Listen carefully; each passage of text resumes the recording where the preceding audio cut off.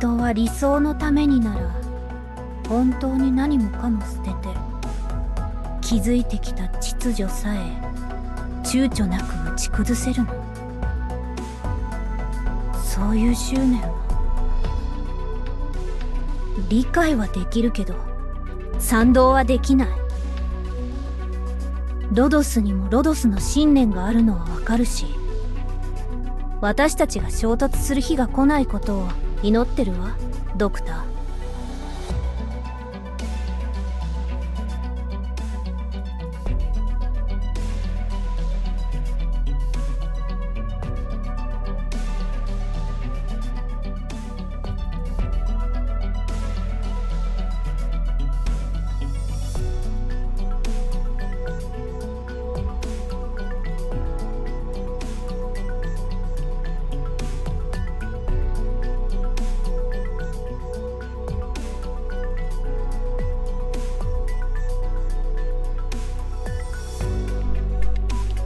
Morning Avalon. Upon realizing that I almost had another heart attack, it's been a while since then, but given that my mic was muted, and I was simply giving a wondrous speech to no one, I am here, nonetheless, now.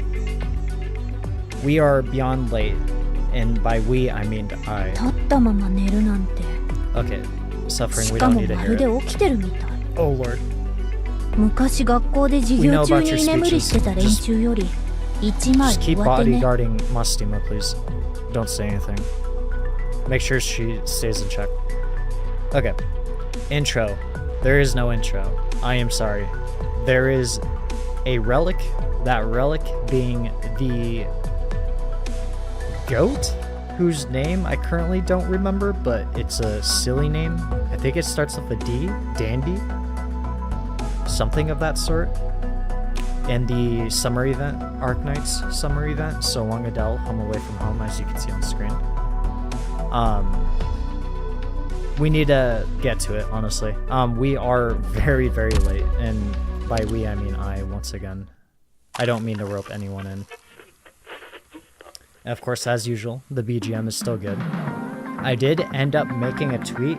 There is a second BGM, a second, I guess you could say theme, in a way. Of course, this isn't the second one. I believe it's triggered upon startup, upon game startup. But that'll have to be another time, unless we do end up hearing it later. But for now, we're getting the good one.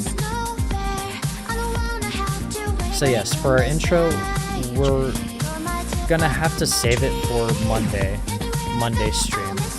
Monday stream being most likely Bioshock.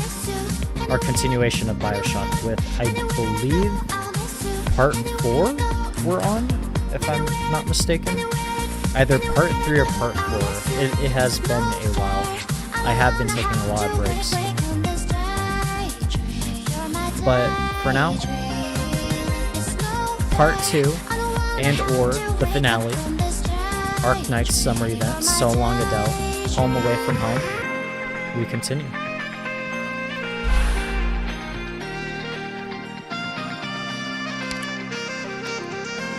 Section 4. A sailor went to sea. What has been swallowed can be spat back out. What has left can return. Everything changes. Nothing changes. Of course, the decorative geyser upon units standing around it are unaffected by vapor and will produce pure white steam when attacking. Steam soda bottles when defeated creates pure white steam in the surrounding area. The gimmicks.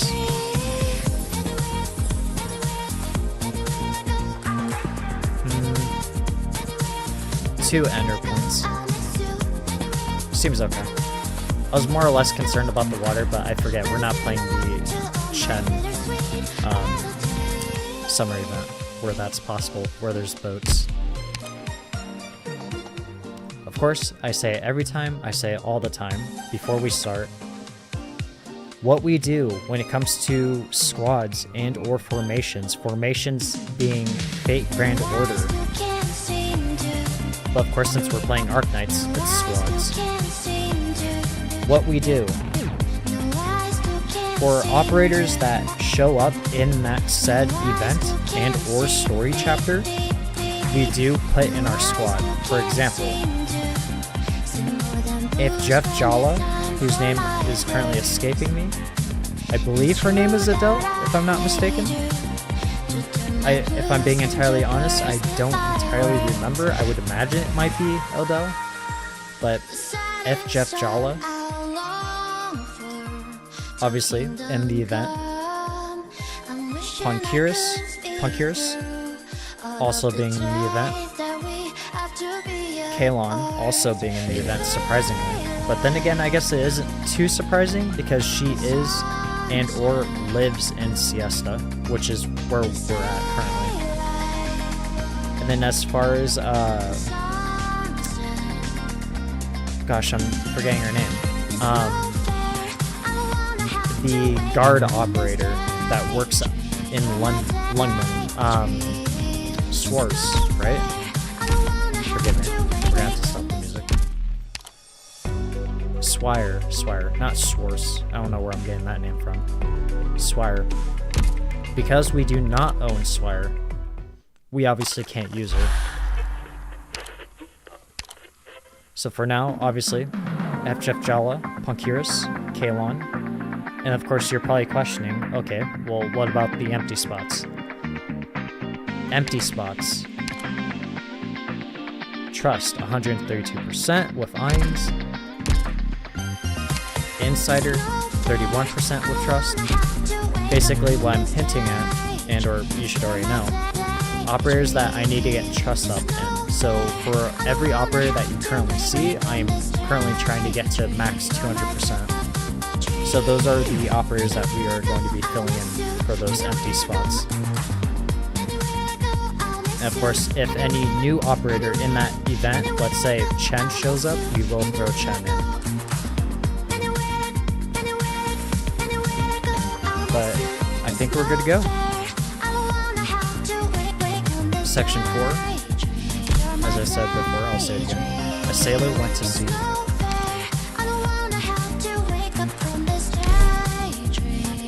Once again, I will say I am very sorry for the lateness.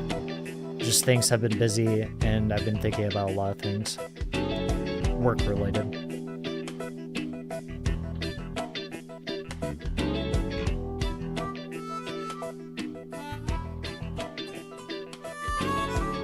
And I guess to kind of pick up, I'm not going to entirely recap, but this is our first sighting of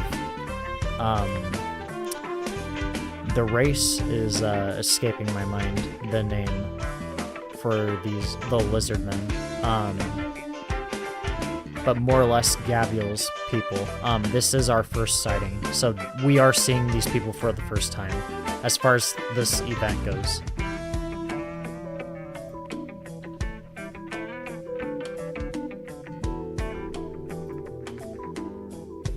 Yep, here's Xenon. Okay.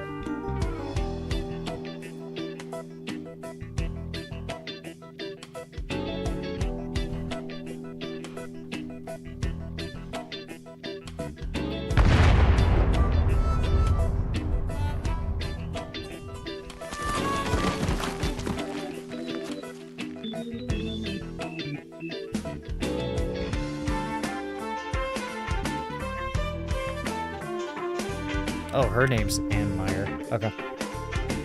Of course, her code name and or operator name being Punkiris.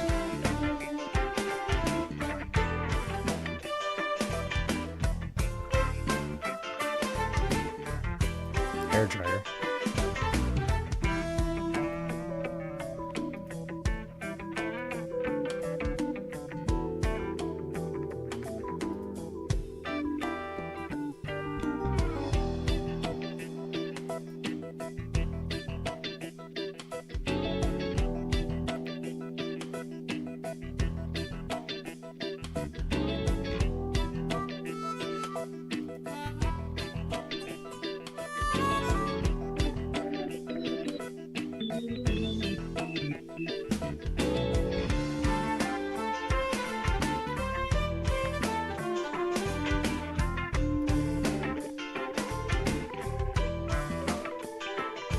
See, like, this is new scenery, but I'm curious if they're in Siesta right now, or if they are in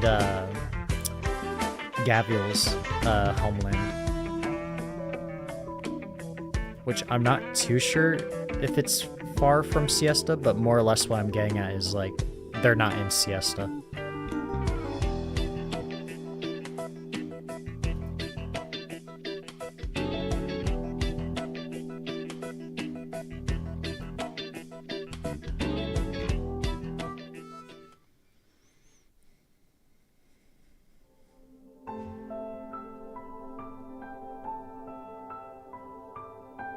Observation Diary.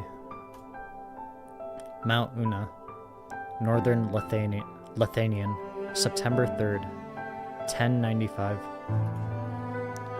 Goal of observation: obtain first-hand survey data for the eruption of Mount Una. Calculate numerical originium particulate concentration gradient decrease in surrounding environment at time of eruption.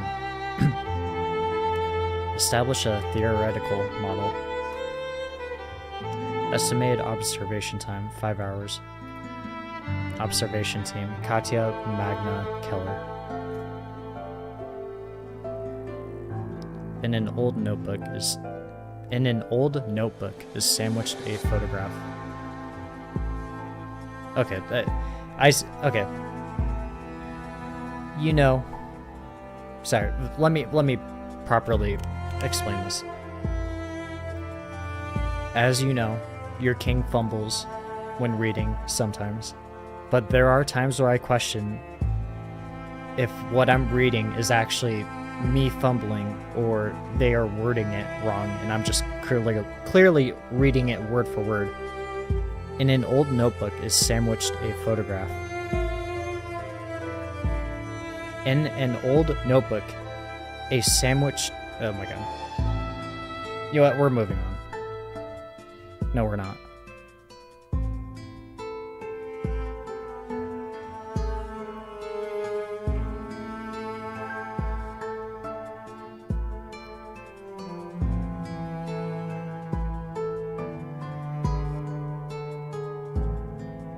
No, we're moving on. I'm overworking my head, and I messed up. Basically, here. In an old notebook is sandwiched a photograph. And an old notebook, a photograph is sandwiched between in the middle of the book. Something like that, whatever. Okay, moving on. 3 people lined up in mountaineering gear. 3 smiling faces reddened by the alpine wind.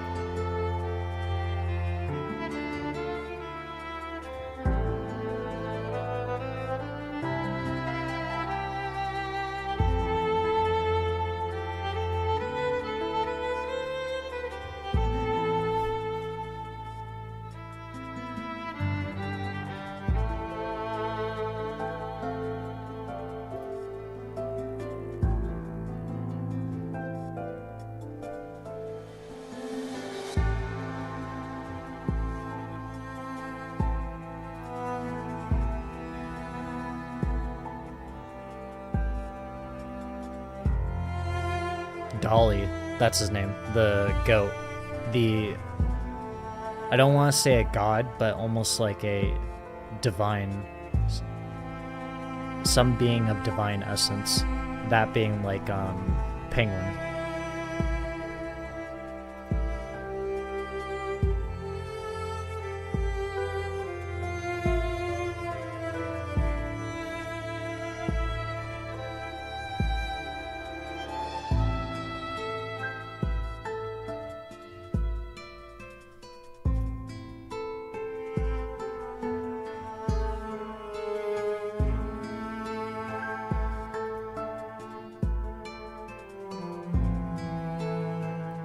Adele mumbles to herself, garnering no response, and the tremendous volcanic rock specimen before her is as taciturn as ever.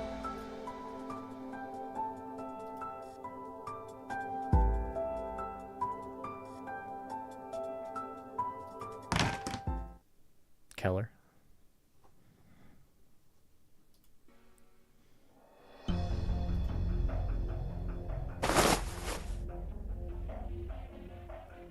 Keller watches Adele close the notebook and put it away in the storage box.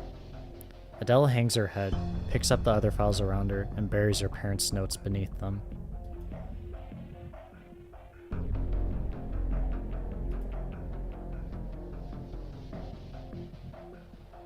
Adele is silent for a spell.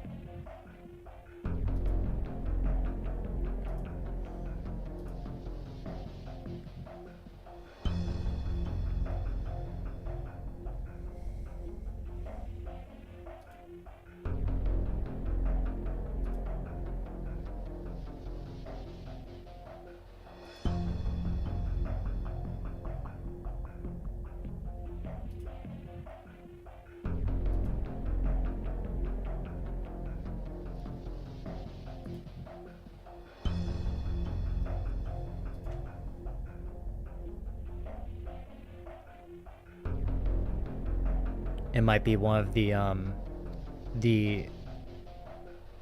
was almost gonna say aspect, the clones of Dolly.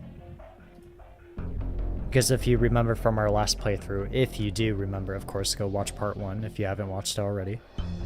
Spoilers for part 2 currently. One of his clones was going around eating off all of the, any kind of sign, mail, anything referring to a destination. The sheep? Goat? Sheep? I believe it's a sheep. Was eating all the landmarks for the destinations. Of course, if you don't know what I'm talking about, watch part 1.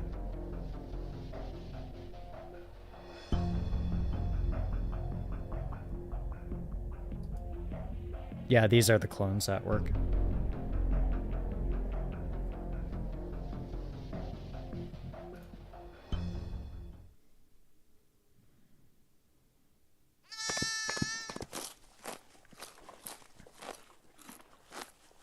Yep, the crunching noise.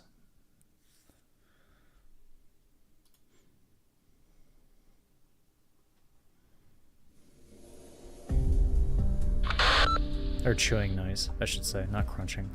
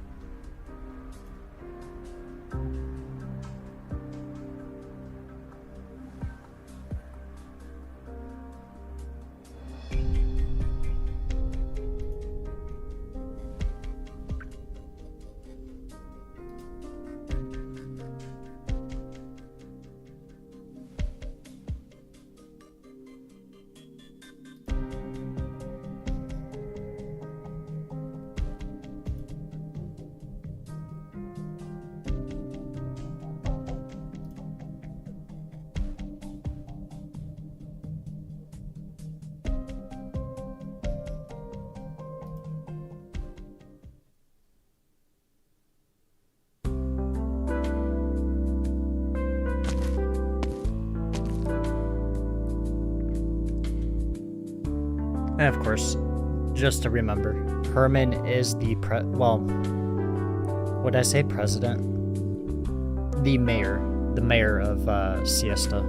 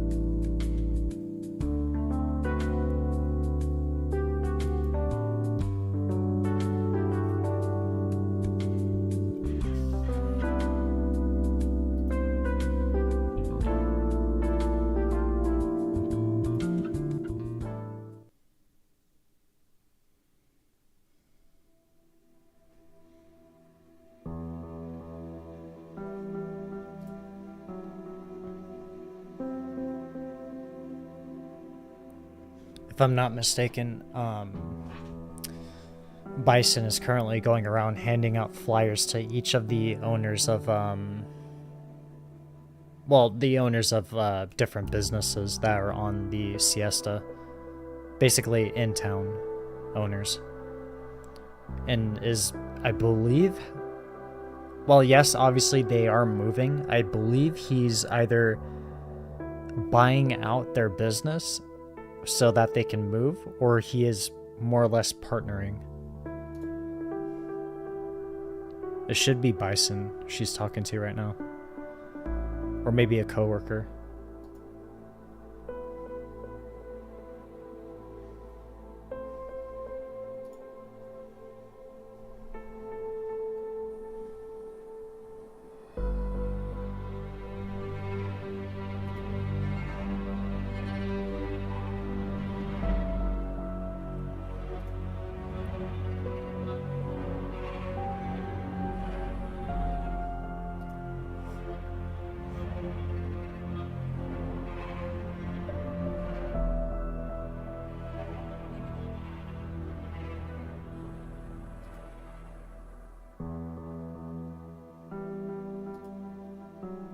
Yeah, the coworker.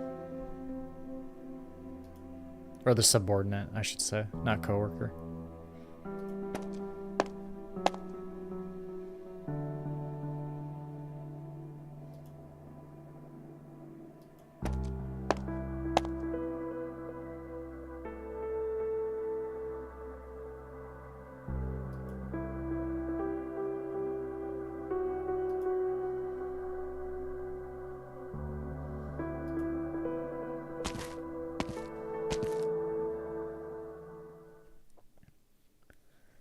He is just doing his job.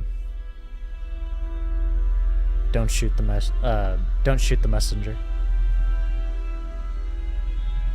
Common sayings.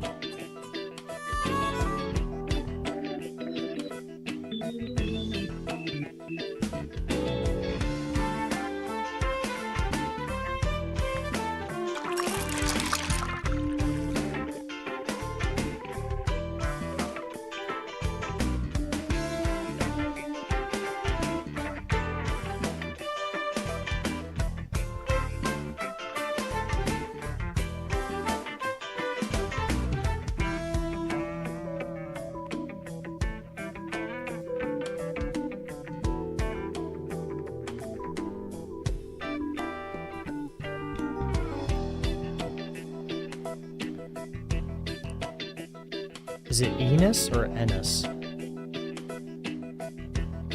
Ennis shakes his head and gives up on the subject.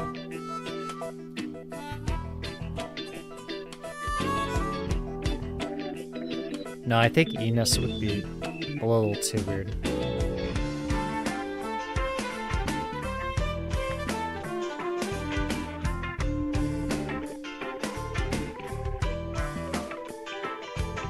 Yeah, that is very little for a month. Yeah, that is small.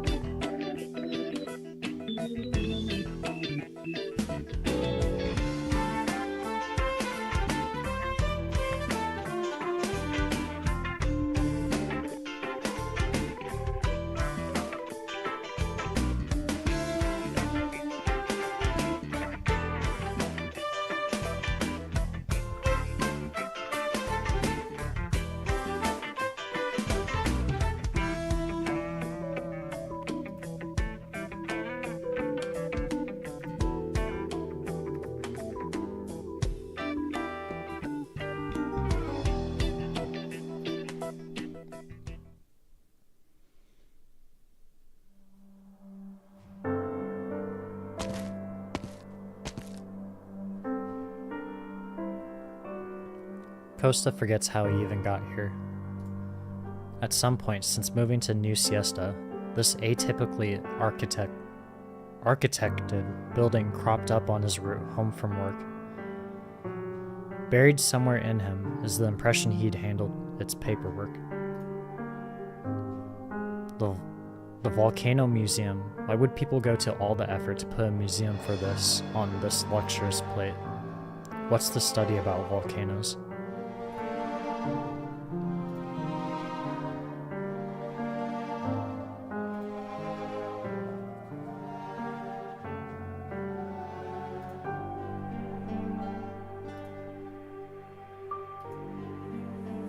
A phrase floats to Costa's mind.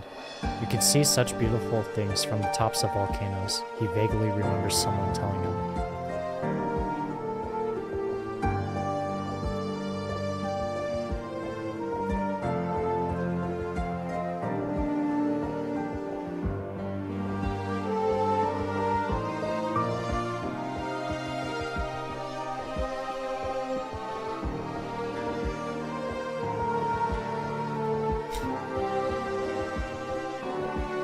Educating the children.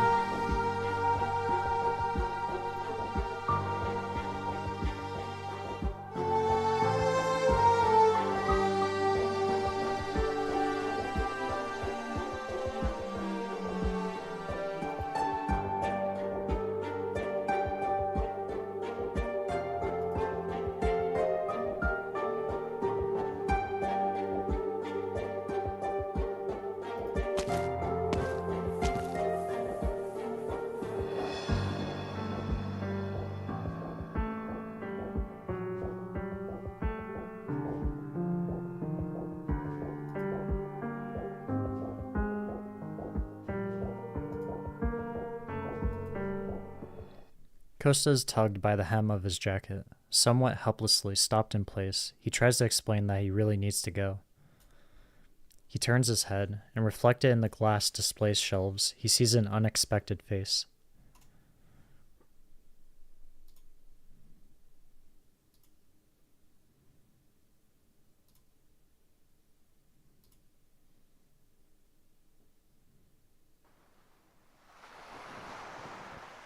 And I ain't gonna be the face in the crowd. You're gonna hear my voice when I shout it out loud. It's my life. Oh wait. Okay, I wasn't sure if we're continuing. My bad. I didn't realize there were customers in.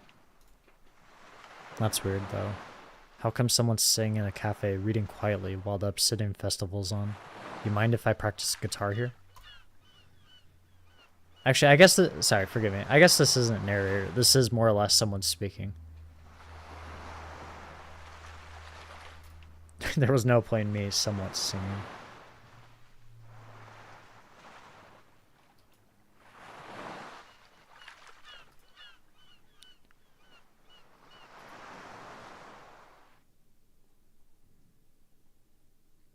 Section 4. A sailor went to sea. If it'll load. 必要な手段とは何かなんてあなたに説明せずに済むよう祈ってるわ。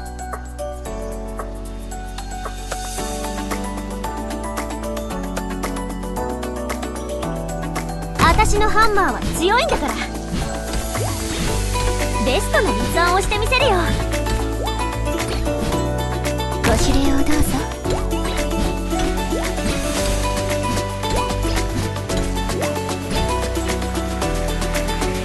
誰かが気づく前にあなたの死体を影に沈めてあげる。ベストの効力が集中するエリアの推計完了。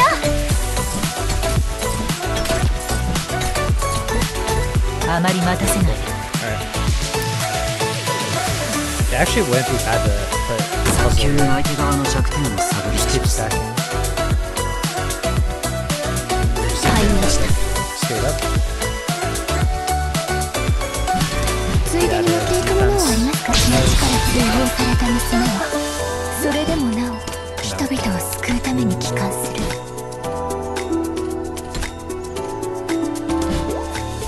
怪我人はいない。 Oh, big fella. There's a hot spring mischievous rascal on first attack. Slow it down, let's see. あんたらがそこまで硬くななら出航準備。 Defense, I'm sure.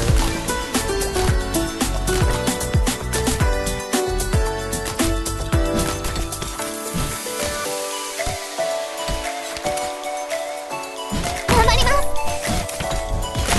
ちょっくら武器を調整して悲鳴を上げる時間を作ってやるからな。表情の動き一つでボロが出るんですよ。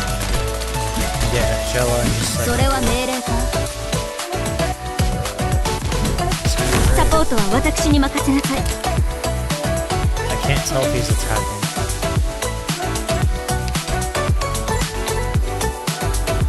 Heal? No. ベスト敵の掩体を破ったよ。 Good timing. 恐怖を隠せない。 Got lines. 全員片付けるのが一番効率的だ。祈りは不要です。ベストな立案をしてみせるよ。ベストな立案を By し the てみ way, せるよ。 I'm curious. If you are a new player to Arknights, I can say for a fact she is a very, very decent Vanguard operator. オーダーは全部了解したよ。 Engineer's Wish immediately generates 11 DP, attack plus 20%, and defense plus 50% for the duration. From second activation on, generates 1 DP every 4 seconds and has unlimited duration. So that 1 DP is just constantly stacking every 4 seconds. 視線の動き一つに価値があるのですよ。合図など考えてはいかがでしょう。山高く打ち通し。 For higher damage. 皆さん、くれぐれもお気をつけて。本当はこんなことしたくないんだけどな。出発。私を待ってる人たちがいるから。破壊は最も単純な行為。先輩、少し暑いかもしれませんよ。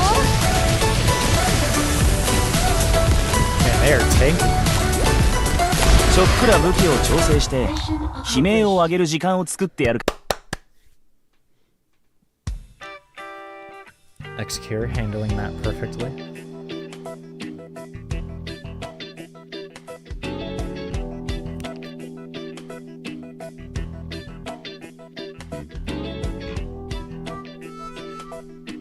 Yeah, she knows.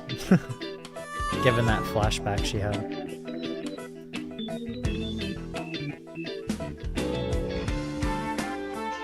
Surely we're gonna see Penguin, right? The fluffy creature stands by a container, its head stooped very low, seemingly conveying some apology to the person in front of it.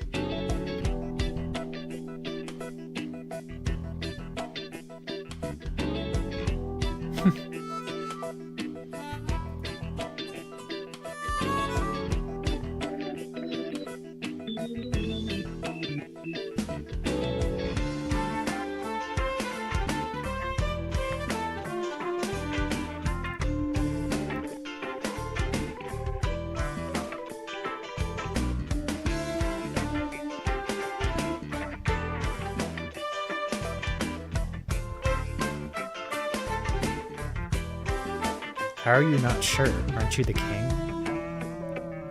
Surely that crown isn't for show. That demonic-looking crown.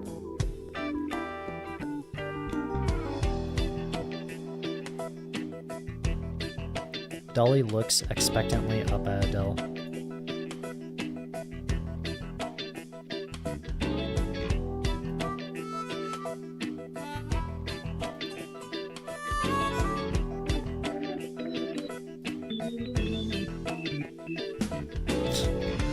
Aren't they out in the middle of nowhere?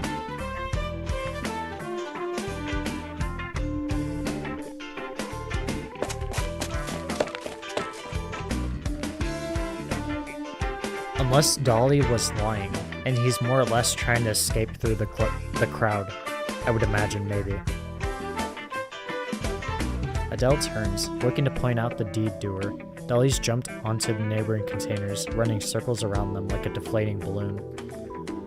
But the pedestrians just don't see it.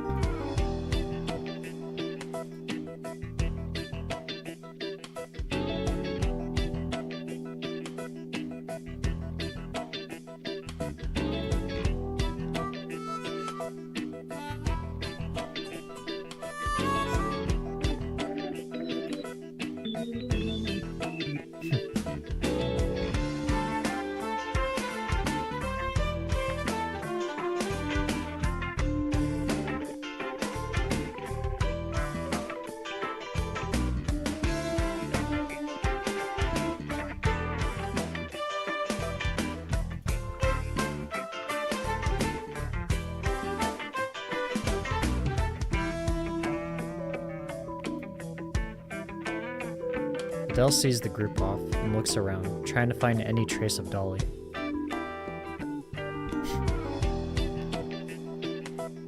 In the stream of pedestrians, Dolly has all but vanished already.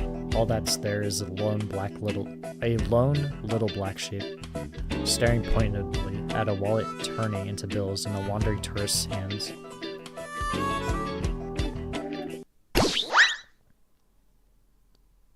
Right as the tourist and shopkeeper are haggling, it leaps forth, and in one chomp, makes off with the tourist's wallet.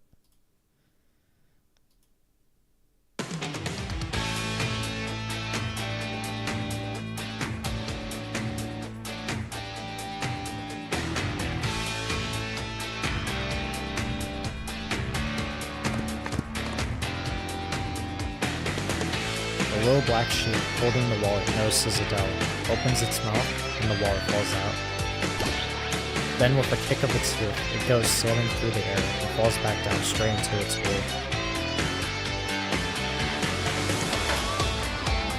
Then it seems the wallet hits something with a bang, and a pebble full of holes shoots out from the little black sheep's coat.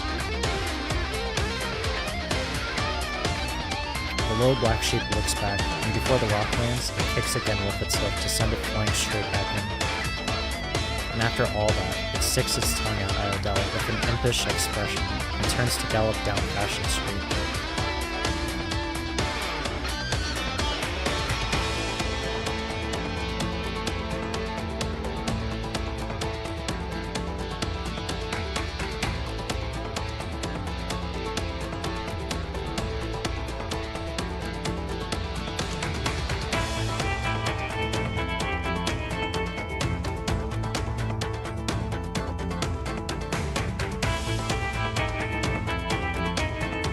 The dealer gestures out a number.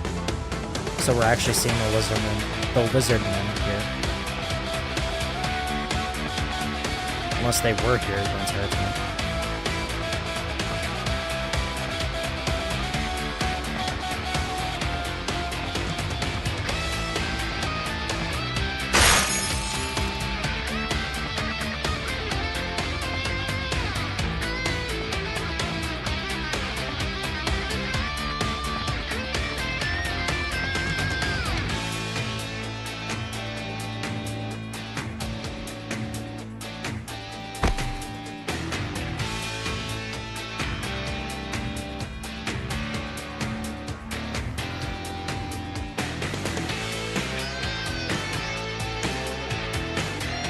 The dealer grabs a handful of loose coinage and furiously shoves it into Snow Saint's hands, attempting to leave.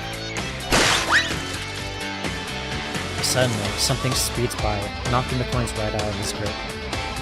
Money rains gold and glittering to the high street pavement, and before Snow Saint can yelp in surprise, a pink shadow follows right after, running into the distance.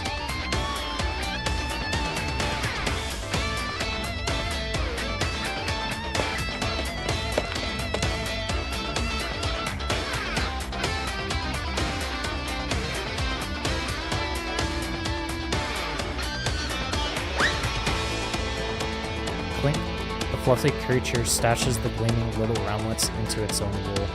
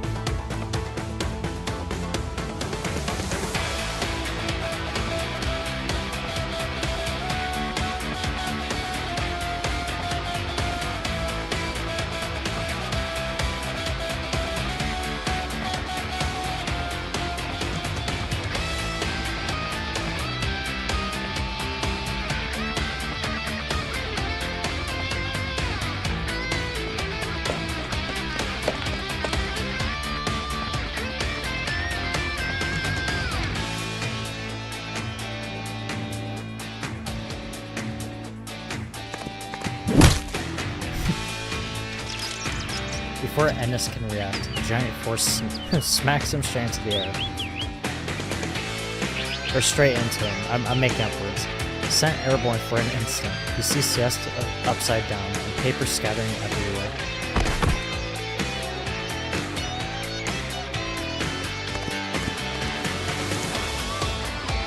The little black sheep snatches a flyer in its mouth and resumes its straightaway gallop.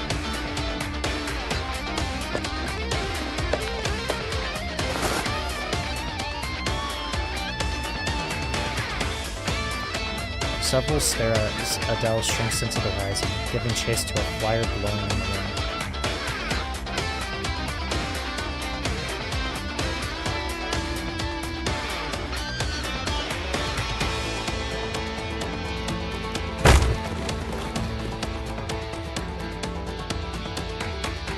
The Eastman print shop's sign falls down and lands right where Ennis was still standing a moment ago.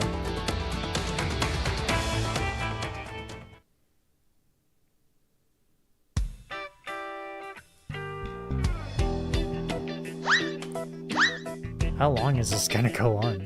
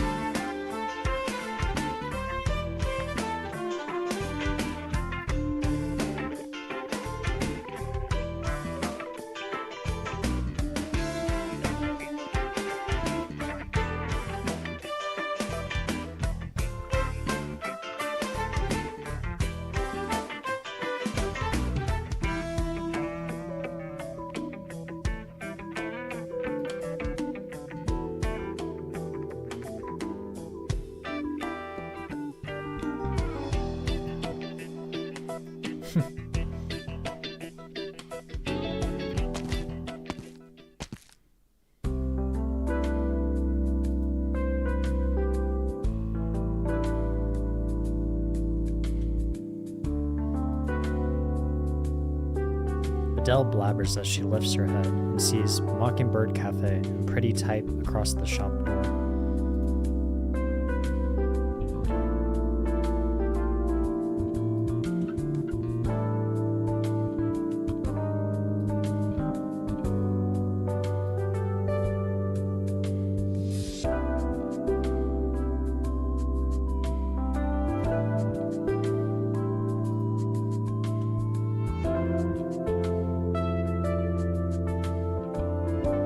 Costa feels around in his pocket and pulls out a key, which he inserts, twists, and with a few ancient sound creaks, the door yawns open.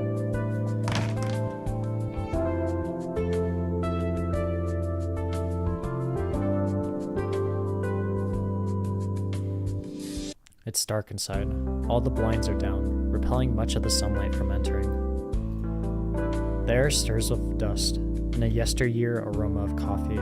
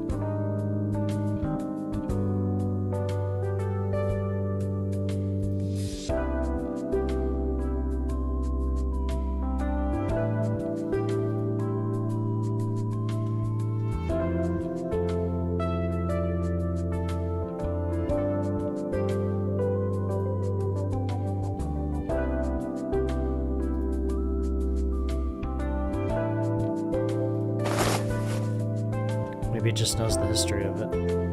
Or knows of it. Costa continues rummaging. He pulls open a dust-caked cupboard, out of which falls a vintage guitar, smashing straight onto his knee.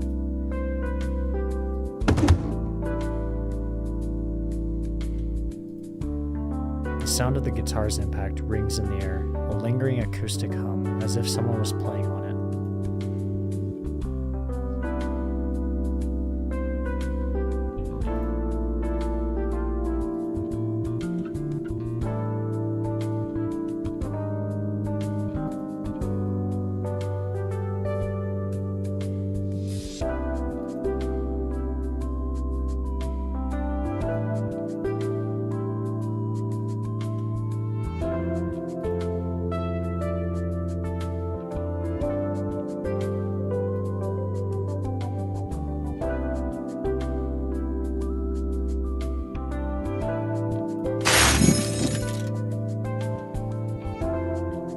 Another mysterious bump. All the old odds and ends of the cupboard slump into a landslide across the floor, burying the guitar beneath.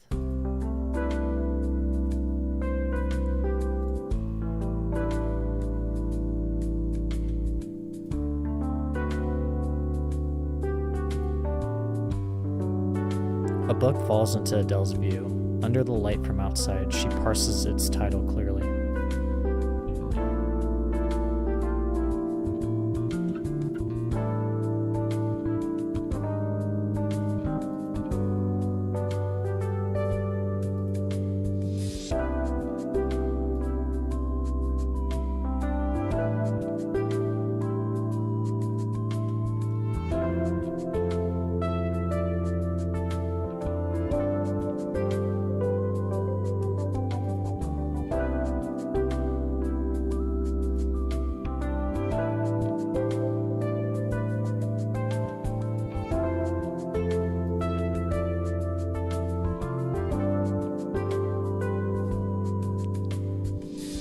Doing all right at the museum, right?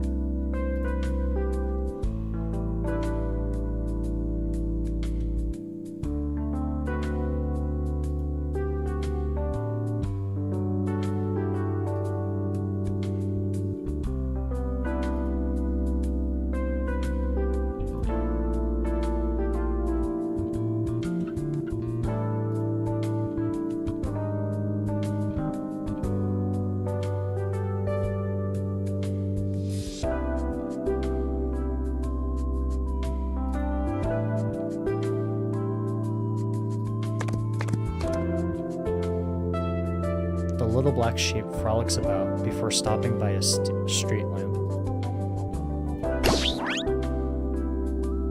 The little black sheep leaps into the air before Adele's eyes vanishes like a cloud blown away in the breeze. With a ringing, a clatter, a pebble, 2 coins, a sheet of paper, and a wallet all fall on the ground.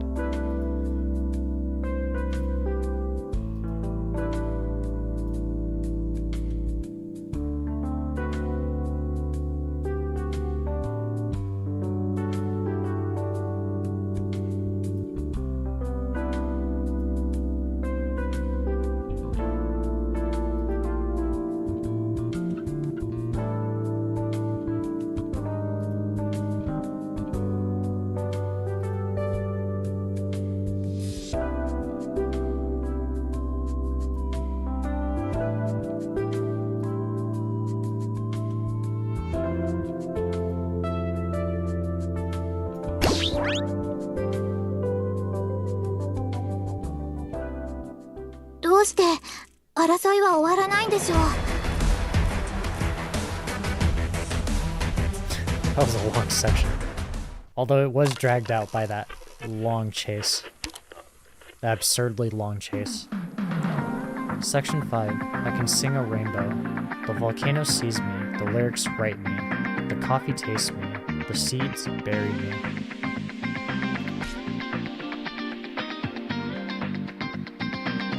Okay, yeah. Very straightforward. I got this.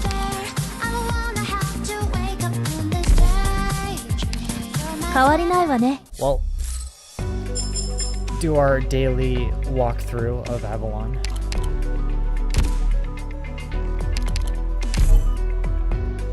That being the login. The daily login. Very quickly.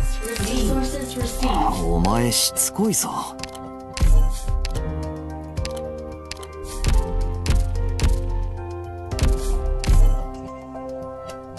変わりないわね。 Do a free poll. A 5-second gacha.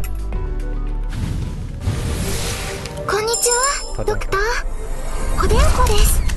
お時間があったら。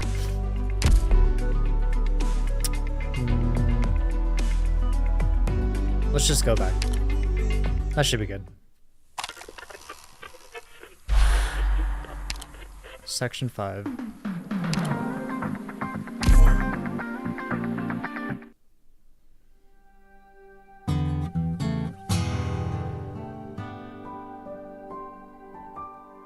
Why study volcanoes?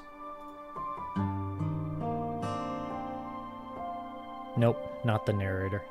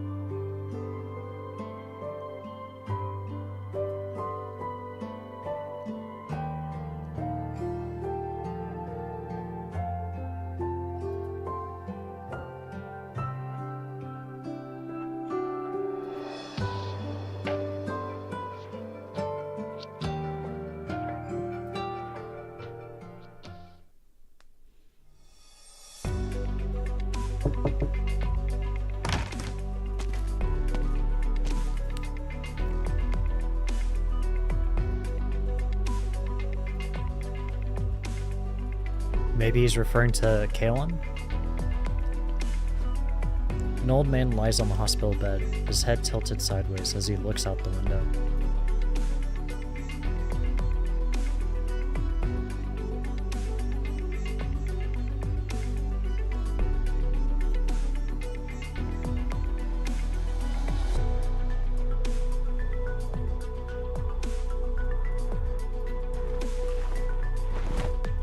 The old man turns to look at his grandson standing beside the bed.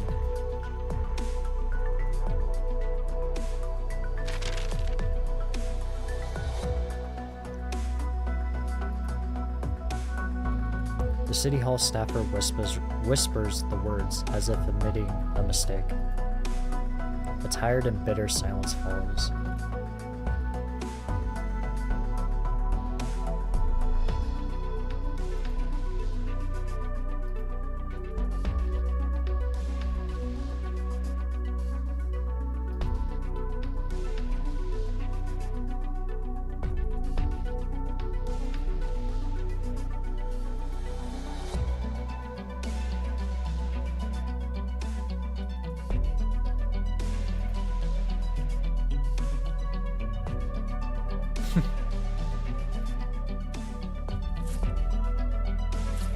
The hospital ward is quiet, except for the faint sound of fruit being peeled.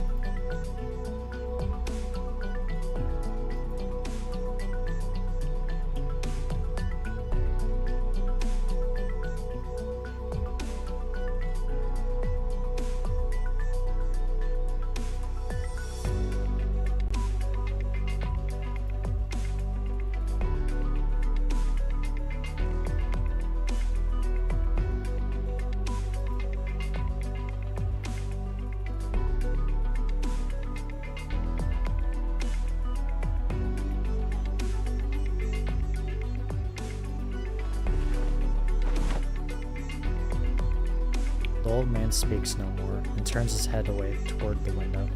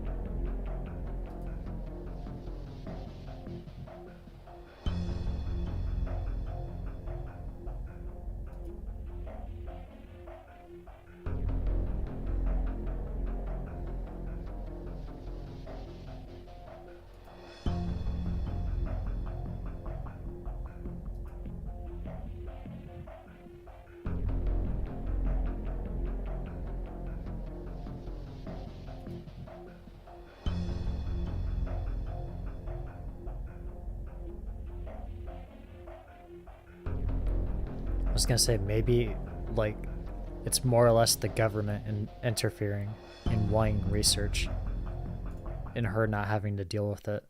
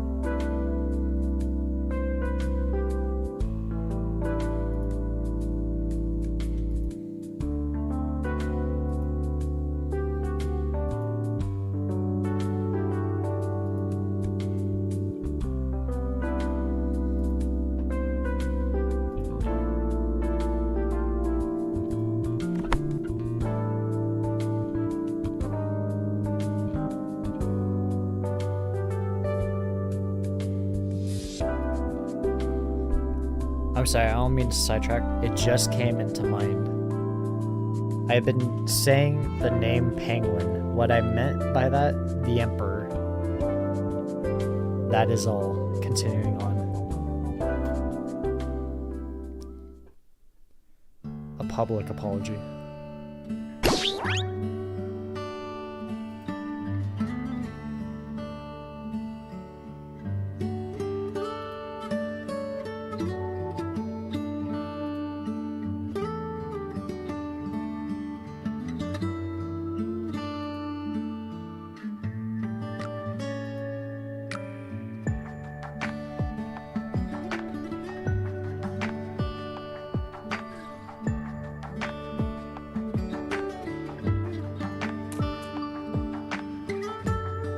Dolly lightly tips his toes and spins in midair in what looks to be a somewhat comical dance.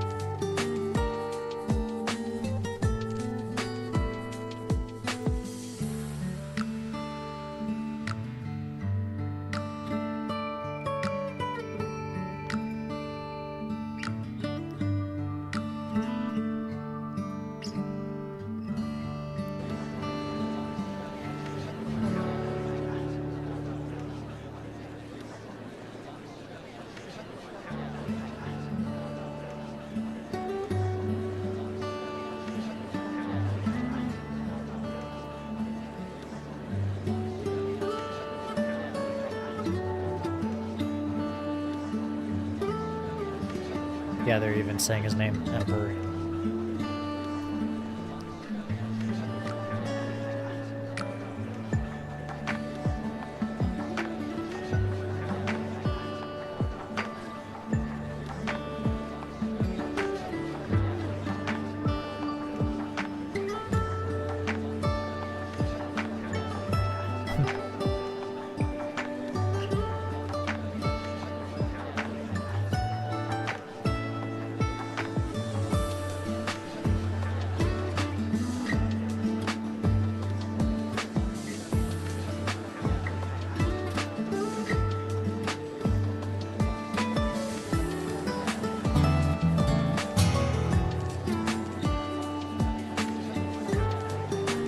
Bayard casually strums the Sargon-style ditty.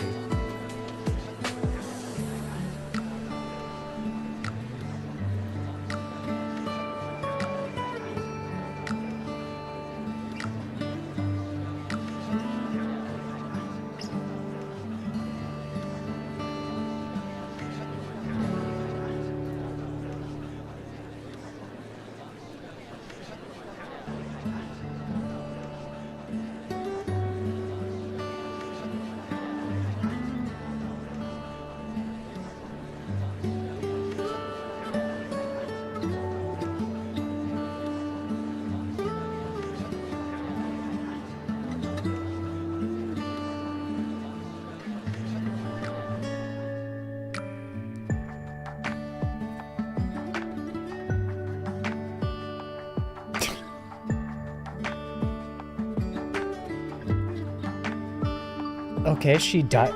Well, no. Her hair's white. What color was her hair? Her hair is either white or it's extremely bright blonde. A very bright blonde. She had to have dyed her hair.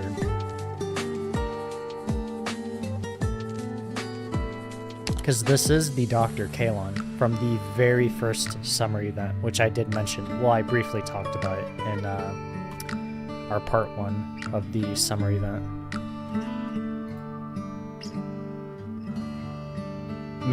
Maybe this is a teaser, because we did not get this outfit for this event in the outfit shop.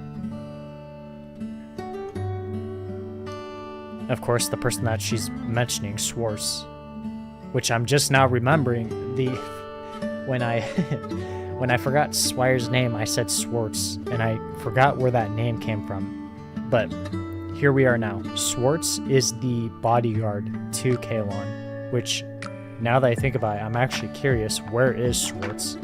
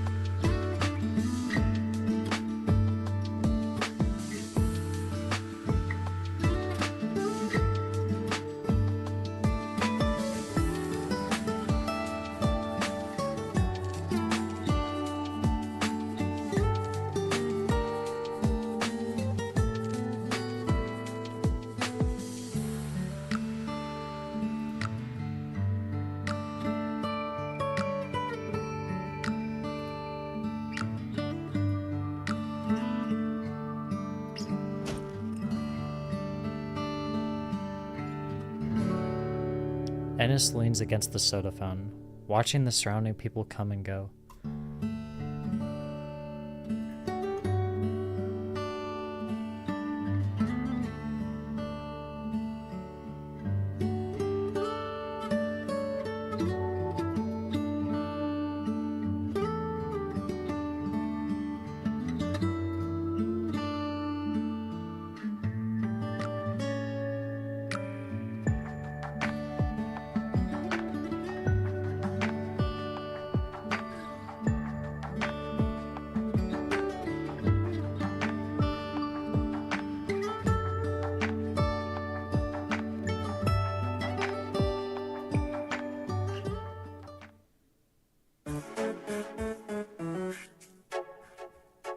Been a while since I heard this BGM.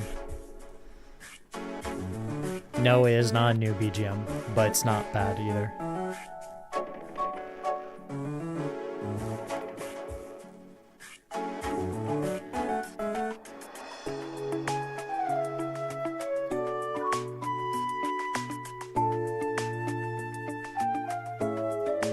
I almost, if I'm being honest, I almost get like a Pokemon vibe. And yes, your king has played Pokemon before, but that will be saved for another time.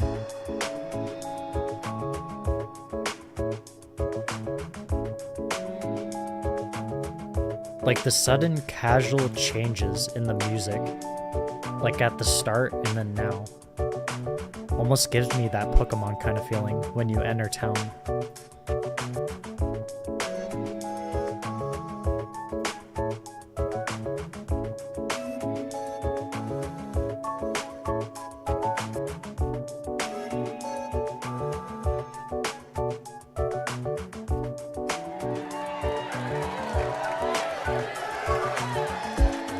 A few tourists erupt into cheering, and Adele recovers from her surprise.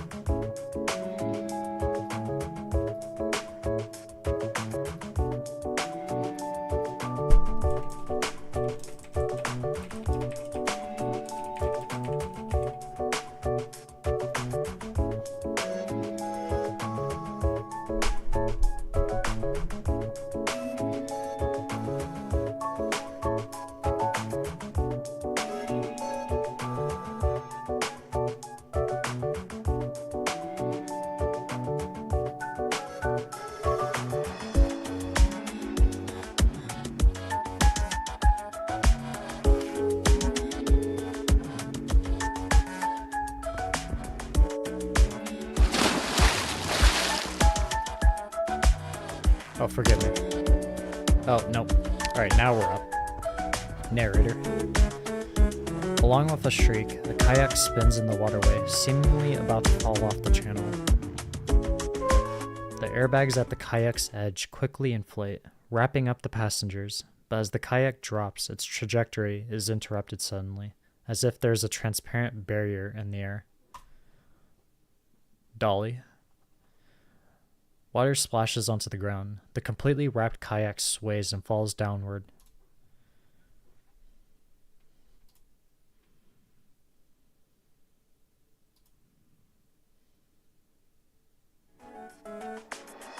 Tourists surround the fallen kayak, but there's only giggling bubbling from the center. With the puff of the bulging air cushions, two children emerge from within.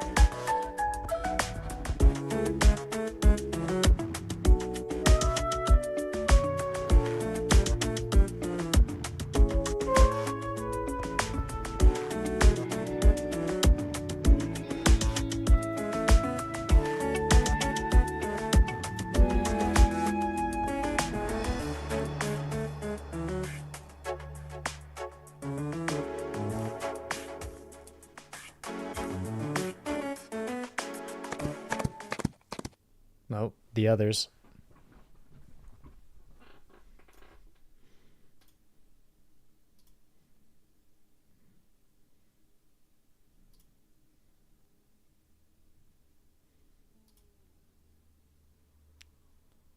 Surfboards and swim rings. They use the hot spring steam to leap into the air, jumping over Fashion Street and into the sky, beyond the tourist's view. Everyone's eyes are glued to the objects swirling around as if living creatures.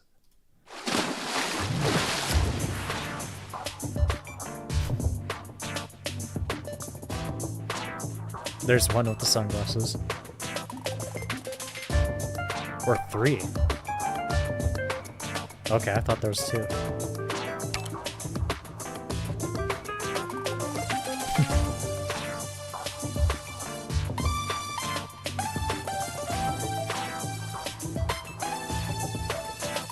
And Adele sees something slightly different than the others.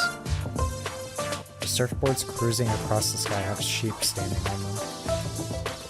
They don't seem content with just racing their waterways.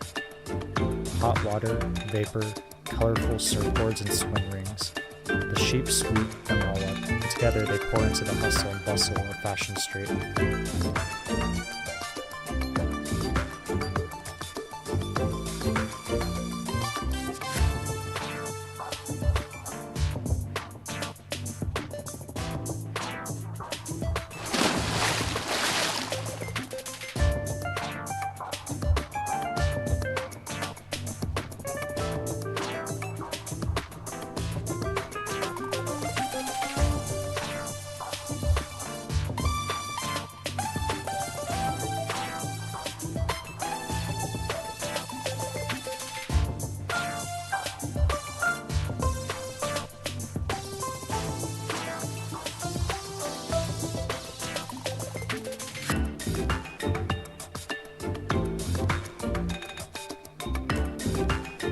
The two look at each other, and then hesitantly turn their gazes toward Adele, who has been standing to the side the whole time.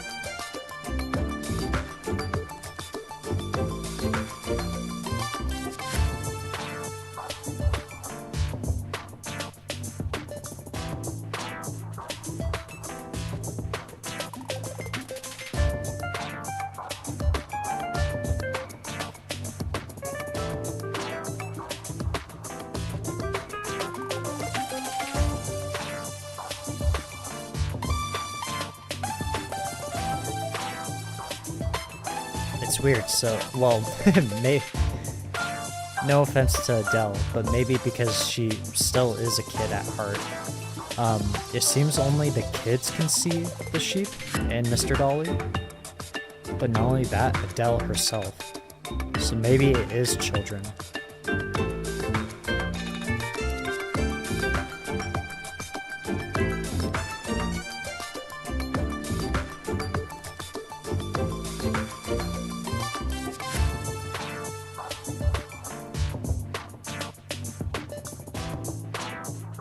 There we go.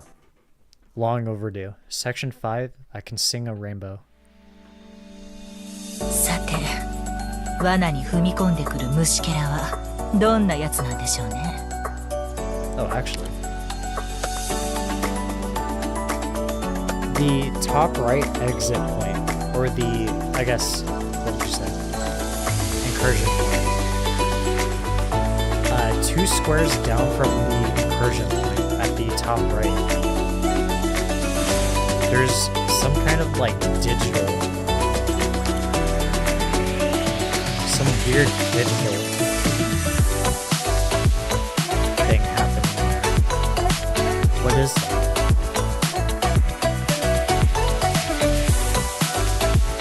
Very weird. Okay, we're good. 私のハンマーは強いんだから。 解明した。 Split up.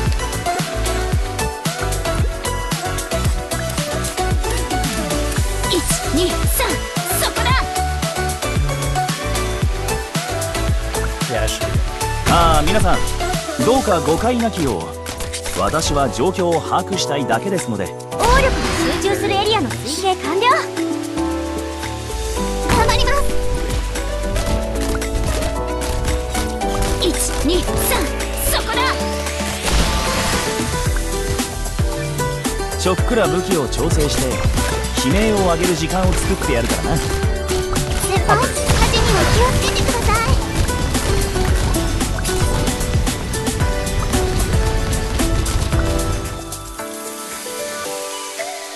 い。怪我人はおとなしくしていなさい。 Oh, someone new. Urban Whirlwind Walker. Explodes on first attack, dealing AoE arts damage and spawning Carmine Storm. So down. Very fast. Surprisingly. 誰かが気づく前にあなたの下に影に沈めてあげる。 Okay, I fell off the map.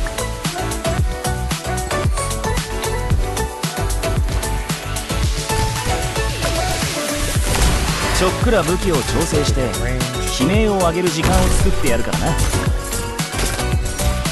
ーダー火加減法の生産完了。あまり待たせないで。どうすればいいかくらいわかるわ。私に命令しないで。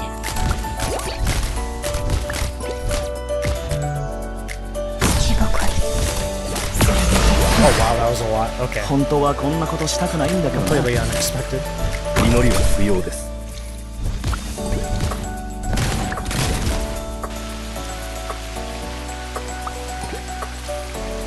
恐怖は隠せない。どうすればいいかくらいどうすればいいかあまり待たせないで。先輩、少し暑いかもしれませんよ。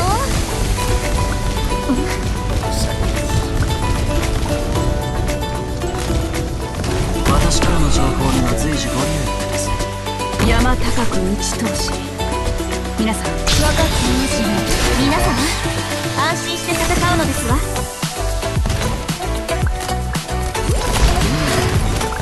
全員から破滅は最もありがちだ。絶望の匂いもカムフラージュできないわ。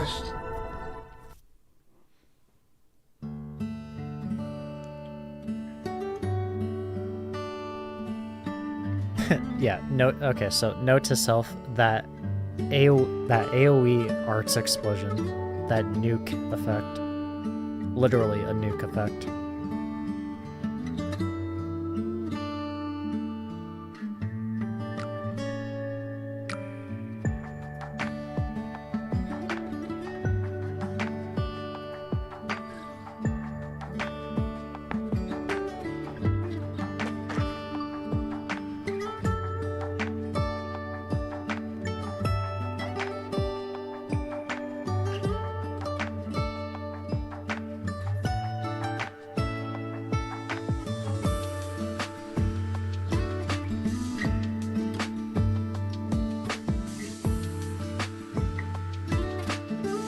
Okay, maybe he saw it?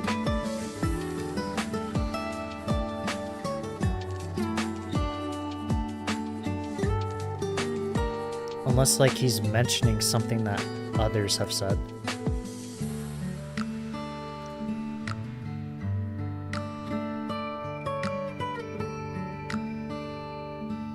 So the two kids can see it, Adele can see it, and an elderly man can see it. But normal, average people can't see it, that being teens and adults.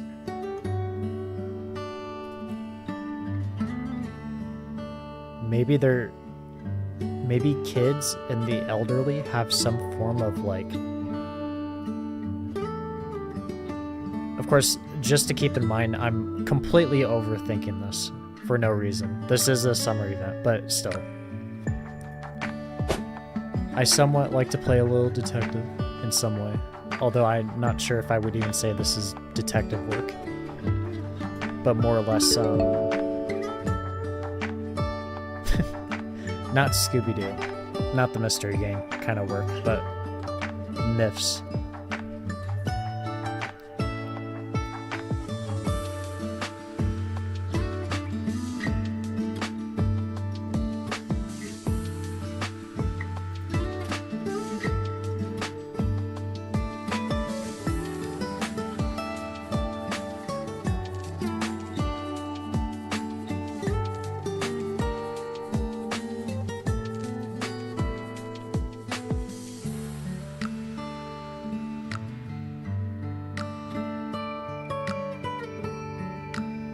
One second. Okay, we're back. Making sure stream's working properly.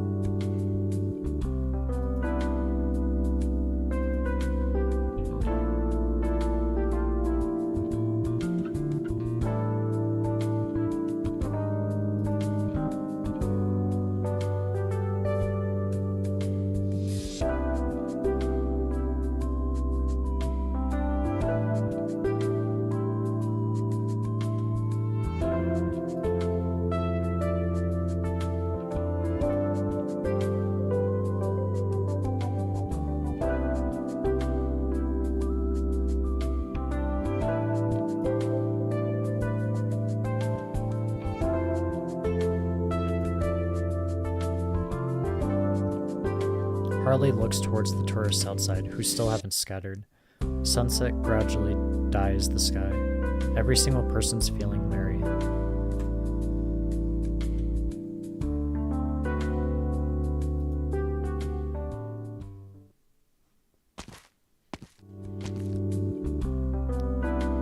A man listlessly heads for the old cafe and pushes open its door once again.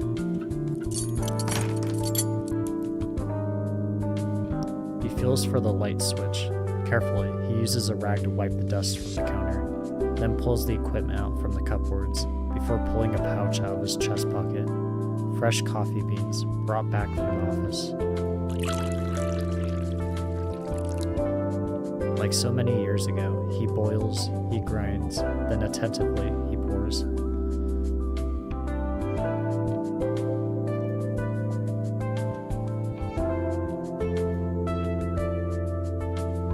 He looks out of the window. One after another, people make their way home while it's still dusk. The street grows gradually more desolate until there's no one out at all.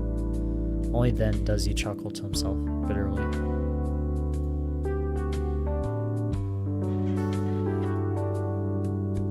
finishes his coffee and prepares to tidy everything away and get out of here. A knock comes from the door. Costa remembers he never even shut it.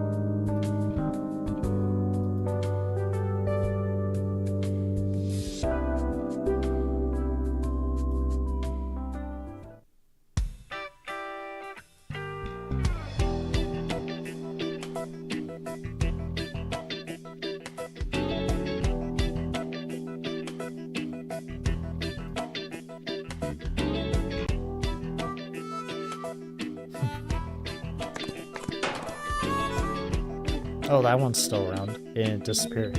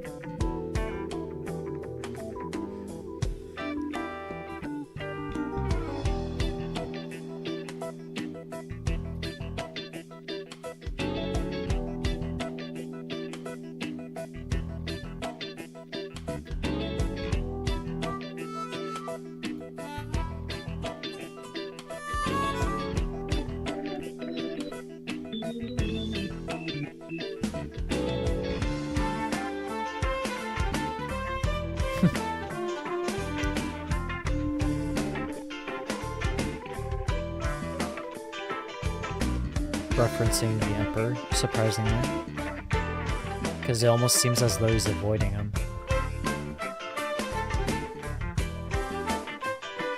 Or at least doesn't want to come into contact. Adele turns away to hide a little giggle, then recovers her straight face.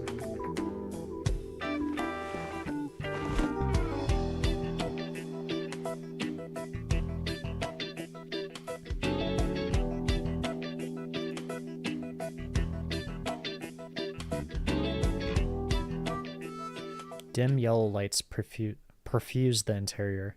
Through the windows, the cafe's furnishings can vaguely be made out. Costa pours hot water, the sound breaking the silence between him and his customer.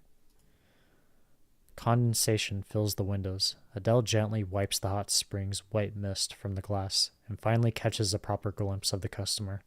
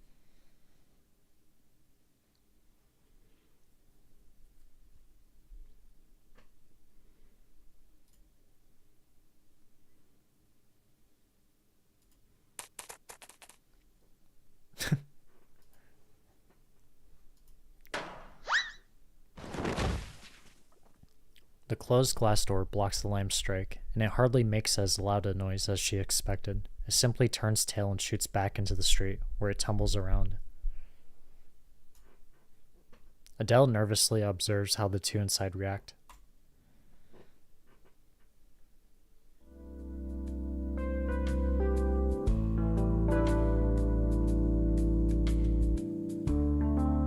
Just lost in the conversation. They don't even realize it.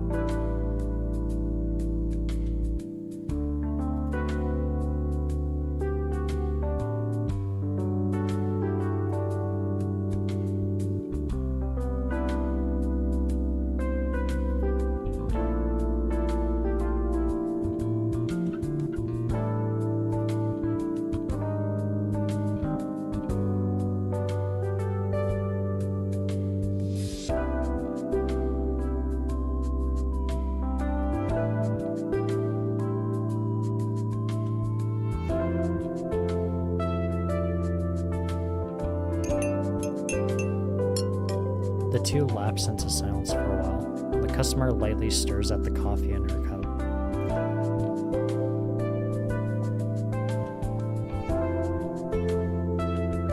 Did you go to the trade fair today? The trade fair? I did. Tourists were profuse. Proprietors were in high spirits, much like the siesta of old. Maybe once this... Oh, Sorry, I'm lost in the conversation now. Narrator, it is not your time.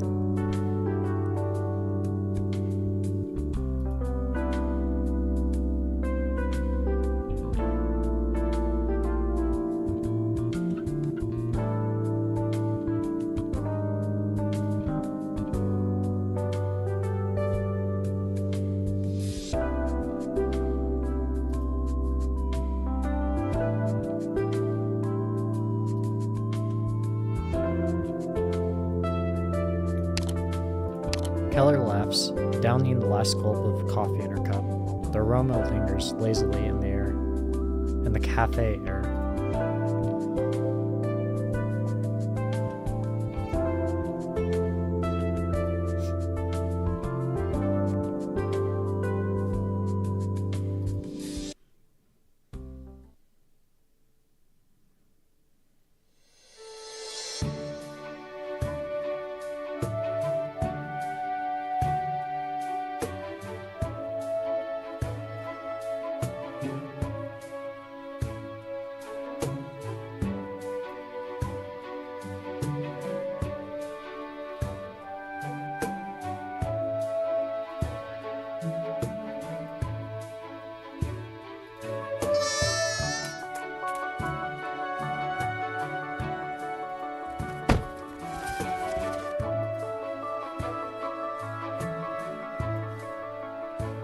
The restless lambs drag a case of glass bottles out from the junk to Adele's side, and zealously churn through it for something.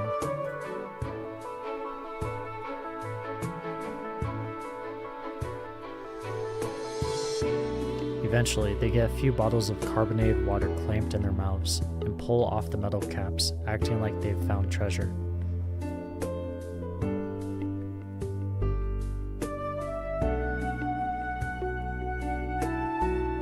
Didn't you want to a soda? Didn't you want a soda?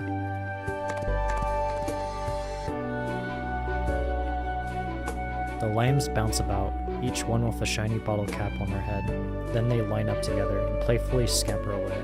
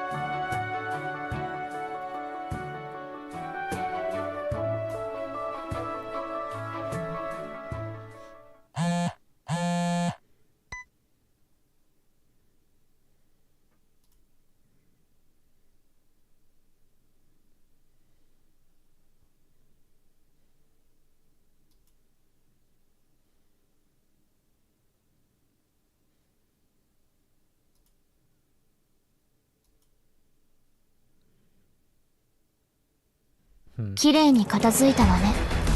これなら誰も彼らの痕跡を見つけられないでしょう。Him signing that paper or that contract was more or less kind of him basically being sent off. A new tutorial. Clap along with me. When you see me, clap your hands, then hurry up and follow me.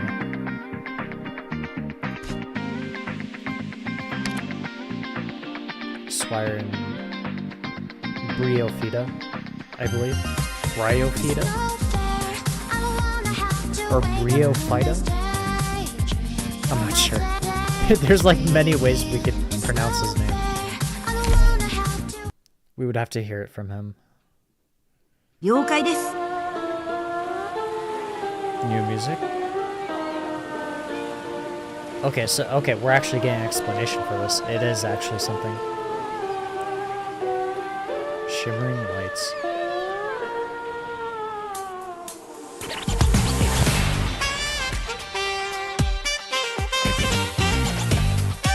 Oh, sorry, very quick. Speaking of Avalon's hair, and speaking of this region, wow.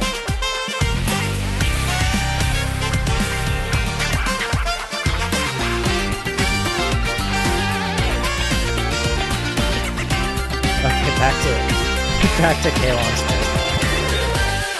I was mentioning her hair being white, and and/or a bright blonde, but I guess it is somewhat pink. It's like extremely bright, hard to tell. So I guess her hair is pink. My mistake.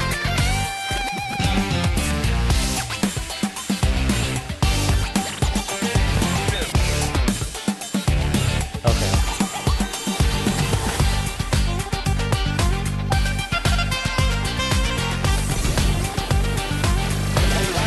目の前の敵に集中しなさいな。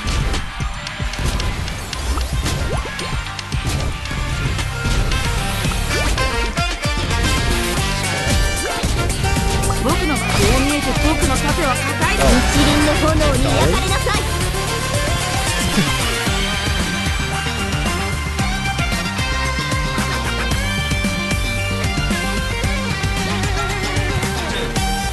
He's got 3 stars. どうするおつもり？目の前の敵に集中しなさいな。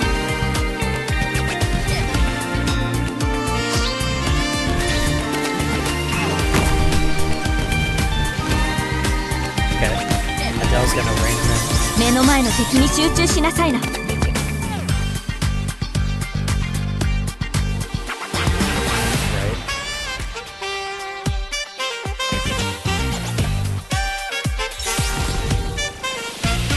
れでどうです？ 先輩、どうするおつもり？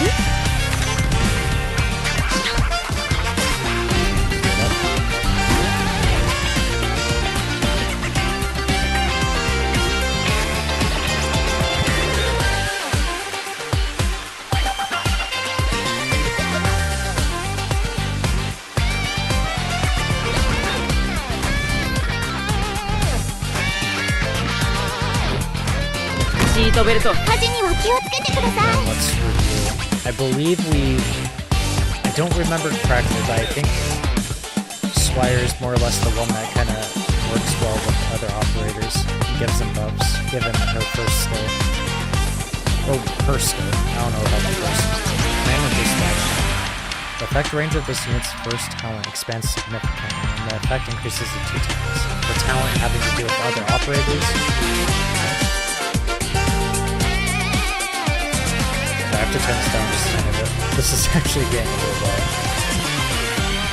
Attack of melee allies in the 8 surrounding towers, plus 6% when Swire is deployed.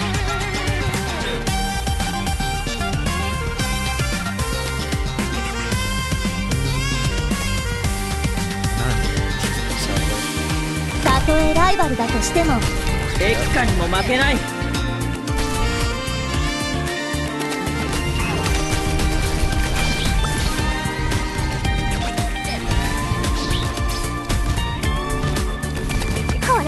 Oh, he's in the air, that's why. よろしく。ファイヤー、ブレイズ、インフェルノ。 Maybe the 3 stars having to do with something. 火事には恋人くと見たわ。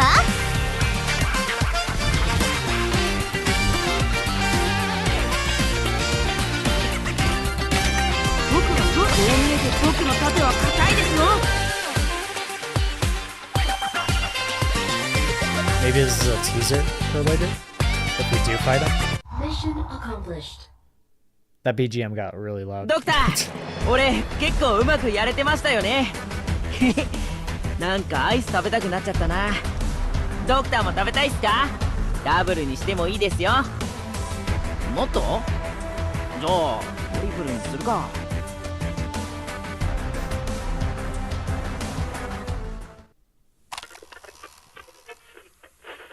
Ugh, more cutscenes. More story. But that reminds me. We have him now.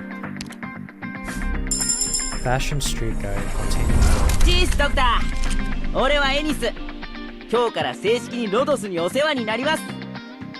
え、コードネーム？そうっすね。じゃあブライオファイタってことで一つよろしく。 Bryo Fighter. 苔のようにどこにでも生えて、山の巨岩や海の岩礁、あらゆる場所に足跡を残せますようにってね。 Okay, so Bryo Fighter. I didn't think both Y's would be like an I sounding. I thought it'd be like Briofita or Briofita, but Briofita.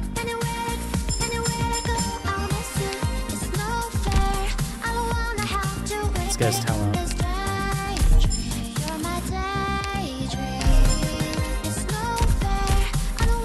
Be very quick about this. Let's level him up. And yes, we are playing him in our squad, our lore-based squad. English version.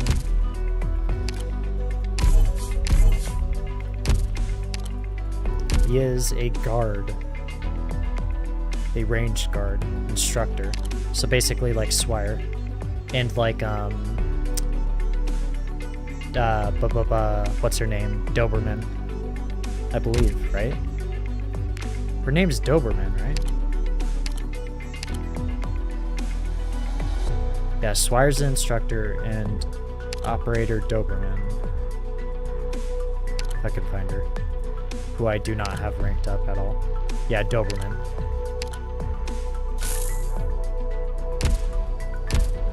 Captain Doberman.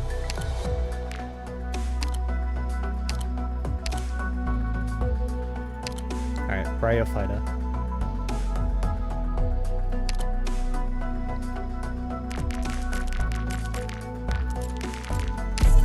へえ、戦場ではこういう協力プレイもあるんすね。あ、なんか小腹が減ってきたな。ポップコーンでも作るか。ドクターもいります？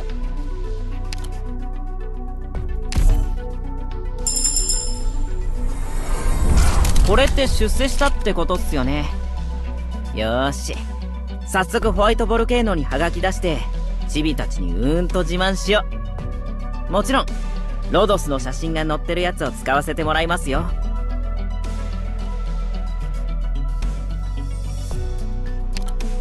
His little brother and sister. Level 60 should be good.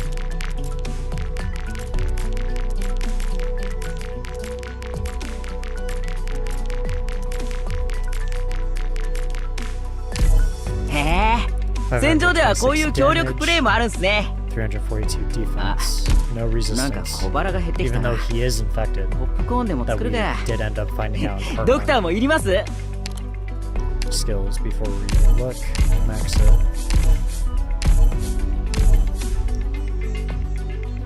Skill 1, pretty basic stuff. Power Strike B increases the attack of next attack to 200%. Very high. Earth and Tenacity, Auto Recovery Manual, 30 seconds, attack plus 60% and grants defense plus 60% to the melee operator in the surrounding 8 tiles with the highest block. No applicable operators, effect is granted to self. Okay. After skill ends, stuns self for 6 seconds. Okay, that's very bad.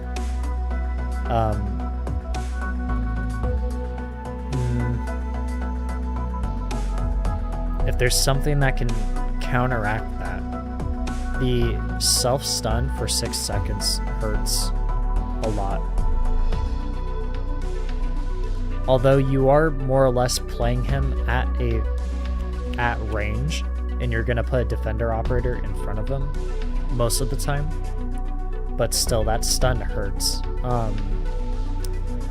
The attack plus 60 and defense plus 60 is okay. Curious what the talent is. Of course, he does have a module that'll further upgrade whatever it is that it upgrades. Trait can attack enemies from range. When attacking enemies not blocked by self, increases attack to 120%, which is known for instructors. Talent, cautious and calculated.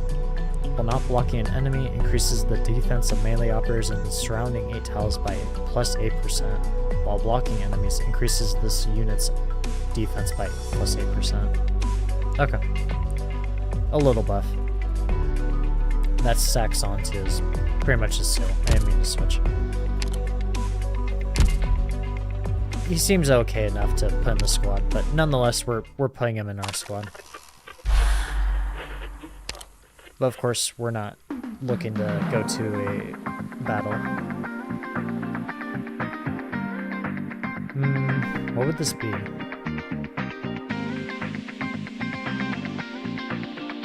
would say section 6, but this... I'm not even sure what to make of this.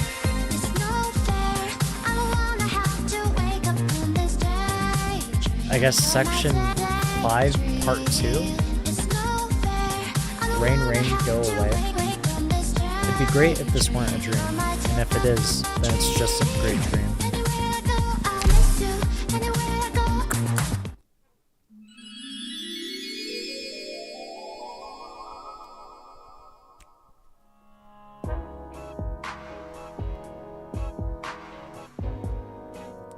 The setting sun seems to be the last customer of the small shop. The one behind the counter is no longer a familiar old man, but a coffee-colored creature.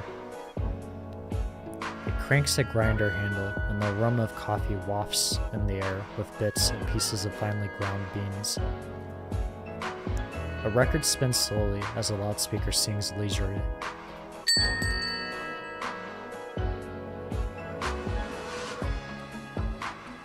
Okay, a sheep that... A sheep that can talk? Other than Dolly?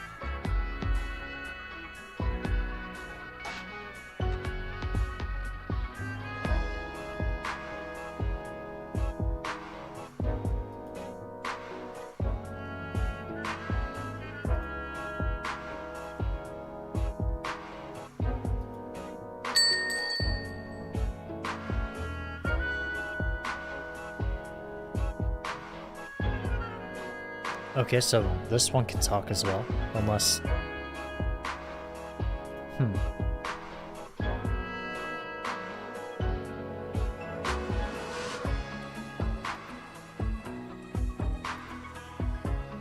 Unless this is some kind of dream.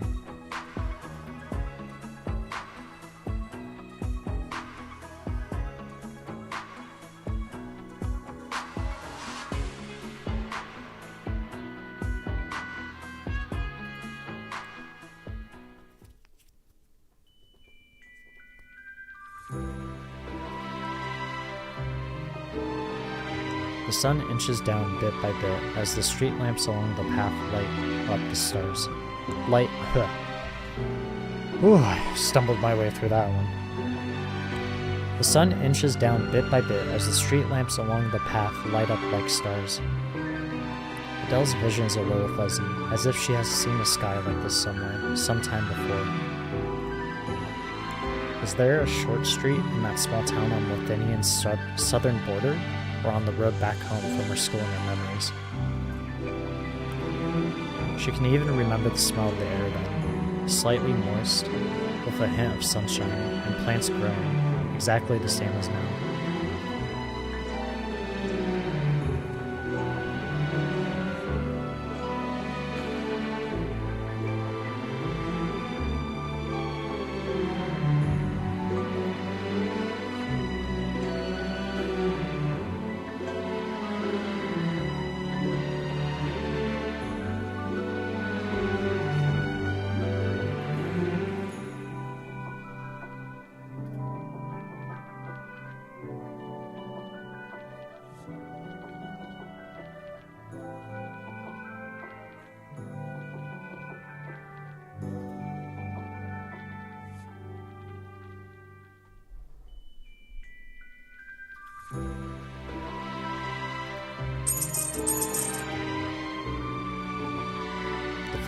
The fluffy creature shakes itself, and several soda bottle caps fall from her wool. They clink and tinkle into the merchant's pouch.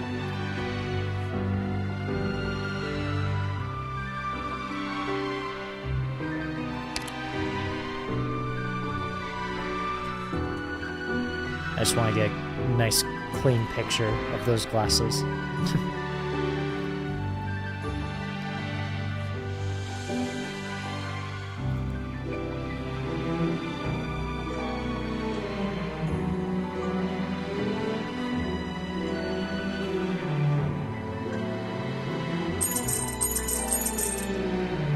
The fluffy critter shakes itself again, more caps falling out. The merchant opens its pouch, waiting for more.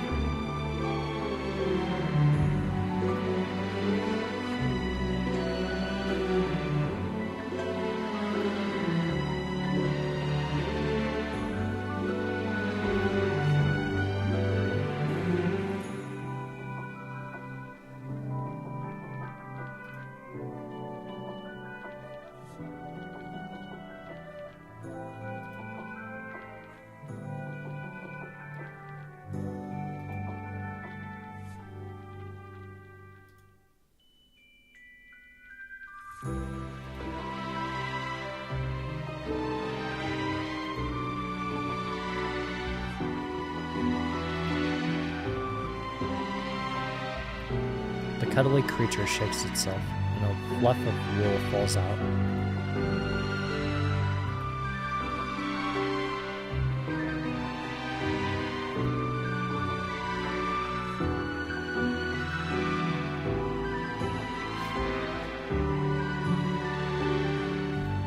There's yet another fluffy critter covering a window in front of him with photographs. He turns his head at the sound of footsteps. His fluffy back fidgets repeatedly, covering the window full of photos.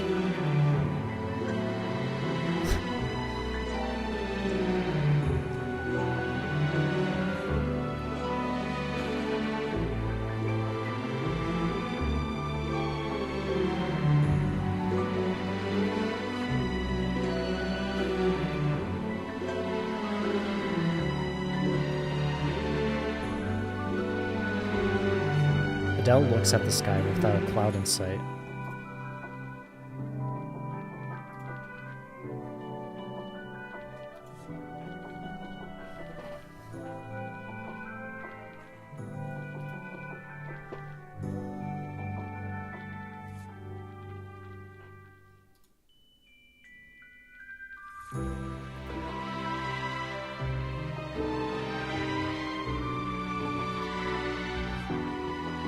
The solemn creature lowers his head.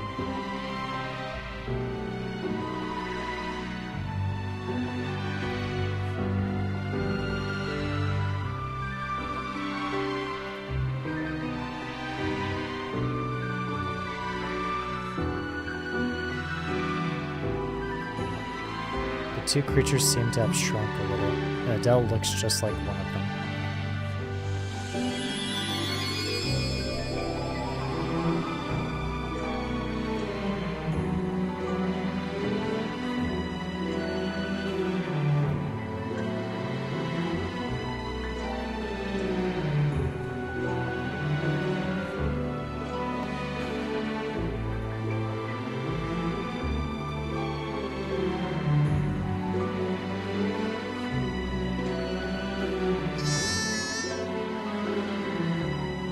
The petite critter follows them, skipping and hopping.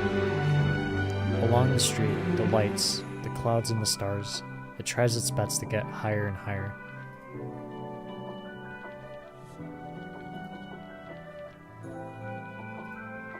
The fluffy critter doesn't answer, and she bites onto a corner of Adele's coat. Clink, clink. They step on the lights.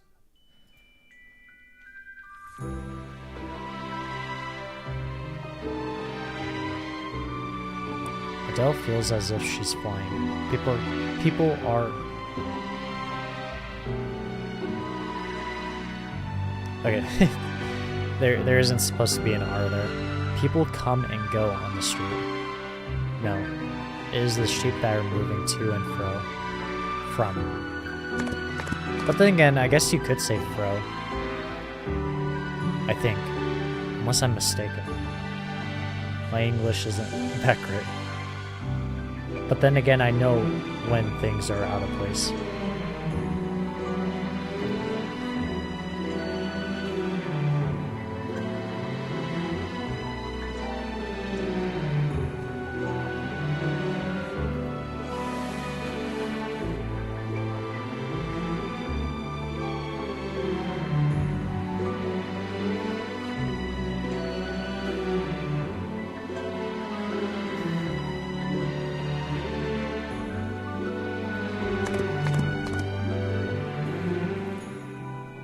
Little black sheep shuffle through the streets one after another, going in and out of shops. Streets at night have taken on a different look. Adele turns her head to look for her two companions, who were separated by the waves of little black sheep. As soon as she turns, she is greeted by the sight of two fluffy creatures quietly standing right behind her. It is as if they have been waiting here for countless years.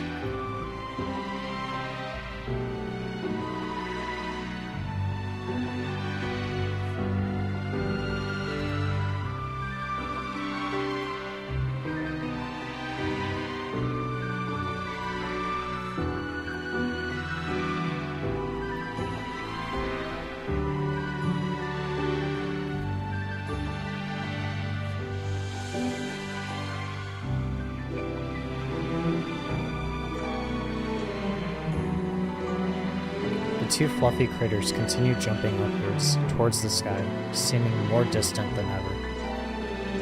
Adele stands in between, her hands outstretched holding onto their wool.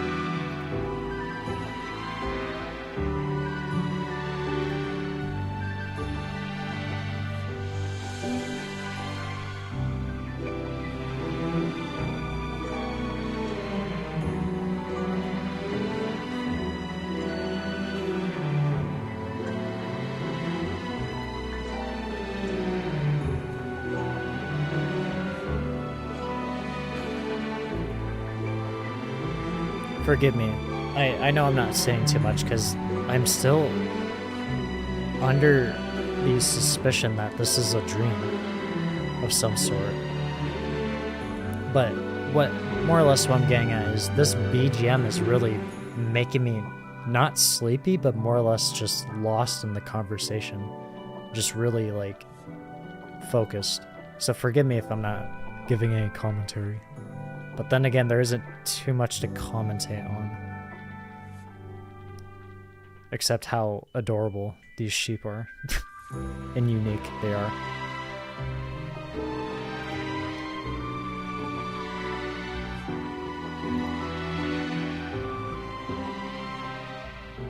Adele hugs the creature by her side and tries making a step. She falls downwards, but is slow and light, as if she is floating.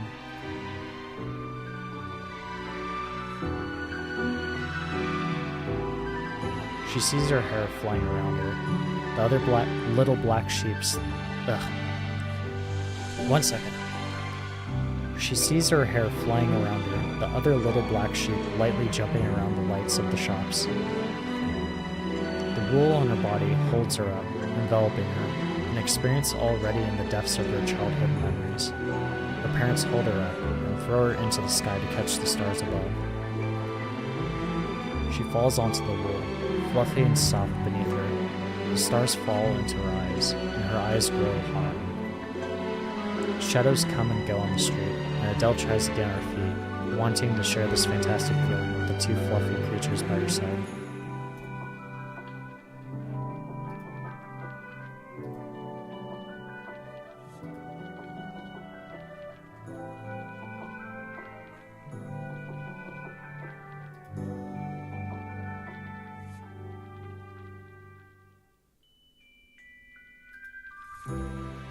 Adele's breathing quickens with her excitement.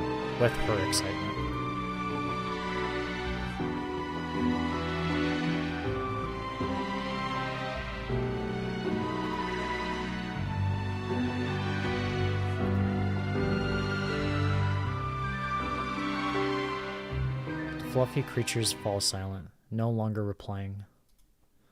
The stars in the sky dim, and then light up as they open their mouths.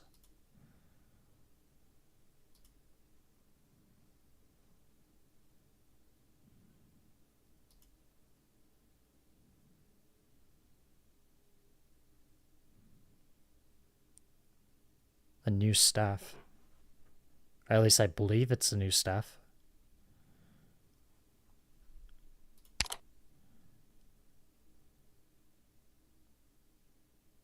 Like a tree staff with a bell.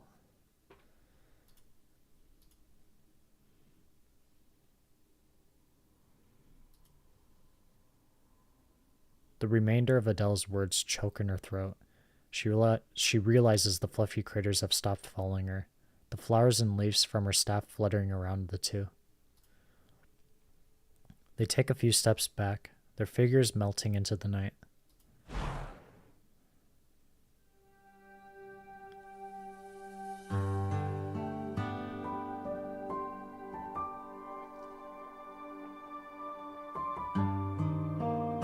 Forgive me,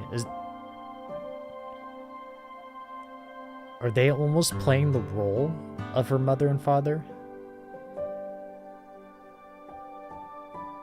I'm still not sure.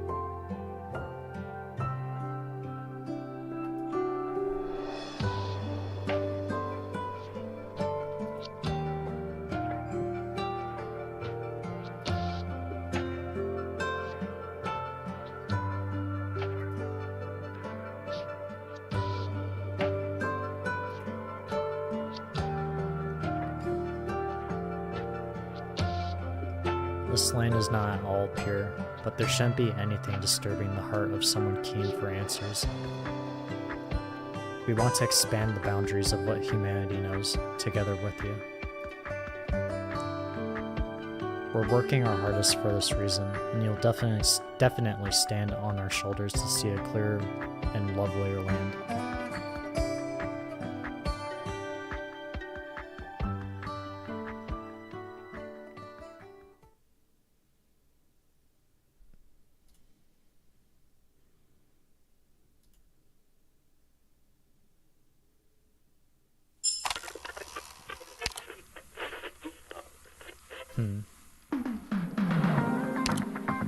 Section 6, Little Cabin in the Wood. climbing picks jingle. The tiny rocks shine black and bright. Be careful when heading up and down the mountain, lest the rocks be your plight.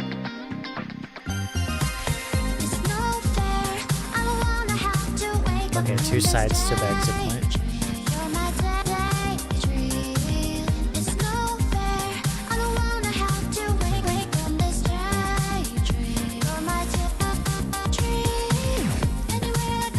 I'm curious how this will go, because I'm almost under the impression that the 2 incursion points where the enemies enter, the top ones, not the far left ones, but the top ones, I believe only head straight down. And the reason why I'm thinking that is because of the arrowhead that they're going to enter. But there still is that possibility that they will just go upwards instead. Of course, we gotta put in Bryphofida, or Bryphida. Almost misspelled his name. Or mispronounced his name.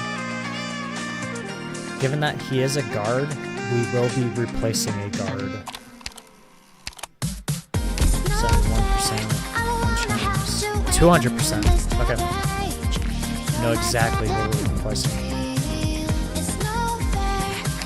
Bryophyta.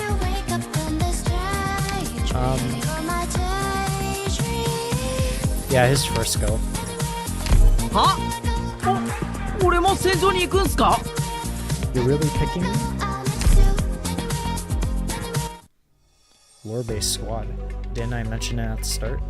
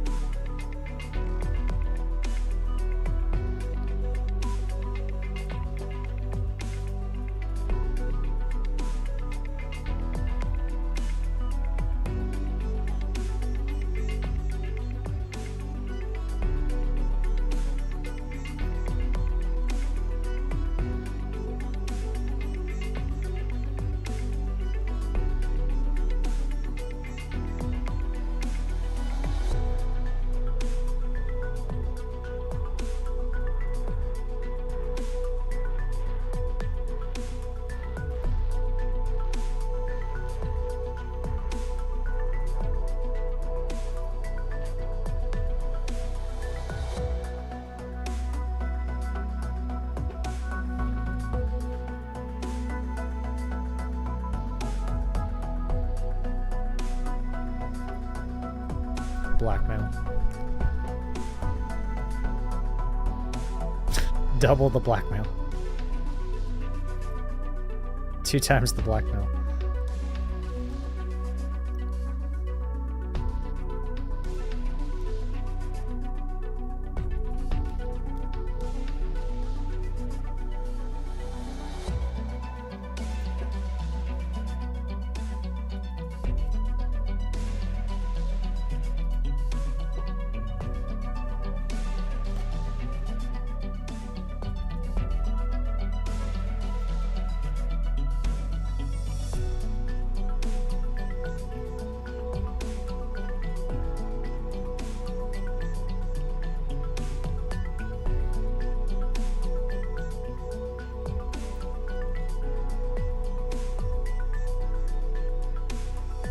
Well, it's actually, I mean, it's somewhat good that they didn't.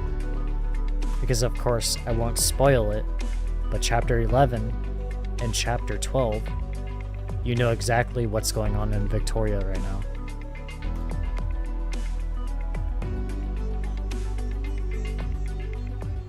Things might have been good for a while, but obviously, you see what happens. Or what's going to happen.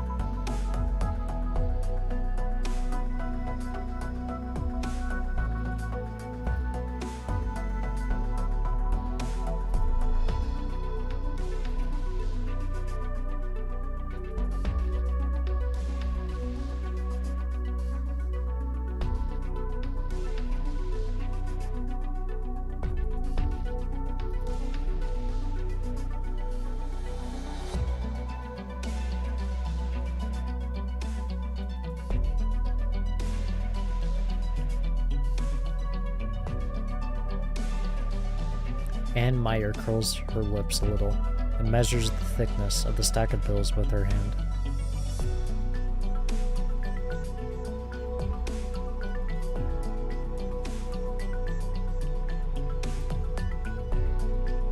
Cheerio.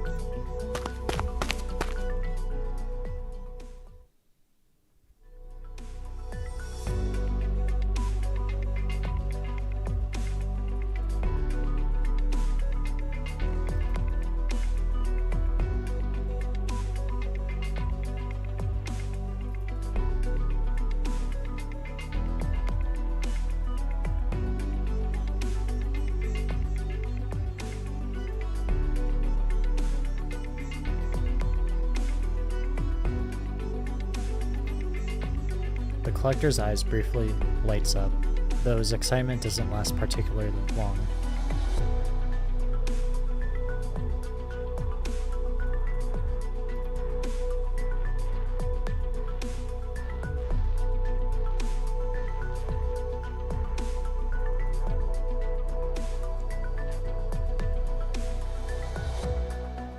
Most will have their eyes on obsidians are up to no good, not with.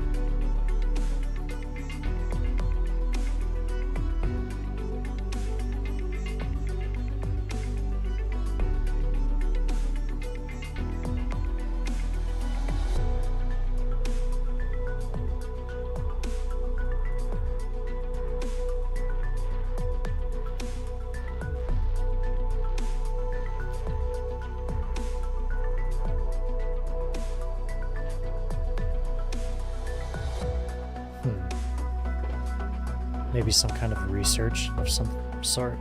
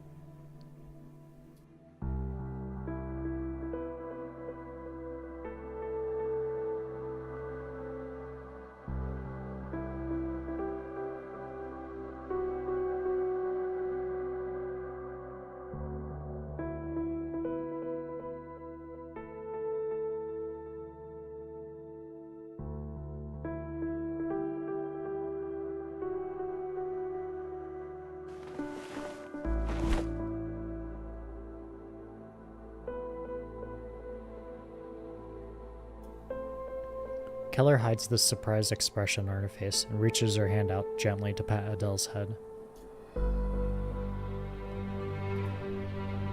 It was a dream. Well, I mean, we more or less knew that, but...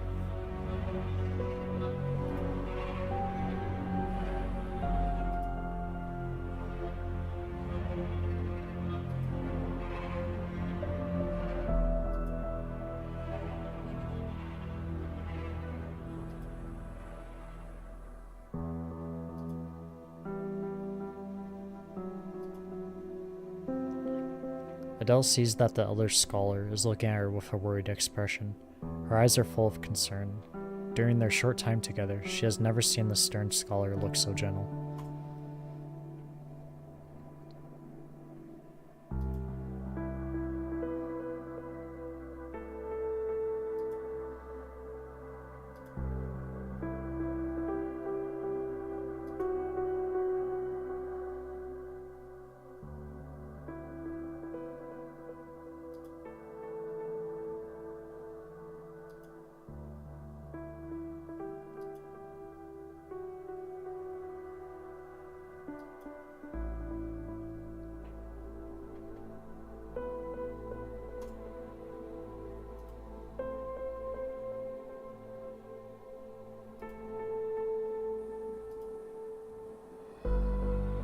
Silence.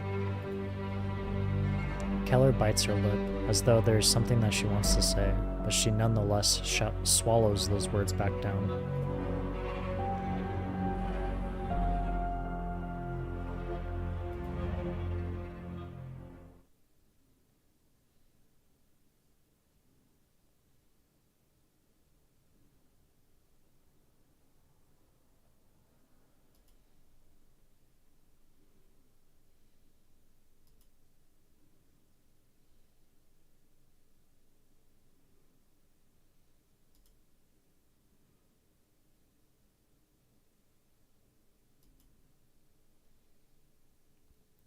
There is no answer.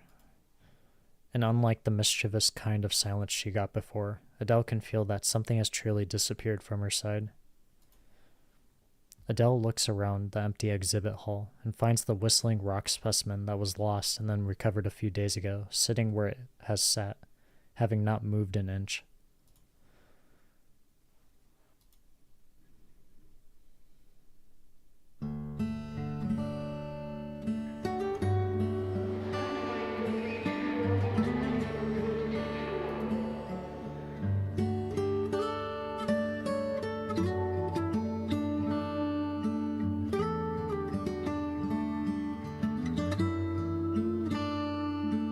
Exciting?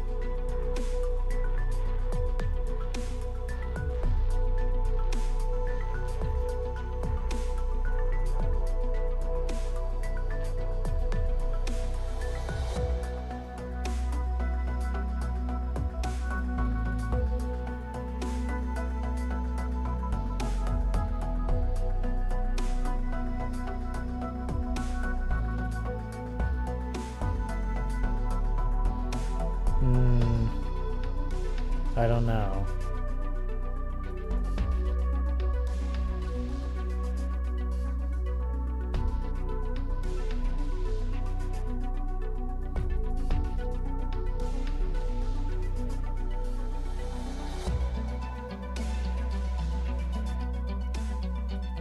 The City Hall staffer squints at the cars on the street. The cars zoom past them, leaving behind a streaks of silhouette in his vision.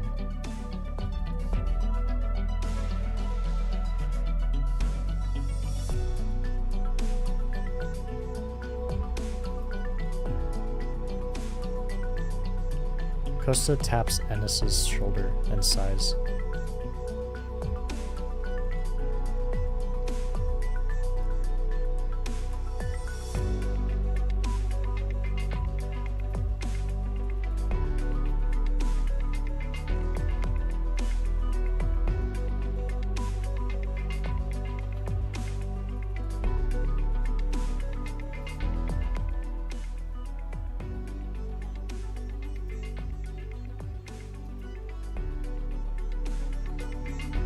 The streets today seem awfully quiet.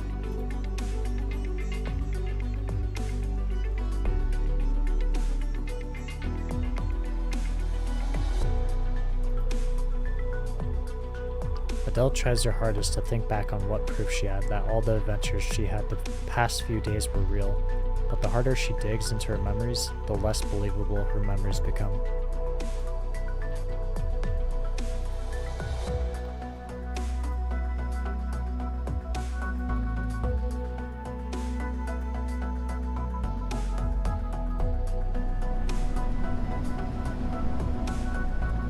The girl's voice is carried away by the wind.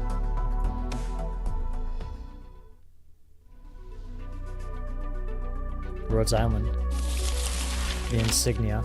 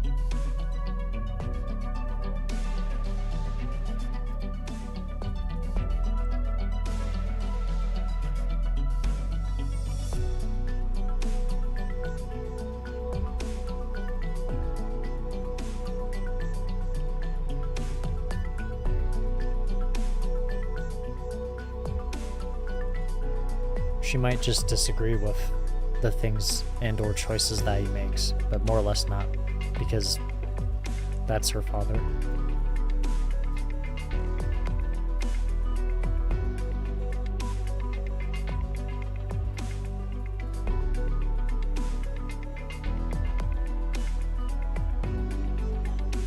Well, it might have to do with the eruption that's about to happen.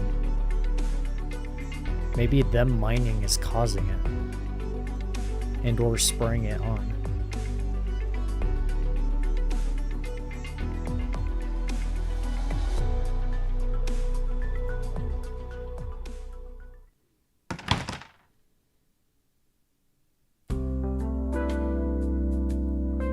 After the night has shrouded the street, Adele steps outside the office. A lone little black sheep stands outside, staring blankly at the closed door.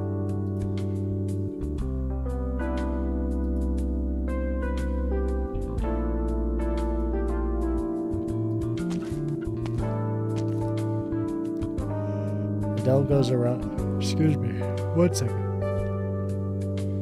Adele goes around the little black sheep and prepares to go back home. The little black sheep staggers a little and turns around from the office's door. It sways its head and turns on the miner's lamp on its back. The lamp shines and illuminates the path before Adele.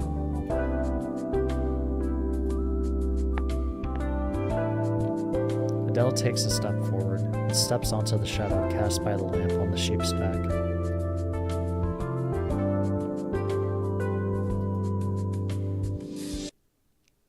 She turns around and hesitantly reaches her hand out and probes. Then she feels some warm, fluffy wool.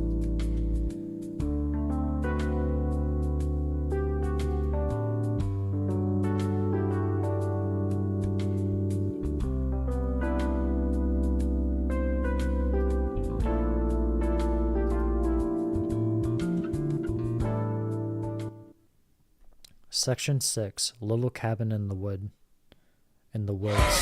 必要な手段とは何かなんてあなたに説明せずに済むよう祈ってるわ。やれって言うなら迷わずここをぶっ壊すよ。絶望の匂いにカムフラージュできない。誰を餌にするか決まった。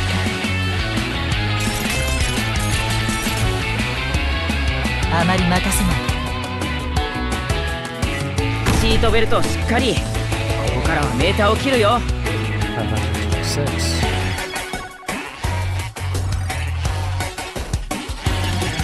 んたらがそこまで固くななら執行準備。月ぼこり。それにて敵の掩体は破ったよ。サポートは私に任せなさい。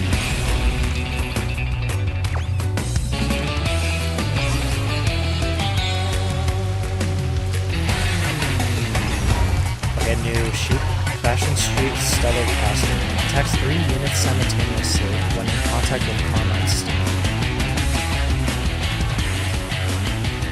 Just the boring, just turn it up.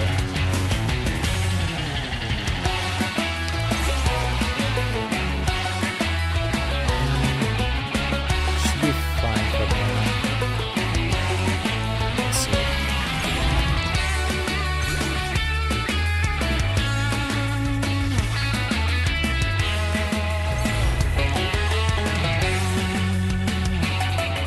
祈りは不要です。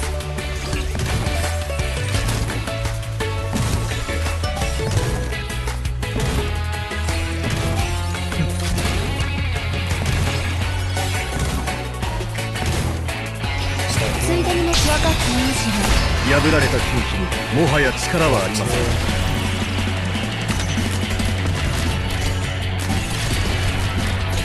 後方支援要員だってやるときはやるんすよ。聞いてる。あまり待たせない。どうすればいいかくらい分かる。私に命令しない。じゃあ、あの人たちはここに埋葬してあげましょう。ドクターの要望はごもっともです。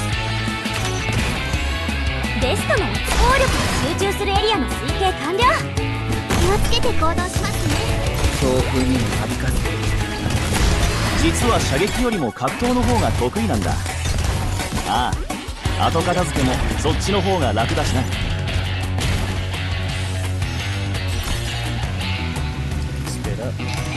先輩、聴者は目の前の敵に集中しなさいな。先輩、火事には気をつけてください。自分分かっていますが、弱い者の手が王冠へと伸びるのを横目に見ながら己の剣に手をかけた。了解しました。破壊は最も単純な行為で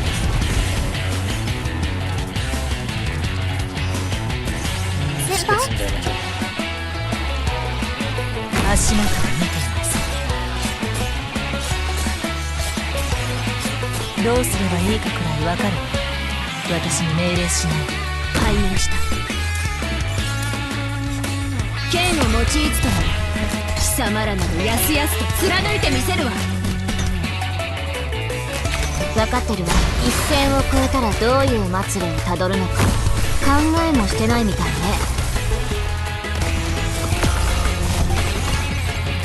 私からの情報には随時後方支援要員だって。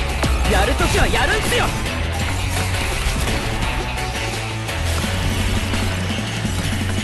自分の町から通報された娘はそれでも人々を救うために帰還する。実は射撃よりも格闘の方が得意なんだ。ああ、後片付けもそっちの方が楽だしな。Mission accomplished.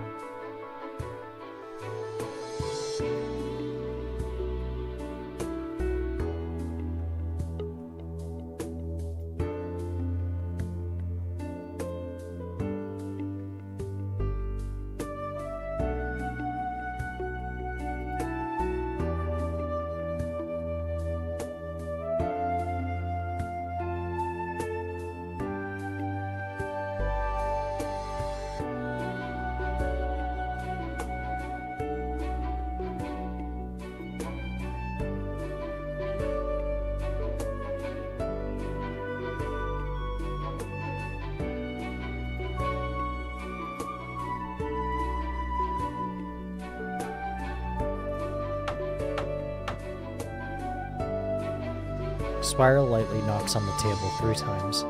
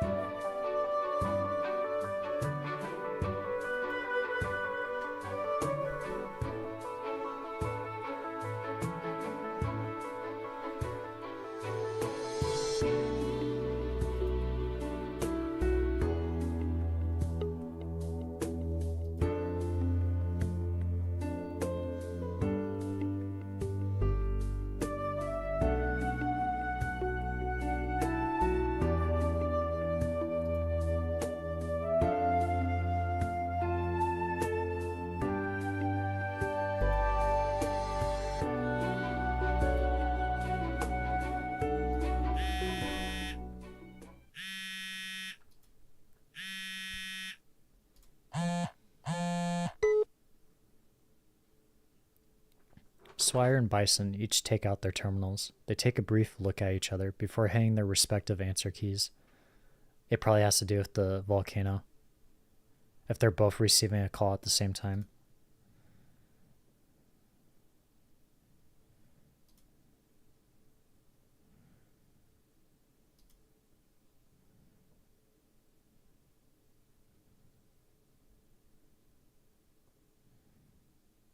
Or not.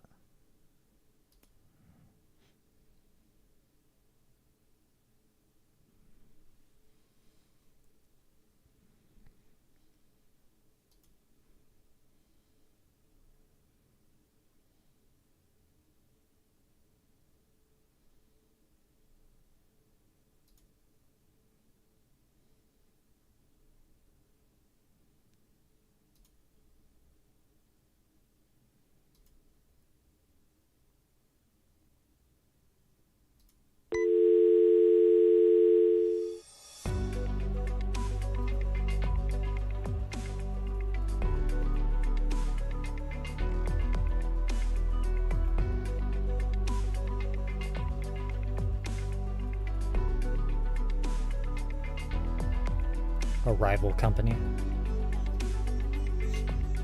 Maybe not a rival company, but more or less, well, you know, the 10% that was mentioned by the subordinate.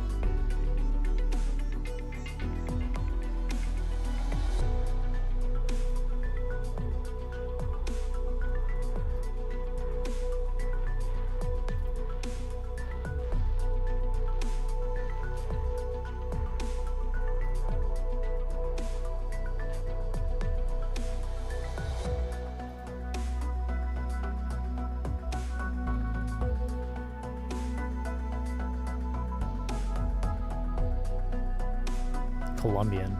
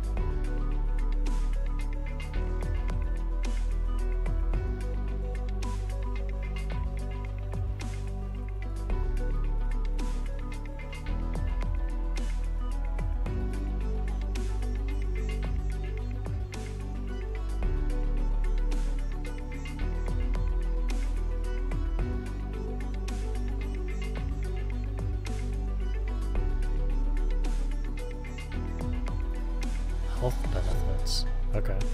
Maybe medicine?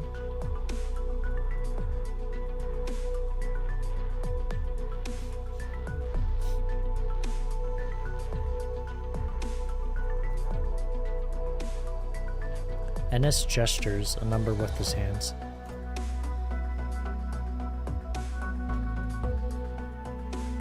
A couple of days ago.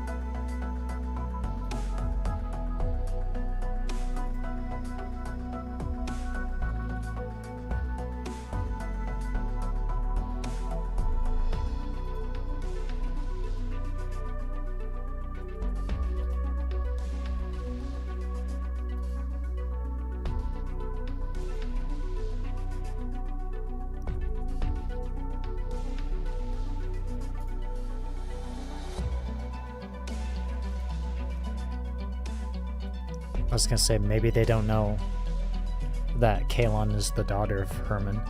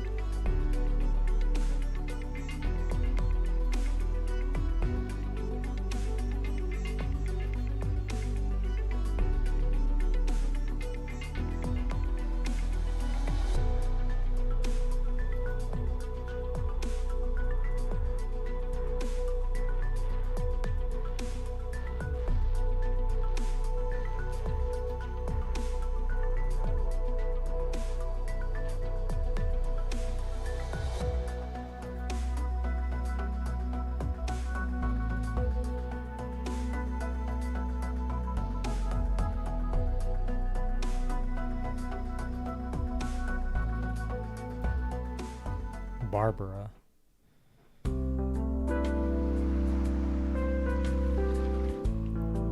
The creature, with the miner's lap on its back, trots along in short spurts as it gazes toward Old Siesta's beach. There, Bayard is sitting on the sand, plucking away at her strings spontaneously.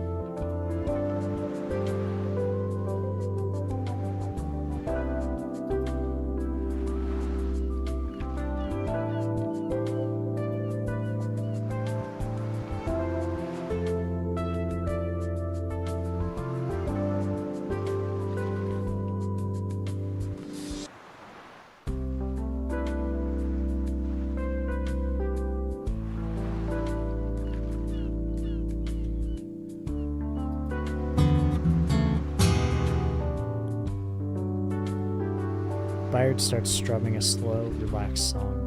The waves rise and fall along to her rhythm.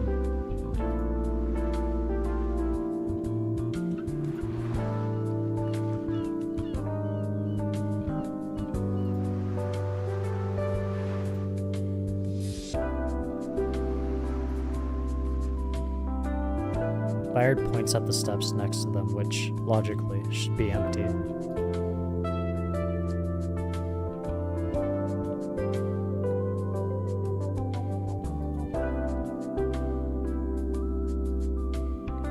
The creature with a miner's lamp on its back stands on the beach and gazes blankly at the silhouette of Old Siesta in the distance. It hesitantly tries to step into the seawater, but after a few plods, it walks back onto land. It takes its hoof steps rhythmically, as though it is trying to match the music's beat, though it also looks like it isn't, and is just trying to maintain its own rhythm. Ba-dum, ba-dum, ba-dum.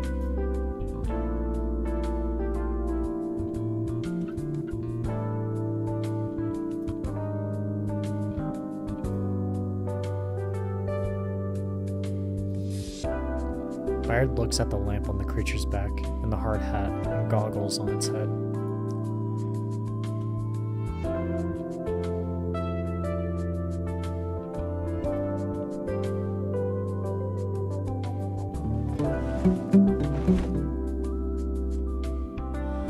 Bayard starts strumming again, while Adele brushes her dresses hem and sits down next to Bayard.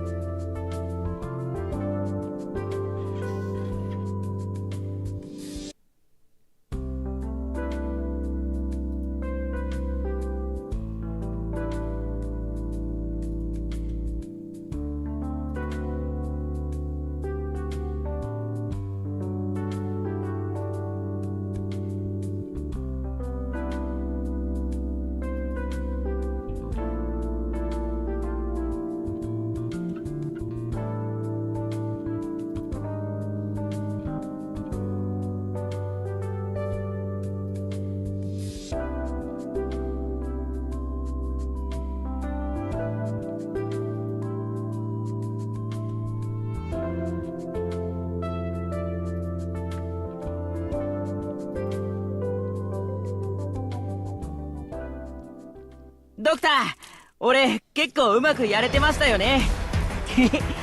なんかアイス食べたくなっちゃったな。ドクターも食べたいっすか？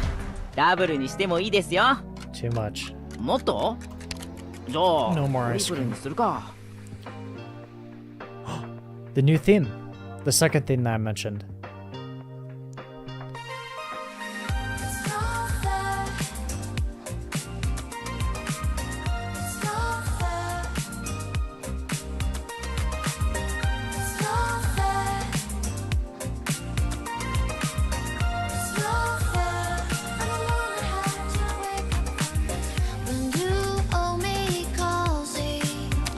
So yes, like I mentioned before, this is the second theme, and I did not think we would actually get it on stream. So I am wrong. You don't actually have to restart the game to actually well, reboot the game, I should say, to actually trigger it. Basically a slower version of the first one. Section 7, high on my shoulder. Into the heartbeats our footsteps melt. A place nowhere to find the tear-soaked pelt. During this operation, ranged operators may be deployed on melee towers. Okay. Simple enough. Recap the enemies really quick.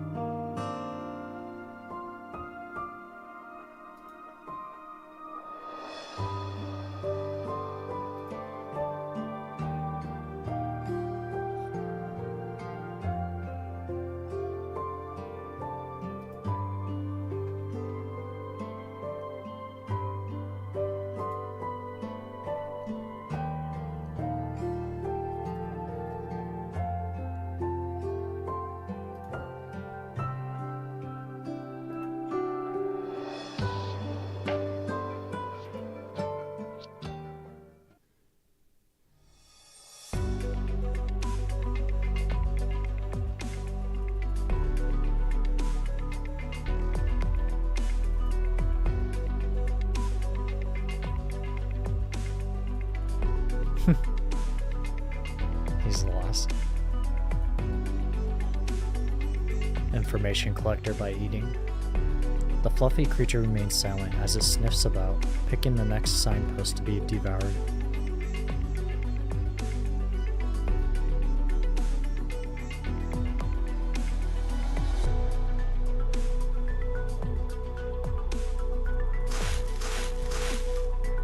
The fluffy creature paws the ground urgently as Adele stands, silently looking at it.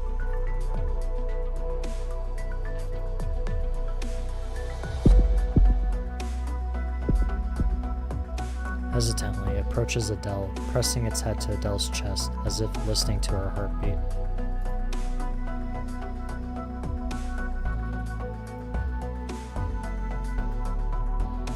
Not this sound. Not this sound. The fluffy creature lowers its head and continues following the path ahead.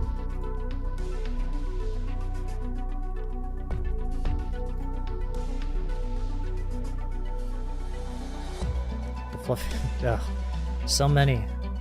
Stop starting the sentence with this. The fluffy creature turns its head, staring inquisitively at Adele.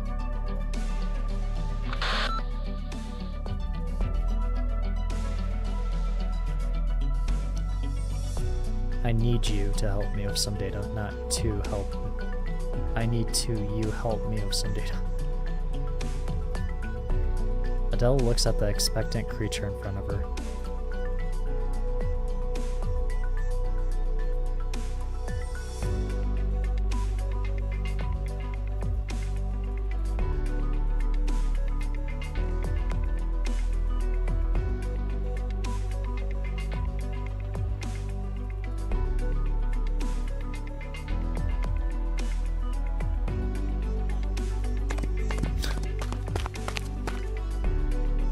With no reply forthcoming, the fluffy creature stomps the ground impatiently and turns to leave. Adele rushes to keep up with it. The car speeds by, frantically honking at Adele, who's just taken a step forward.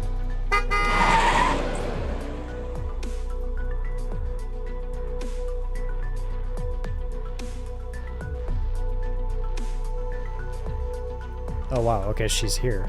I thought she'd be at the office, or the museum.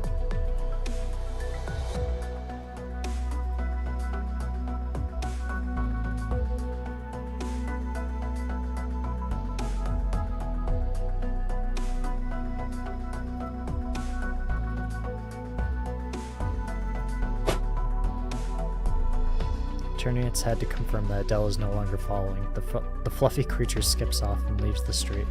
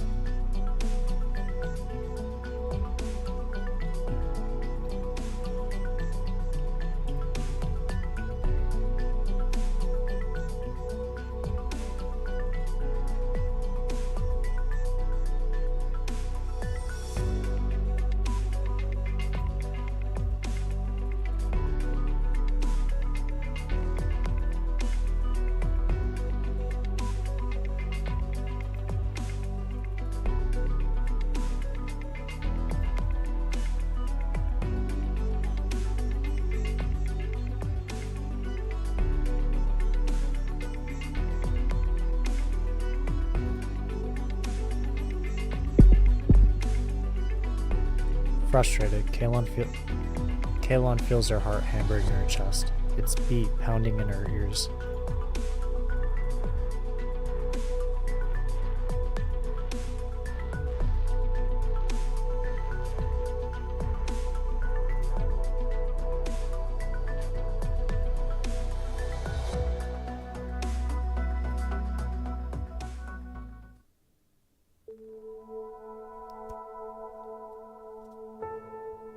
The fluffy creature trots ahead, Adele following closely behind while Keller walks apologetically beside her.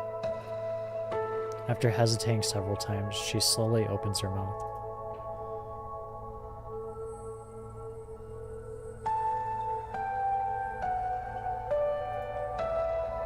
Adele continues hurrying along the path without stopping, as if chasing after something.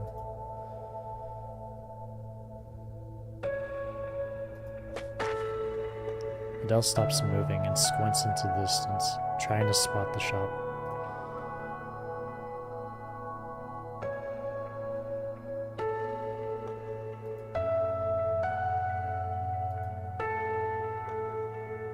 Keller sighs in relief and changes her tone.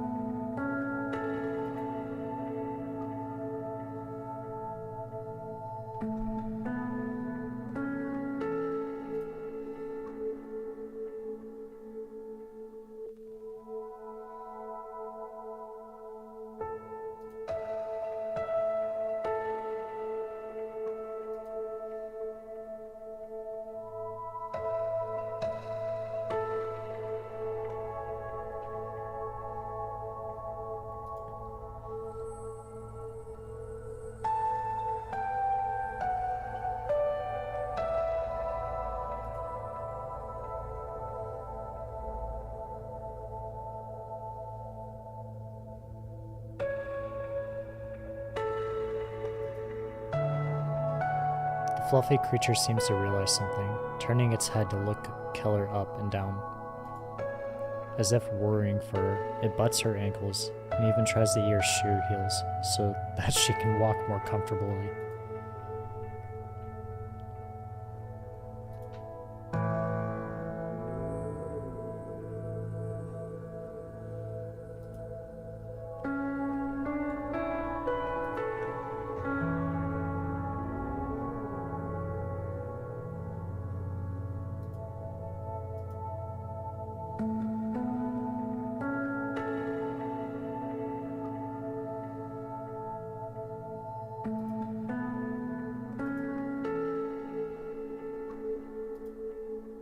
Following the salty scent of the sea carried on the breeze, the fluffy creature begins scampering away, the towering cranes of the undeveloped plate peak over the horizon as Keller hurries forward and turns her head.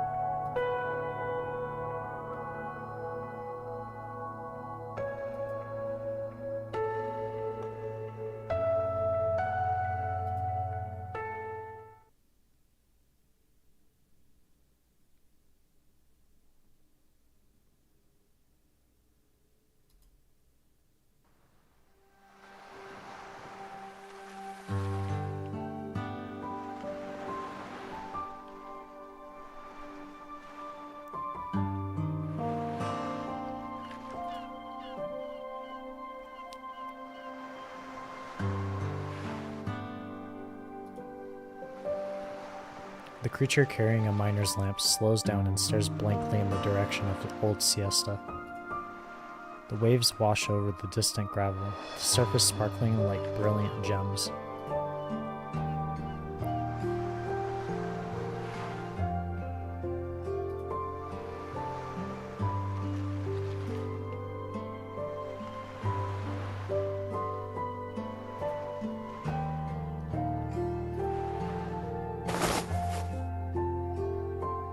Keller stands and brushes the dirt off herself.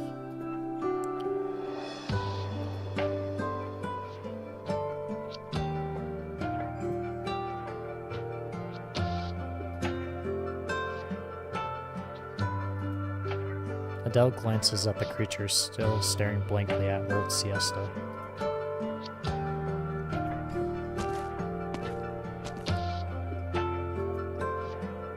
The fluffy creature stands motionless on the beach.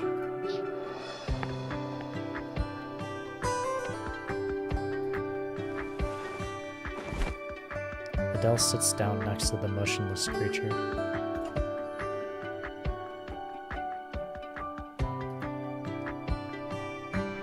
The creature shakes its head from side to side, pulling its gaze from the ocean to Adele opposite itself. Its clear eyes look up at her. It chews on an old signpost as it steadily paws at the ground.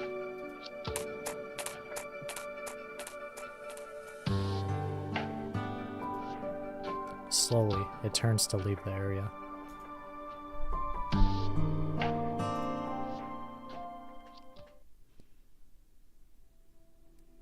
Mr. Pelipper? Yep.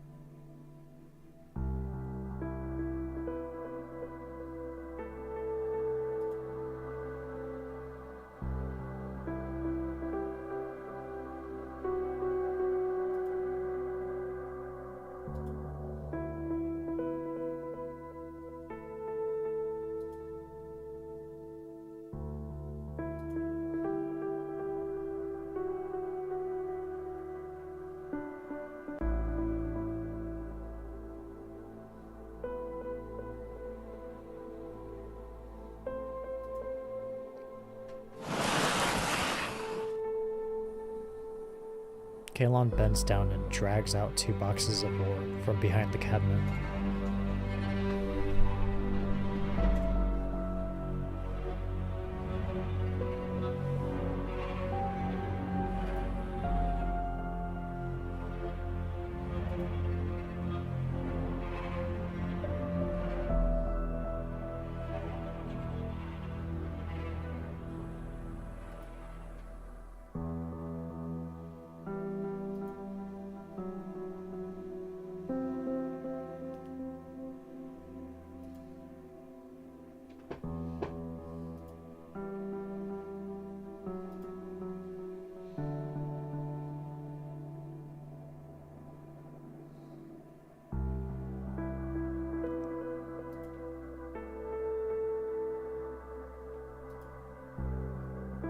Pelipper heaves a great sigh and sinks back onto his seat.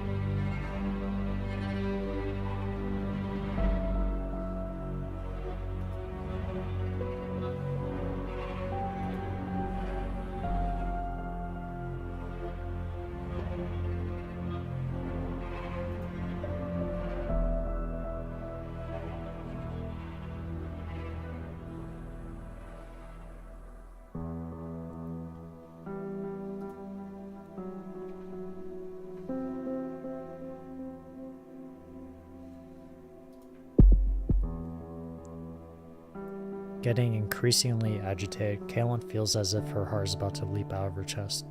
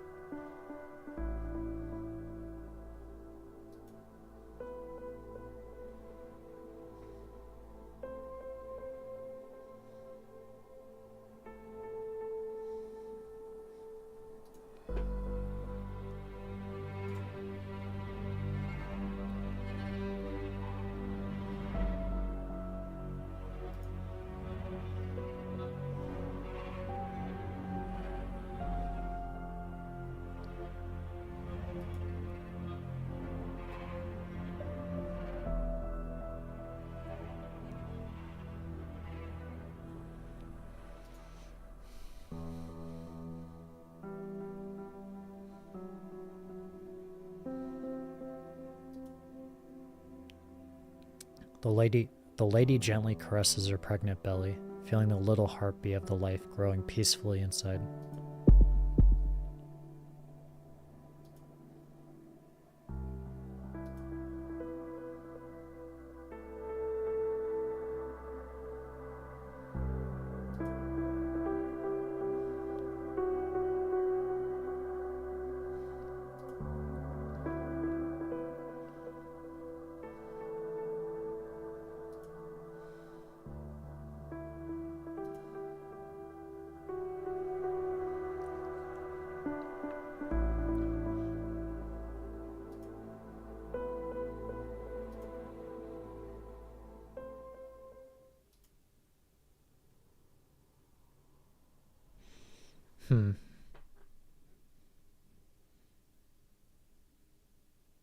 Herman being Kalon's father and Barbara being Kalon's mother.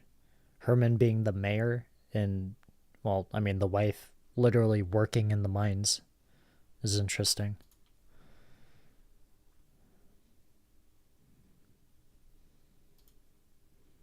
The fluffy creature continues forward leisurely, searching and chewing. Sounds pass by its twitching ears, the sound of wind, people, and in the far distance, the rumblings of volcanic activity.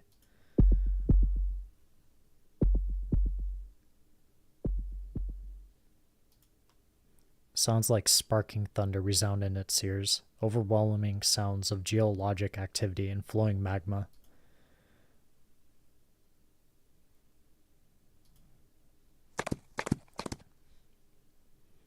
It stops in the middle of the street, blankly looking from side to side before it breaks into a sudden run, sprinting away on all fours.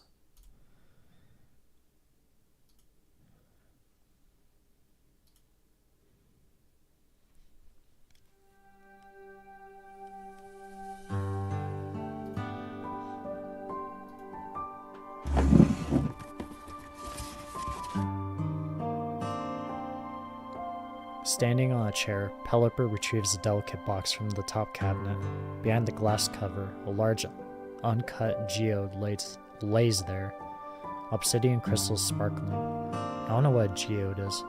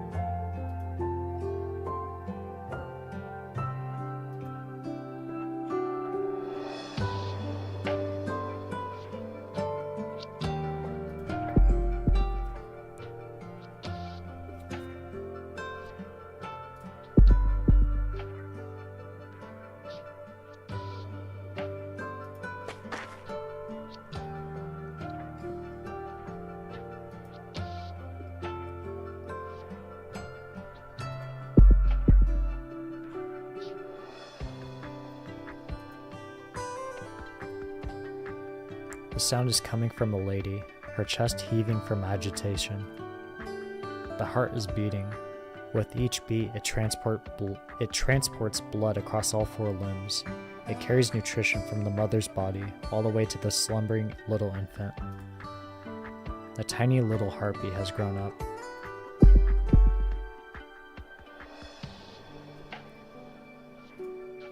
The fluffy creature rests its head on Kalon's chest. Kalon doesn't see anything, but she feels a sudden warmth. It's heavy, as if something has fallen into her lap.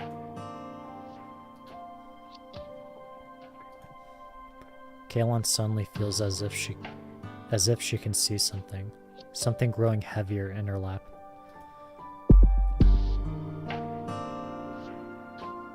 A little sheep gradually appears before her, its head leaning against her chest as if listening to something.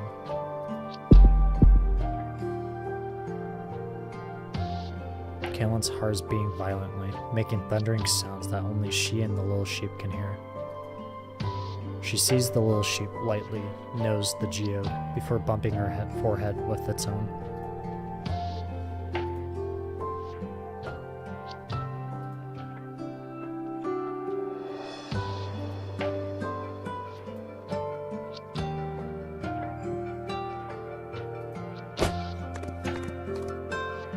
The little sheep nimbly leaps from Kalon's lap and disappears into the mist.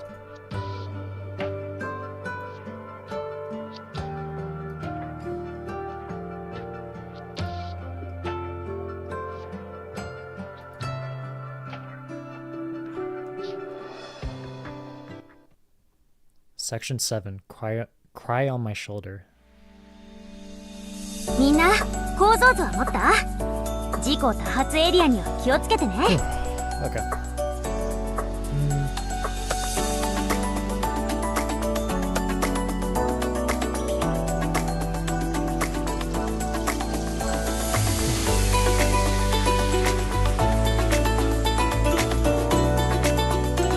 私のハンマーは強いんだから。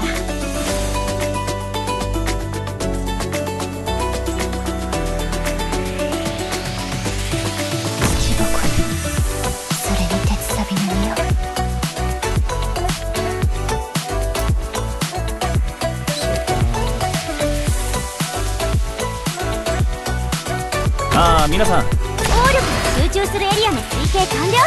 この身の口のため戦い続ける。 Oh, they did. OK 任務は承ったぜ。どけだって。そうはいかないよ。チケットを見せてもらわないとここは通さないからな。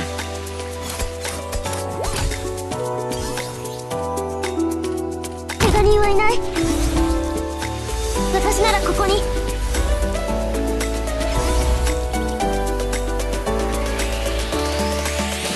足元を見てみなさい。誰を餌にするか決まった？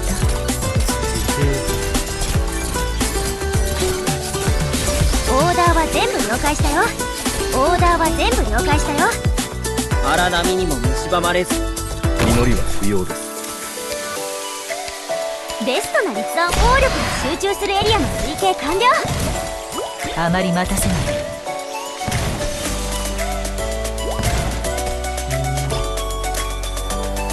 劣化にも負けない。背後の影には気をつけることね。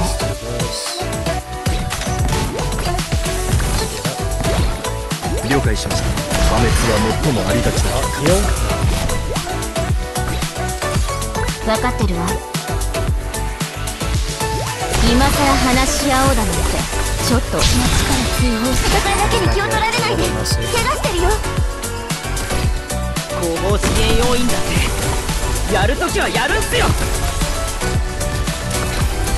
分かってるわ。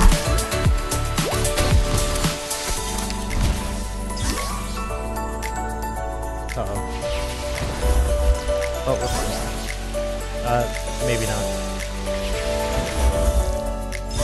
No, we're fine. Okay. Interesting.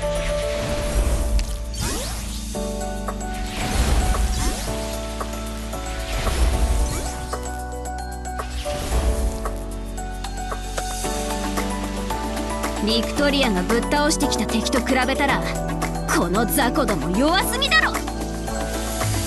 それは命令か？祈りは不要です。分かってるわ。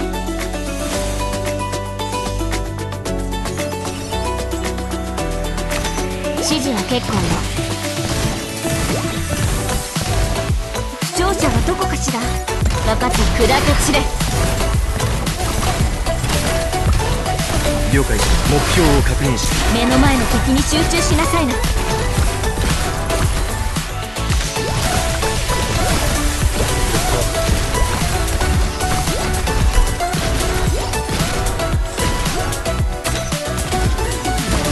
Beautiful.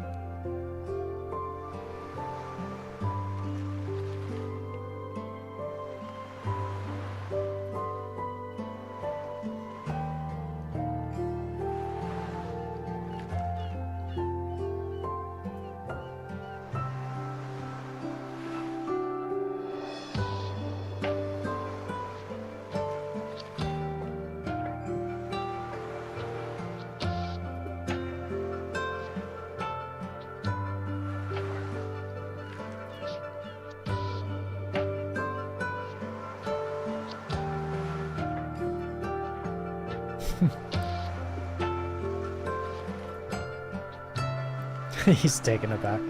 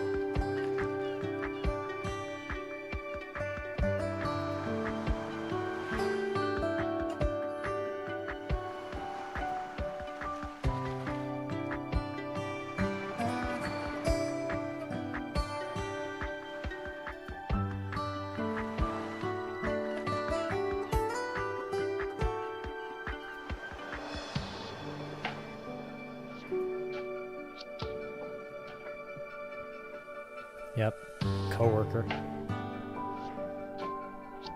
Or former coworker.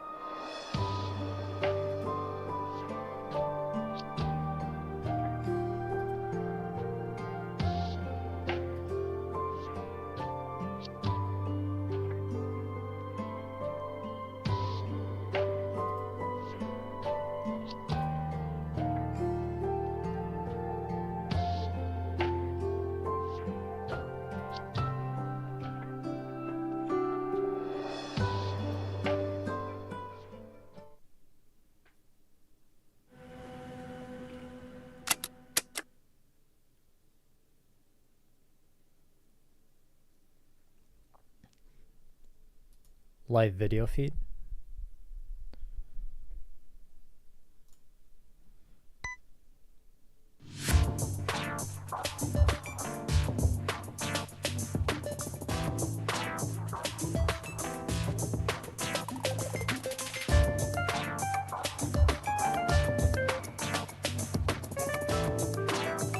Oh, is she maybe addressing the allegations that were sent to her through call?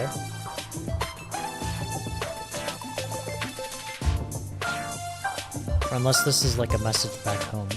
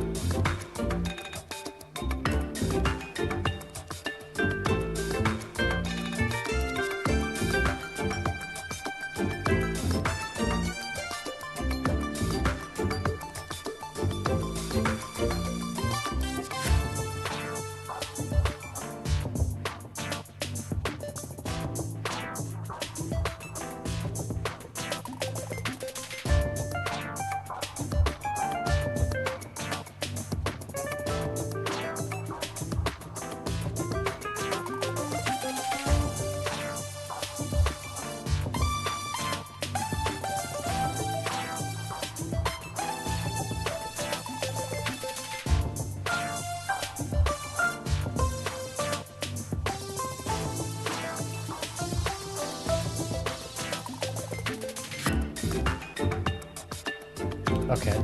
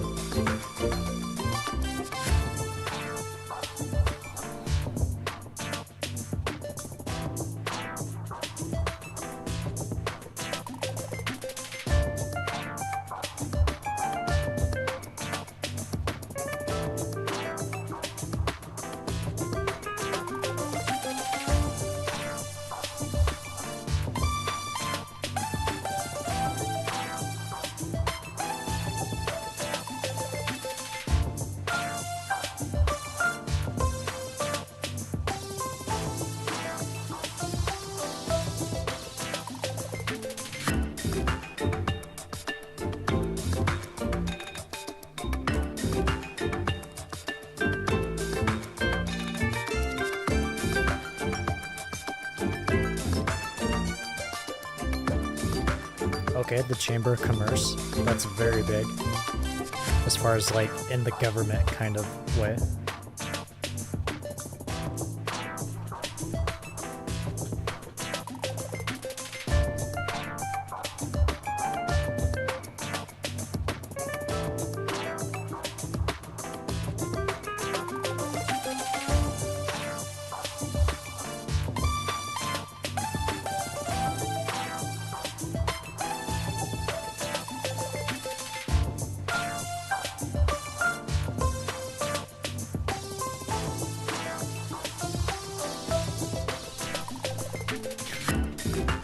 All my work money, my savings.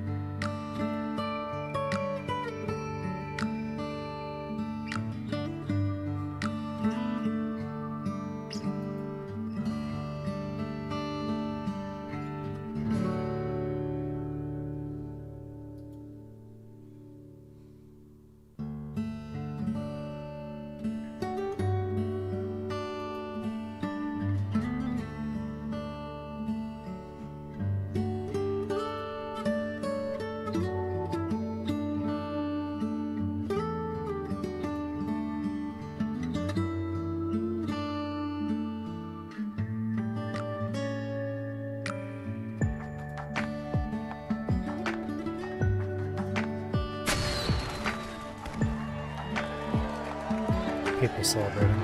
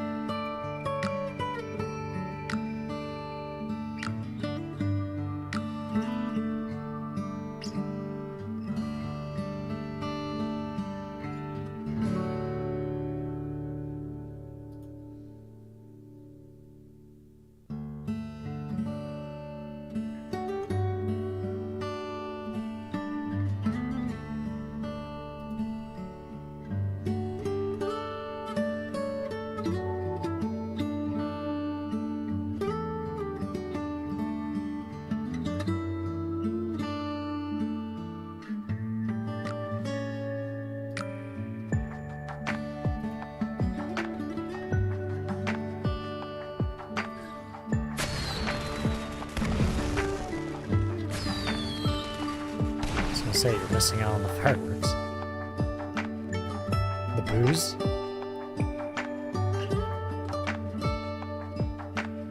Mom's getting drunk, getting wasted.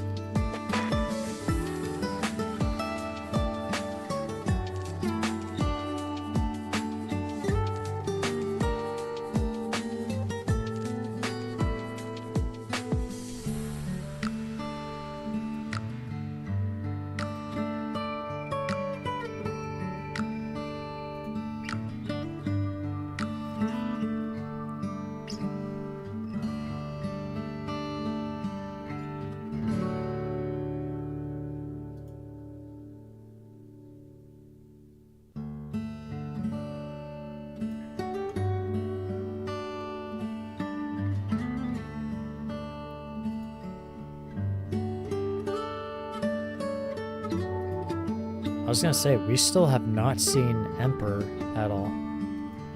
And he's looking for Dolly.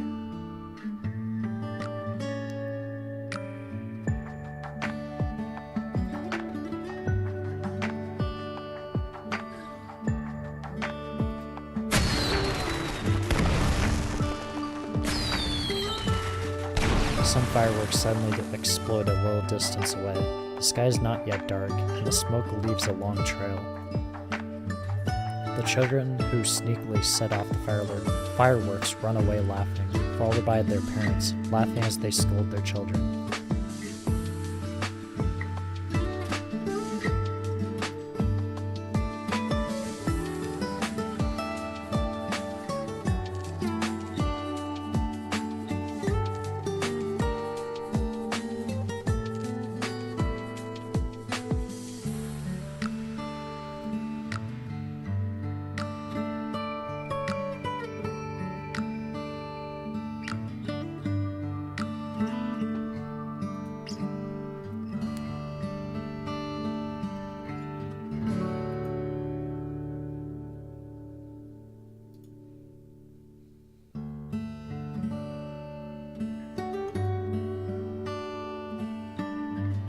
Snow Saints here.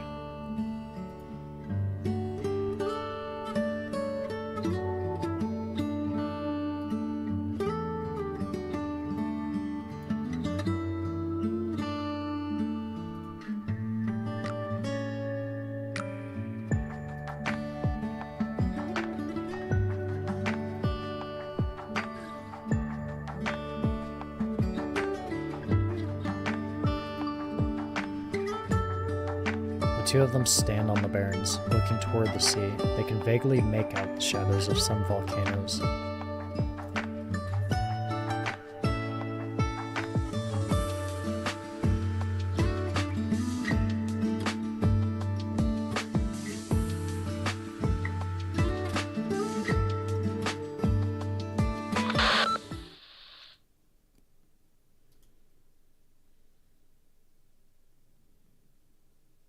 I'm heading back now, not Isle.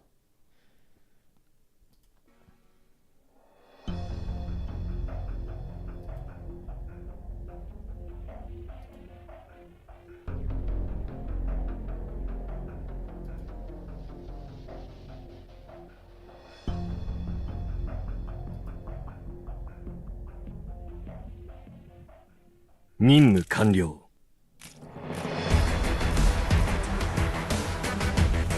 Perfectly executed. Executor. Section A. Skidamarink. The love of your life. Love akin to a volcano.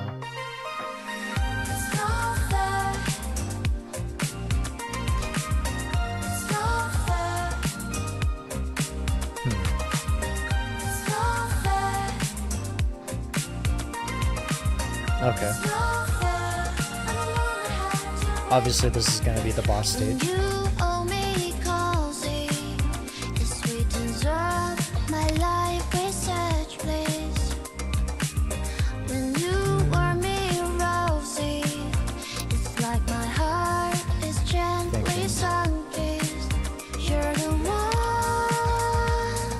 734.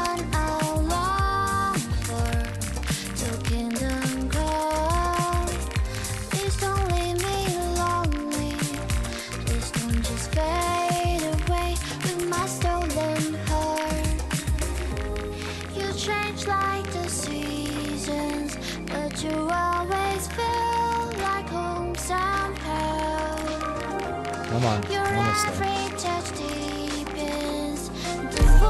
このうちいくつかの戦闘技術を試したことがあります。実戦での効果は悪くありませんでした。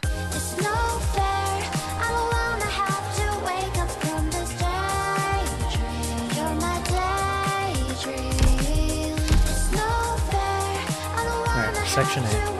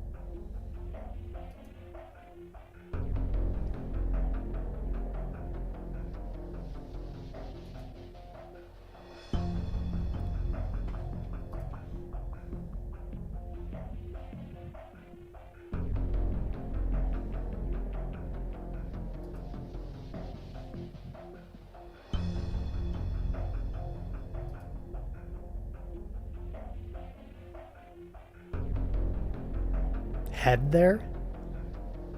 That is scary. You actually want to go there and observe? Firsthand? Up close? And just have the volcano explode right in front of your face?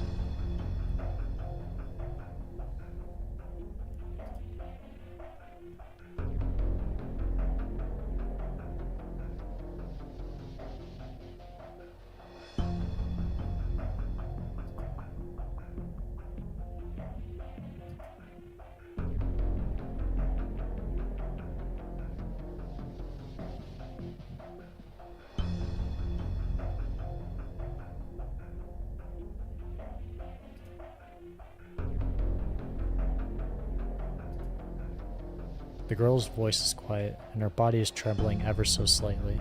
It seems that she spent quite a bit of her strength just to express her honest opinion.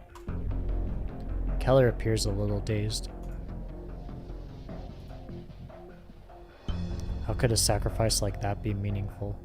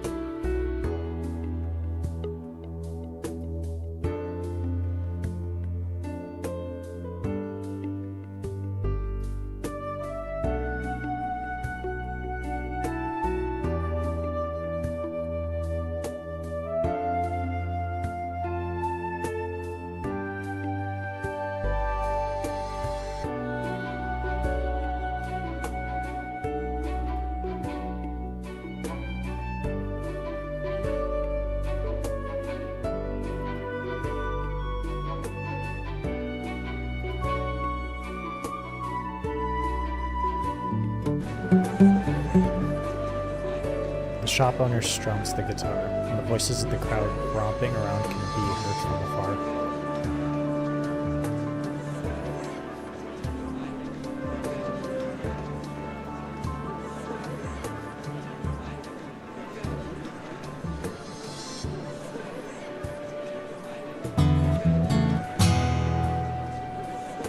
Bayard strums her guitar strings, and the gentle melody starts to envelop the city plate. Lying on the grass, the people gaze at the night sky, fireflies, and the stars up above. Then, with a buzz, a disharmonic electric sound can be heard.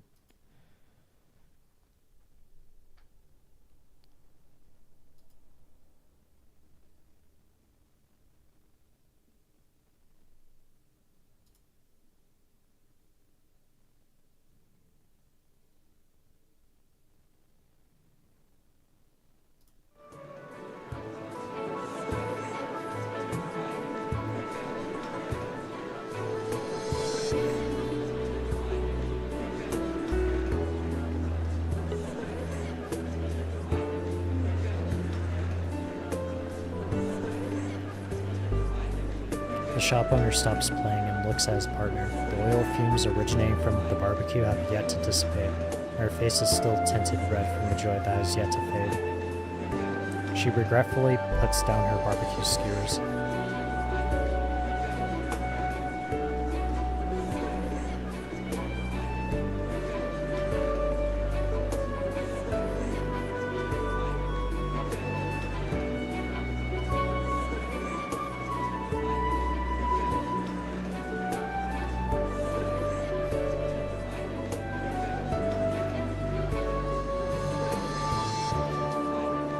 The owner looks into his partner's eyes. His eyes are glittering.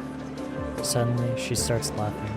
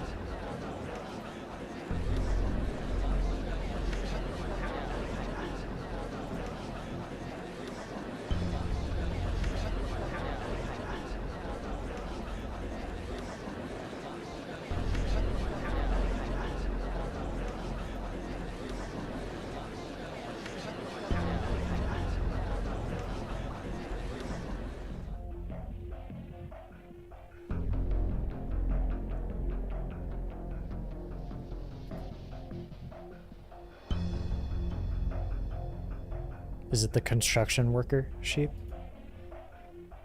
No. The rainbow sheep.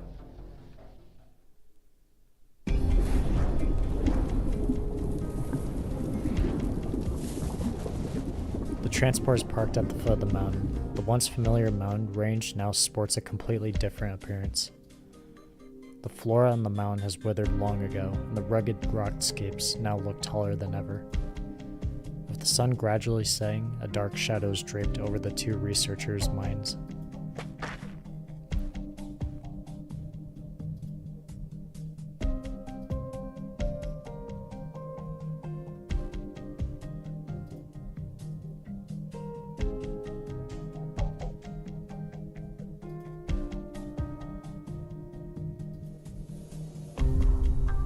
The scholar lowers her head. Her heart is rending with a sharp, piercing pain.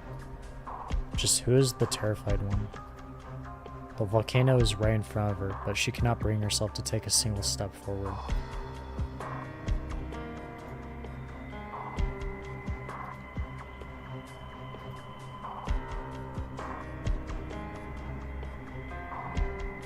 Streams colored dark red can be seen slowly climbing their way through the mountain rocks like the blood veins in one's body, all while the enormous thing breathes strenuously.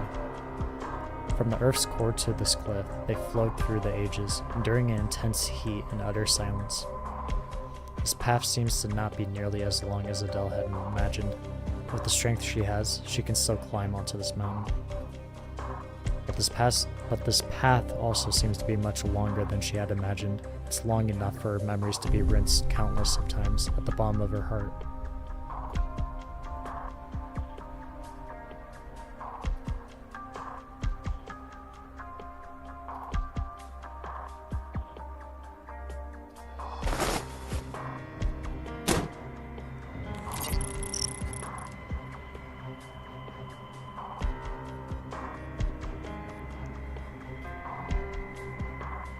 She takes a look around and can make out only the dark mountain gravel and molten rocks in the shadows.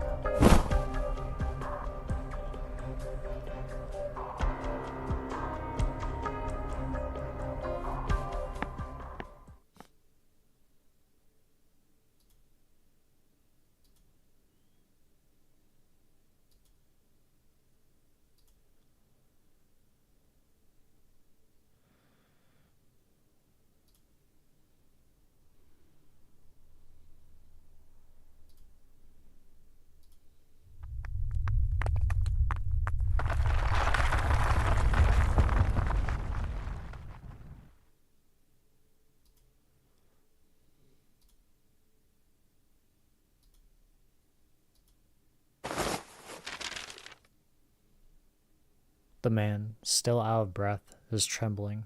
He pulls out a file from his chest, and the moment Keller sees its cover, her expression changes immediately.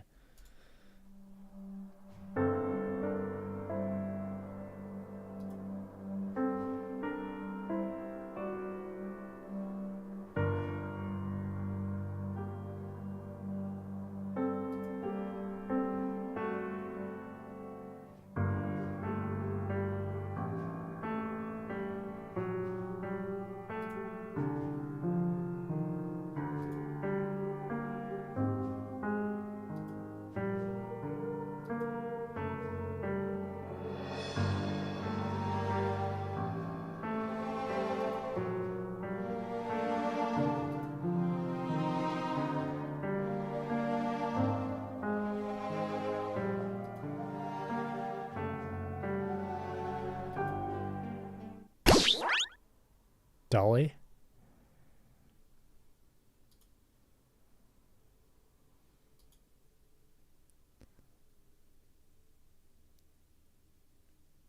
Section 8, Skidamaric.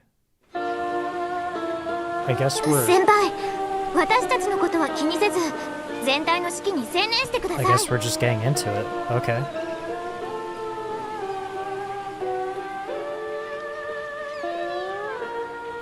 やれって言うなら、迷わずここをぶっ壊すよ。私からの情報には随時ご留意ください。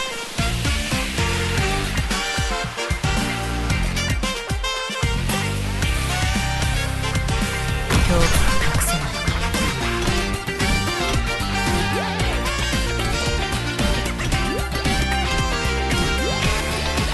聞いてる。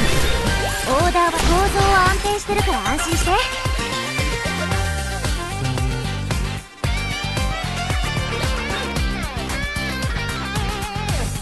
法の正確性を担保します。土ぼこり、それに鉄サビの匂い。あまり待たせない。ああ、皆さんどうか誤解なきよう。 Okay. 私は状況を把握したいだけですので。 Dolly, sovereign of the sheep. Sovereign of sheep, traveling through the barren lands and enjoying the lava sword. Now, it's time to have some fun with them.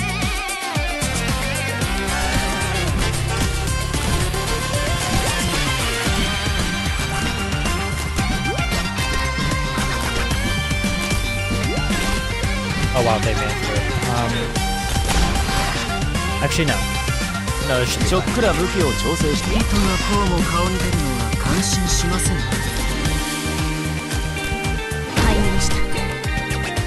どけだって。そうはいかないよ。チケットを見せてもらわないとここはと。気をつけて行動しますね。強 I 風 mean, に it's safe.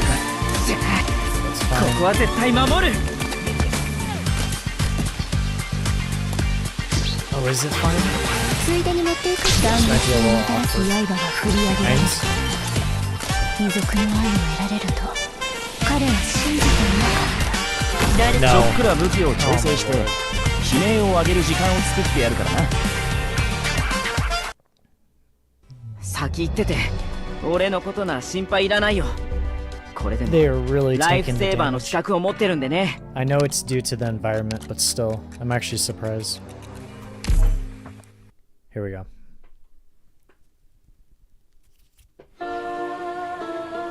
医療チームの皆さん、準備はいいですか？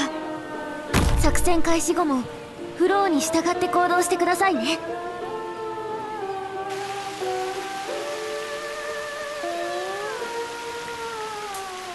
足元を見ています。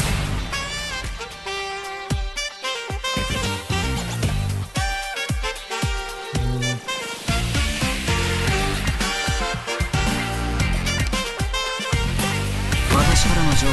多限界の生産完了。祈りは不要です。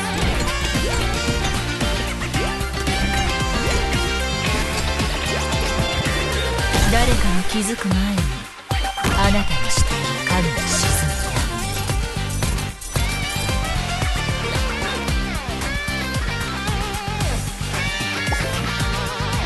気をつけて行動しますね。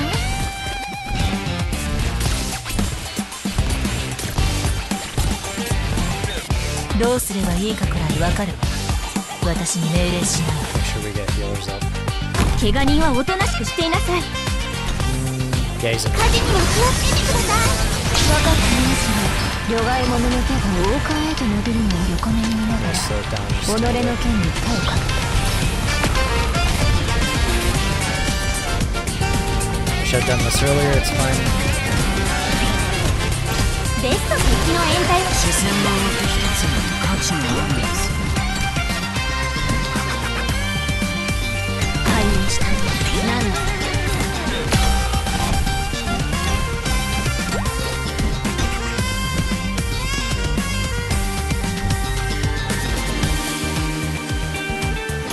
じゃあ、あの人たちをここに埋葬してあげましょう。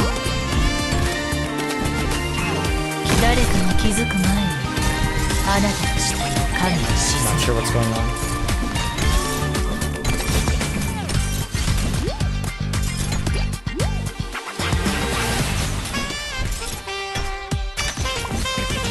医者ならここに。ここだよ。どけだって。そうはいかないよ。チケットを見せてもらわないとここは通さないからな。強風にもなびかず。あまり待たせない。指示は結構。あなたを逃がすの。あなた方の動きは全て変化のようにわかりますよ。凄腕助っ人？それって俺のこと？あんたらがそこまで堅くななら執行人分かってるわ。 Bad timing, but it's fine.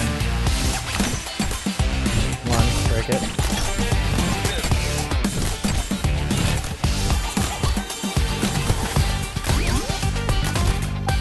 There we go. 先輩、 She gone? ご命令を。ちょっくら武器を調整して人の言葉はしっかり聞いて。目の前の敵に集中しなさいな。 Wow, what?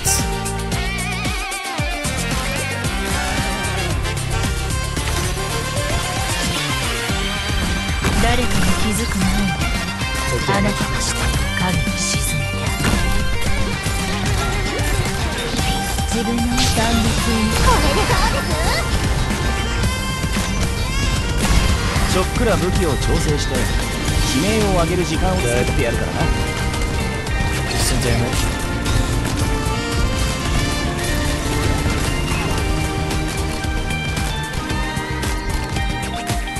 この身の口の中戦い続ける。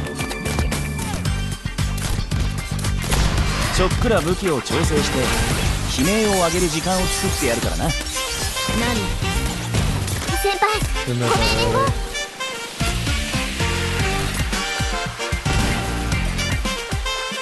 I wanna keep. I don't want to deploy puzzle.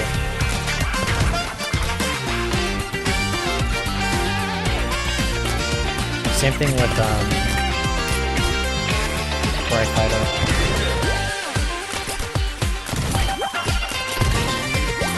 弾丸は速いけど同じ速さで問題を解決できるとは限らないぜ。 I think Dolly might be doing a loop.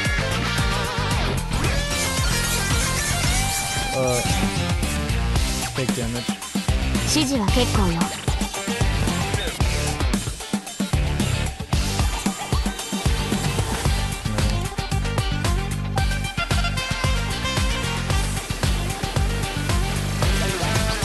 We'll wait to see how things go.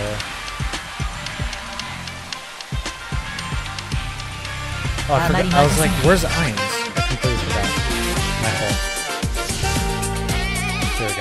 ボケだって？そうはいかないよ。チケットを見せてもらわないとここは通さないからな。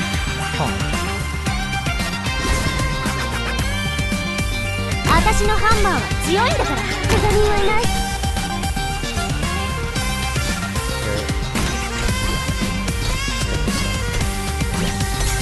Although that was our last. No, it's not. Never mind. Ignore me. He is doing a loop. オーダーは全効力で集中するエリアの推計完了。 Yeah. 指示は結構。あなたを逃がすに足る条件を提示してちょうだい。ないね。残念ね。戦場が引っかかったら声を上げてもいいよ。我慢しないで。 No, he's not. 分かってるわ。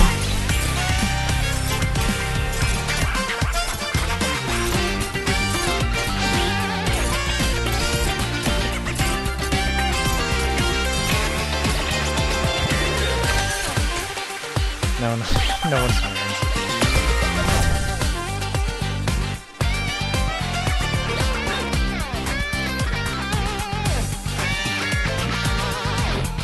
ご指令をどうぞ。 It's fine.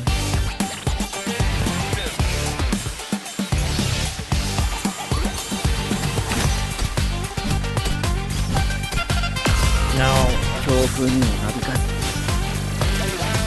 法の正確性を担保します。我々は心境の化身たる鮮血の流れの中で声を上げて嘆き渡る。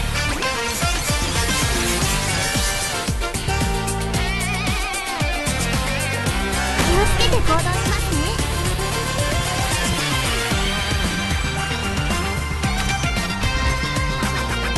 Come on. There you go. 私からの情報には随時ご留意ください。先輩、ご命令を。先輩、温度は安定しています。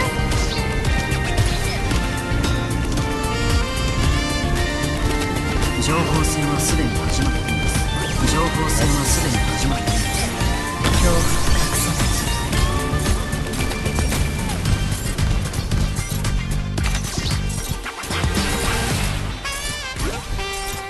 There we go. どうすればいいかくらい分かる。先輩、ご命令を。ついでに持っていくものはありますか？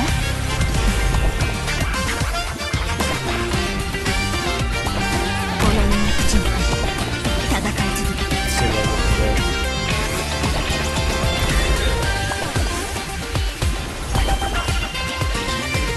ああ皆さんどうか誤解なきよう。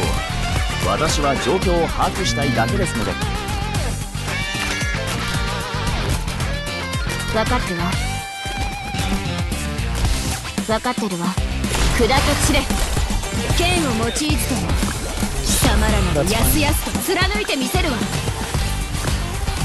私のハンマー。 Wrap it.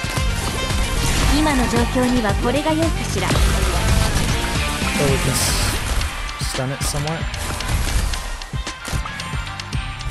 Still not in range. 足元 Unless it's aerial. There we go. We just gotta get Executor's skill off. 本当はこんなことしたくないんだけどな。 Just keep stacking. 情報戦はすでに始まっている。ドクターの目標を確認しました。 That's fine. I'm gonna have Ainz tank it. 弾丸は早い。OK。任務は受けたまわったぜ。 Soda's about to come up. Executor, survive this, please. ご指令をどうぞ。 There we go. 荒波にも蝕まれず。 Still in the air.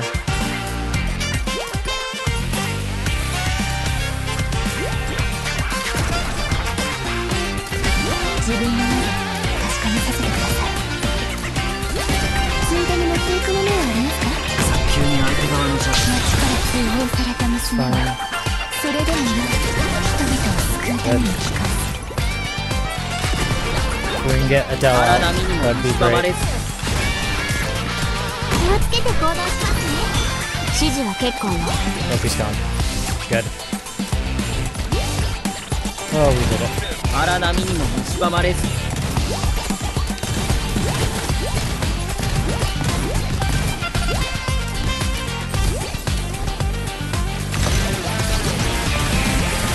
強風にはなびかず早急に相手側の弱点を探り出します。先輩、温度安定しています。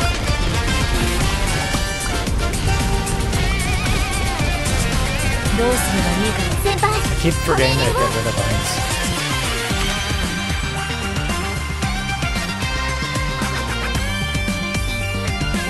ああ皆さんどうか誤解なきよう。私拝命した。剣を用いずとも貴様らなどや。本当はこんなことしたくないんだからな。聞いてる。分かってるわ。指示は今さら話し町から追放された娘はそれでもな人々を救うために帰還する。 Not bad. Executor.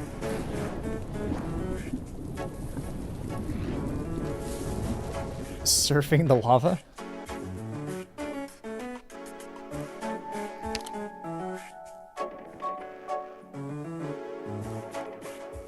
Are they literally in the lava?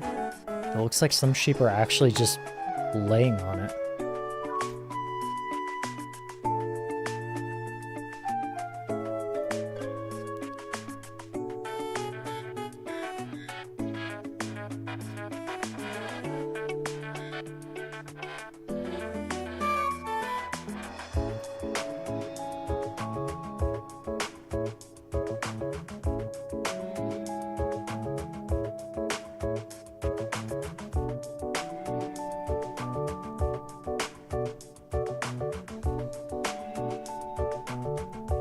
No, this is not narrator. I know. Just in case if anyone doesn't know. This is someone actually speaking.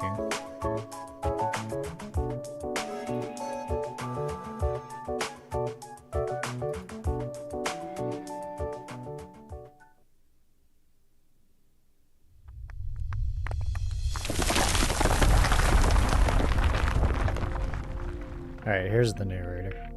The enormous monster beneath their feet is breathing heavier and heavier by the second. The temperature in their surroundings has risen quite a bit.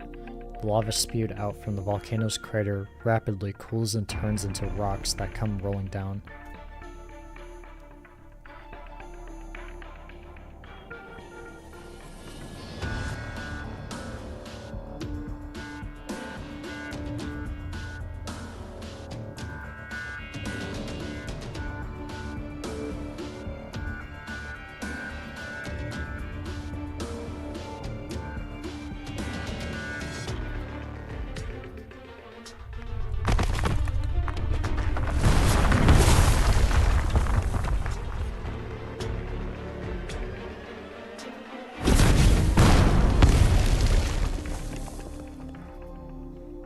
Adele lifts her staff, but the rocks are falling like rain. Her Iridium arts are unable to melt all of them down. She focuses on protecting her allies, yet she can't hear their warnings or the sound of the danger behind her.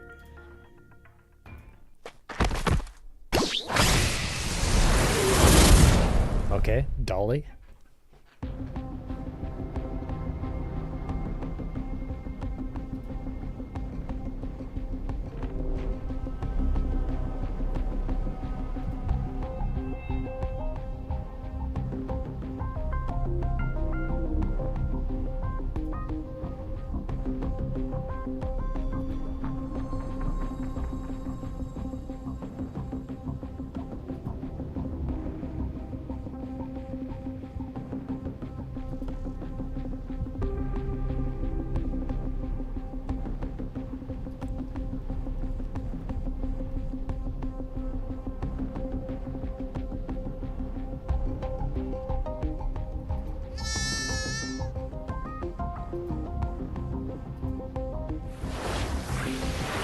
The ocean doesn't answer her, it merely sits between the two siestas as always.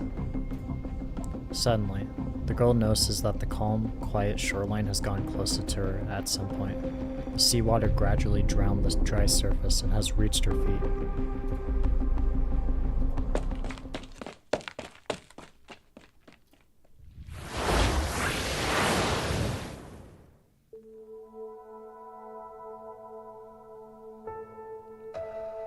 Their surroundings suddenly fall silent.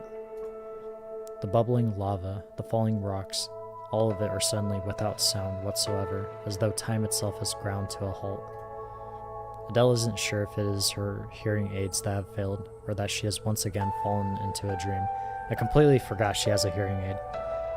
Random side remark, but all she can feel is that she enveloped by a formless warmth, as though she has fallen into a cozy mattress.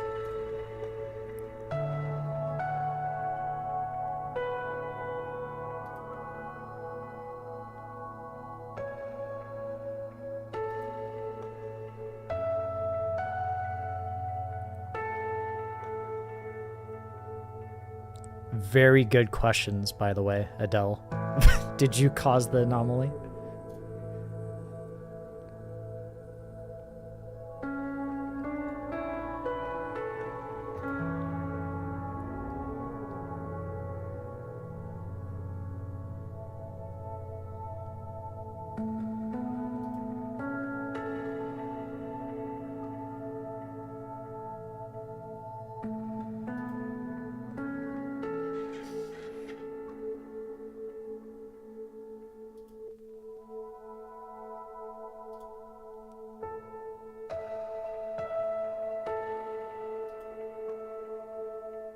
Adele lifts her head up and looks into the distance. There is lava gushing out of the crater sporadically, but she can faintly make out silhouettes of critters enjoying themselves. At the same time, there are many creatures happily making their way toward the crater. The mountain is covered in a blanket of white wool, almost like clouds have come falling down from the sky and draped themselves over it.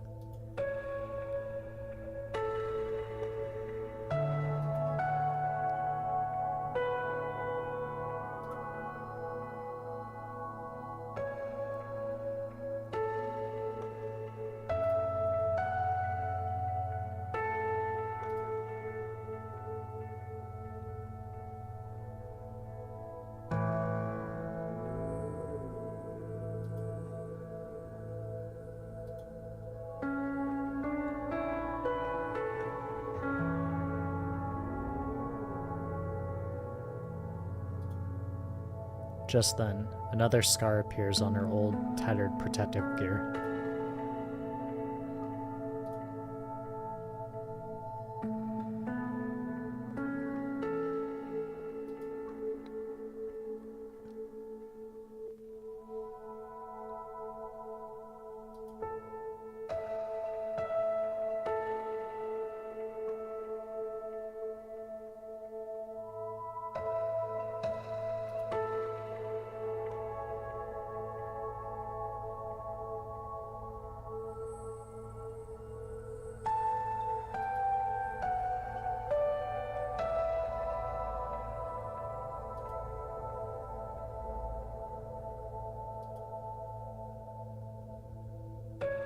Notes coming to terms with yourself. Letting out how you really feel. So you can move on from it.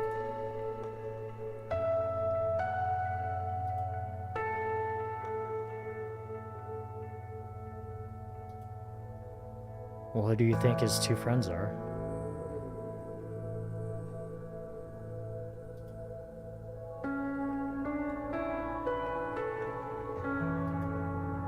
Interesting that we're actually fighting Dolly as the boss.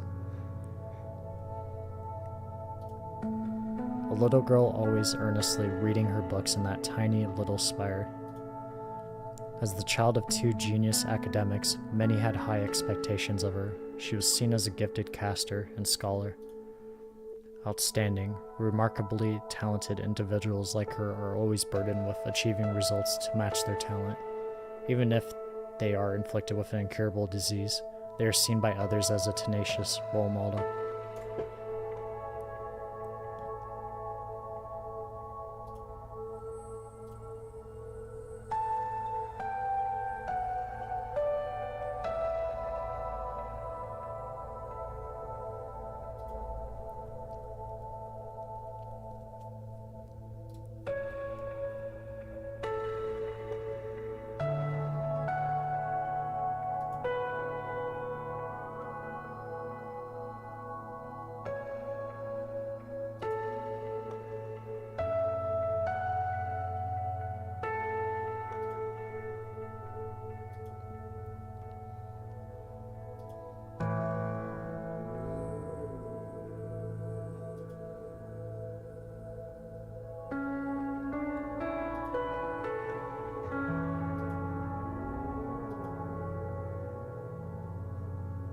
The fluffy creature shakes its body a little, walks forward a few steps, and lightly brushes the girl's cheek with its snout.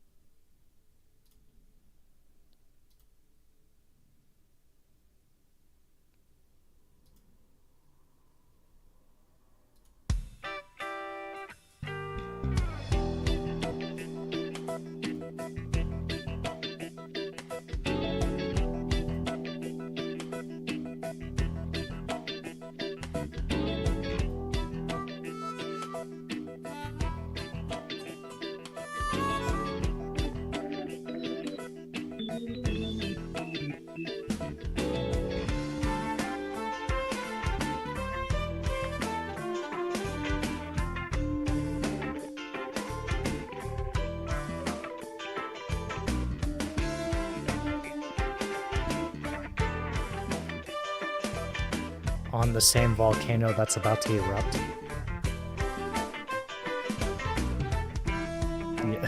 Yeah, word for word.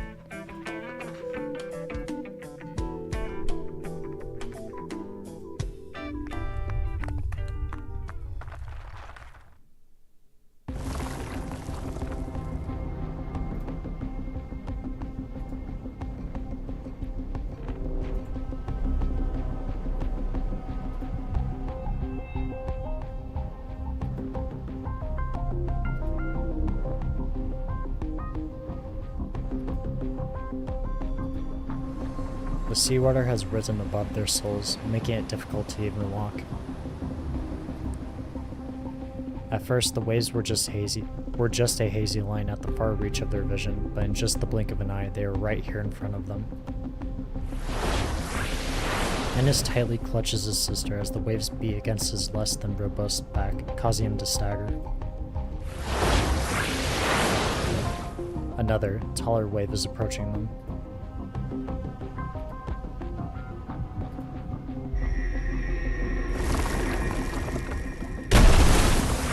Arts? Ennis tries his hardest to feel the rock in his body, that being the originum. It's close to his heart.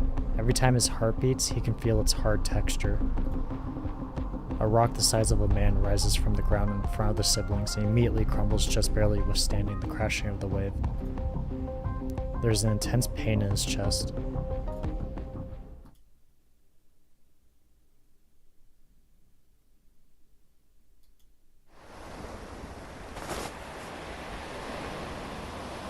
Ennis wipes the blood on his face and pulls his sister so she isn't hurt by the crumbling gravel.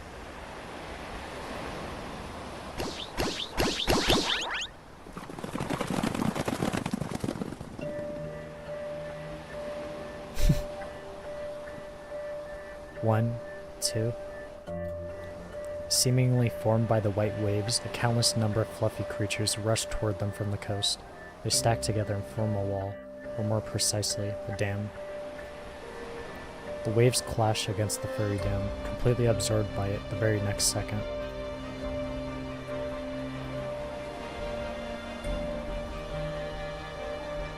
Having absorbed the seawater, their white wool has grown even puffier, enough to keep the siblings safe from the dangerous waves.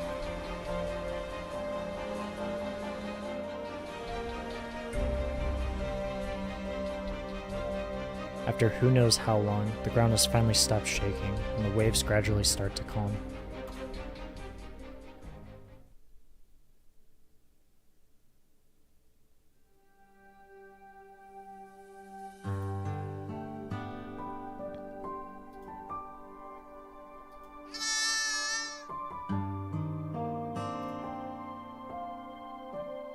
Just like cotton candy dissolving in the water, the beastling suddenly disappears.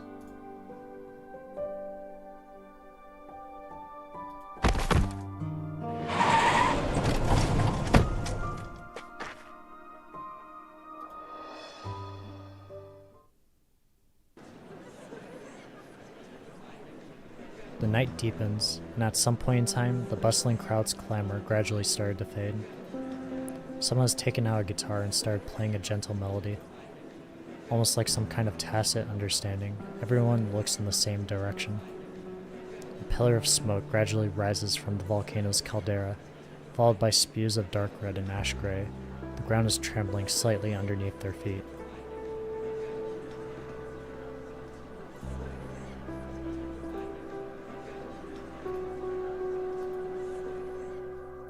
The people in the crowd hold the hands of those around them. Parents hug their children tight as pedestrians begin to hold their breaths, as though they all finally feel a weight off their shoulders, or perhaps like a giant boulder has finally crushed their hearts. Sighs and quiet mumblings can be heard amongst the crowd, yet this just makes the whole street seem even more quiet. This continues for a very, very long time, until the crowd snaps back from the sight before them.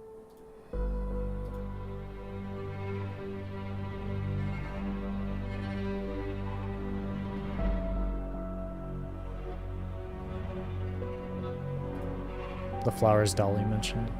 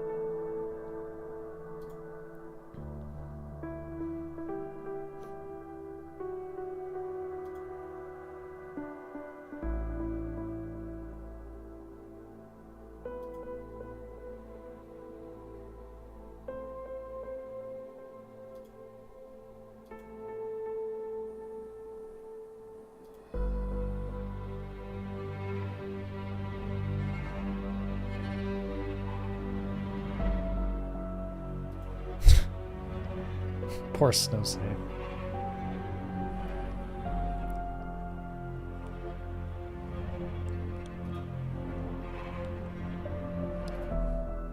The old man clears his throat.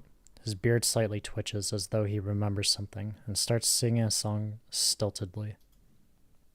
The volcanic ash slowly spreads, covering half the sky.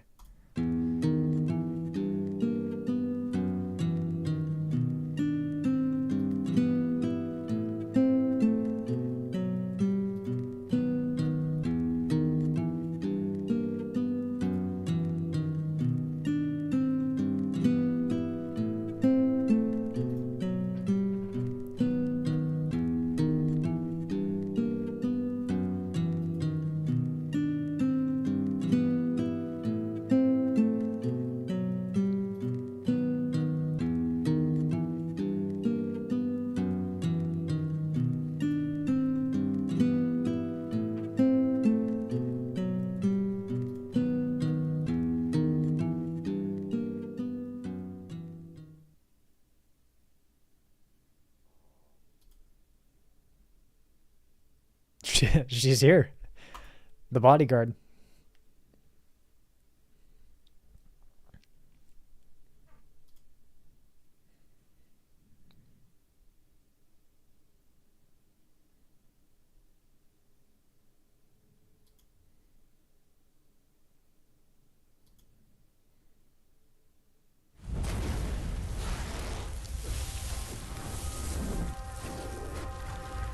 They see the rocks and their memories crumble as a magnificent evening glow they had never before seen rises from the top of the volcano. A pink smoke covers half of the sky and gradually flutters downward toward the ground. Although they did not see it for themselves, they know a memory that belonged only to them has now been forever buried underneath the white volcanic ash.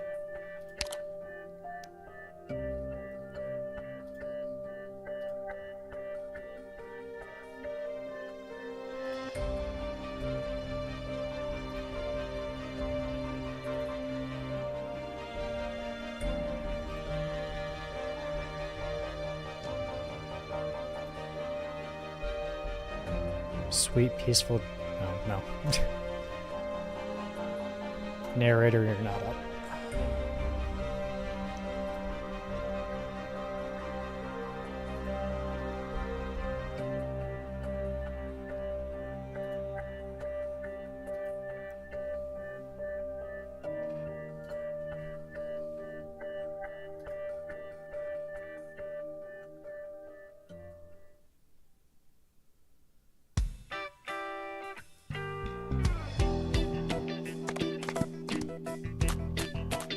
Okay, there's Emperor.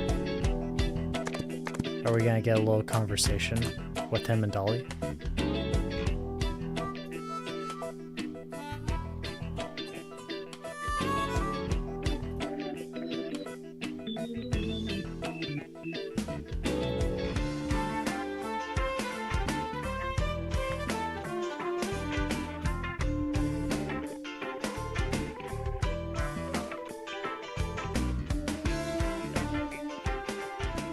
ドクター、俺結構うまくやれてましたよね。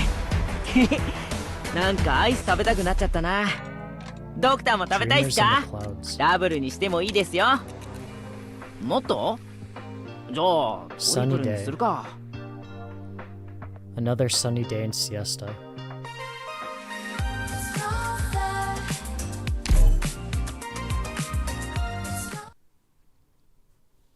Okay, we are gonna get that convo, maybe. Some ecologists have categorized all the fowl beasts on this great land into two categories, wayfowls and homefowls. The former will, owing to climatic and ecological shifts, constantly relocate as they look for the most suitable habitat for survival, while the latter, once settled in their habitat, will stay for good and stop at nothing to protect their homes. This biological theory was later borrowed by historians to suggest that all conflict between races on this continent stems from differing views between those who can only live in one place and those who drift nomadically. Afterwards came yet another supplementary addition to this viewpoint. There were originally no home files in this great land, but as the Falbies gradually gathered in places, built their homes together, and created a collective memory, the home files came to be.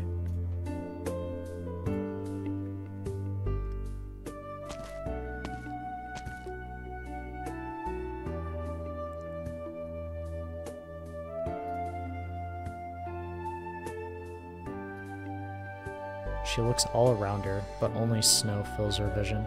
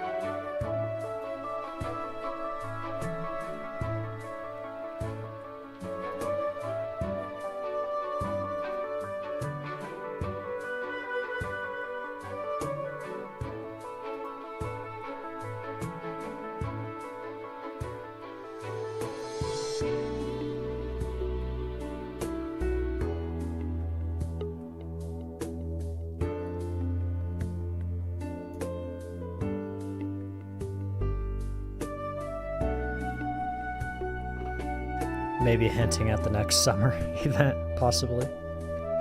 Maybe.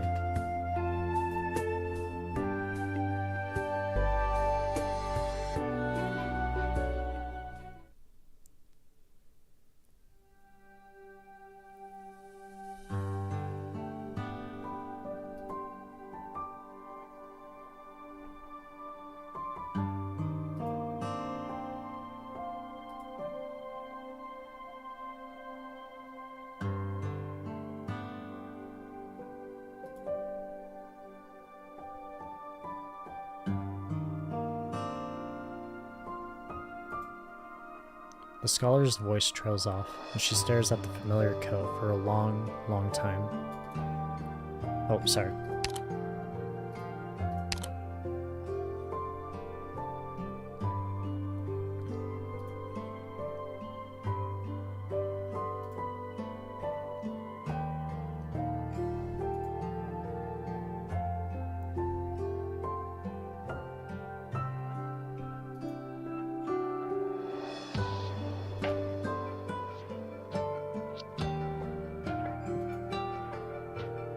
Adele lightly shakes her head.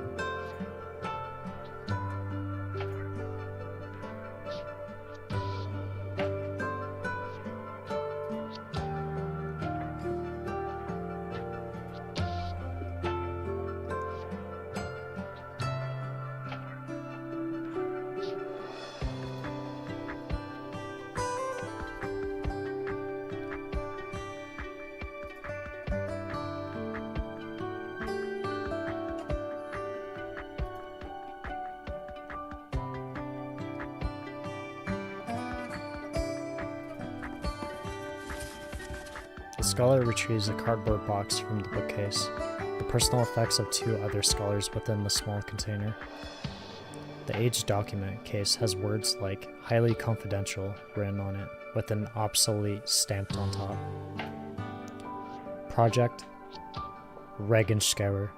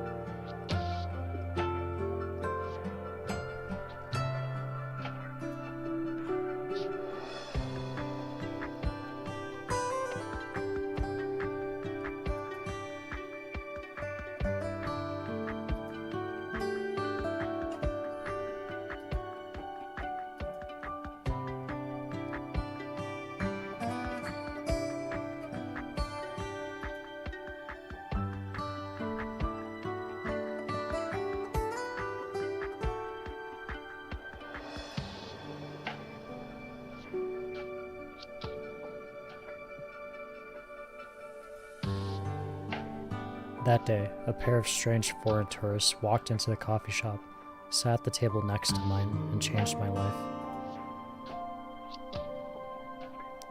And as I'm reading this, I realize this is not the narrator talking, nor is it Julius himself.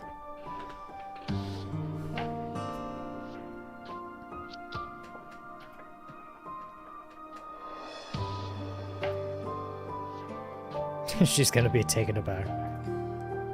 Oh, or not. Okay. I thought she was taking a moment to, like, let that sink in. The scholar takes the girl into her arms, gently resting her forehead against hers.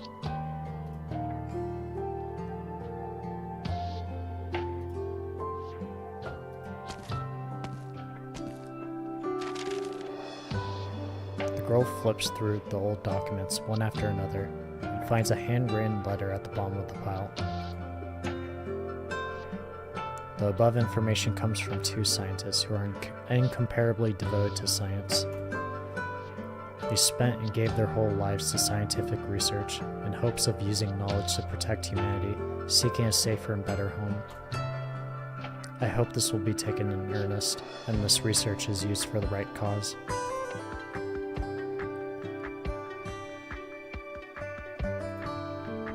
In the corner of the letter is a beautiful signature. Adele Keller.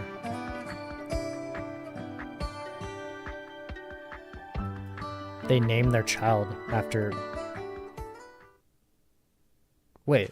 No, wait.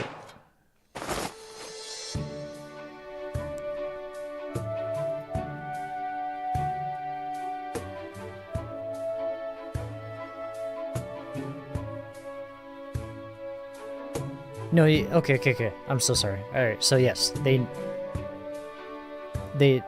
mother and father of Adele named her Adele after Keller, and Keller is her last name.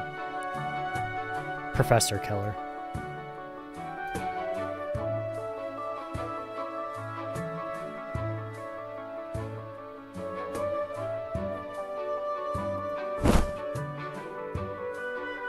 The young man drops back into his bed in relief.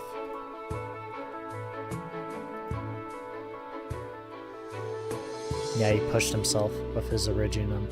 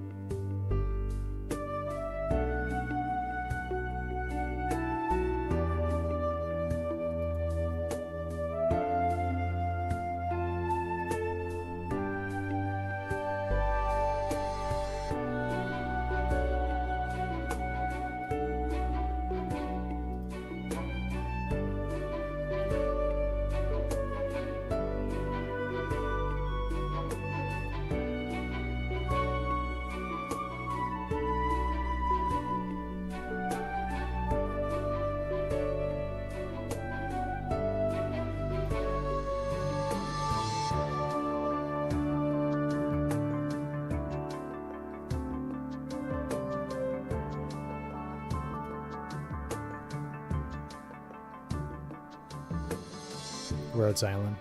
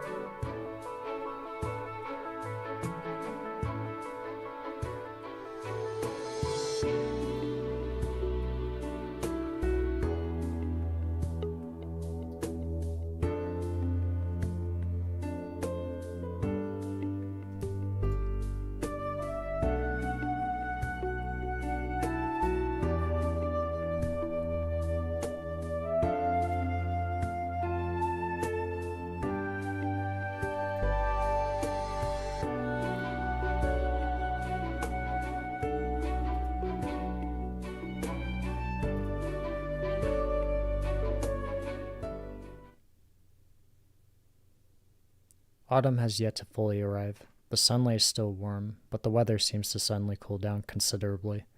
There seems to be more people playing in the streets, and a few surprising queues leaking out of some shops.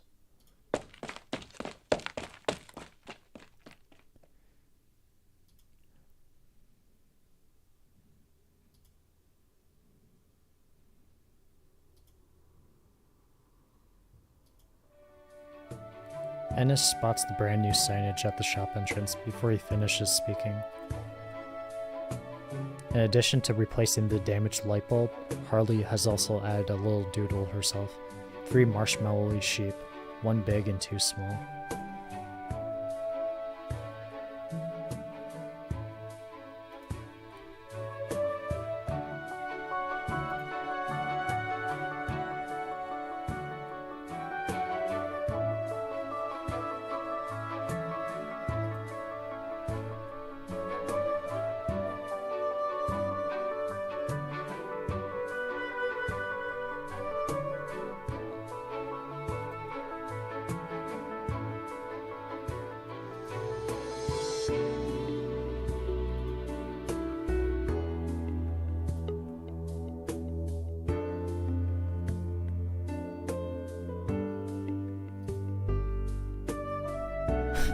A brand new pickup truck in pure white is parked in front of the shop with a small note pressed under the wiper. Helping a friend with some minor troubles.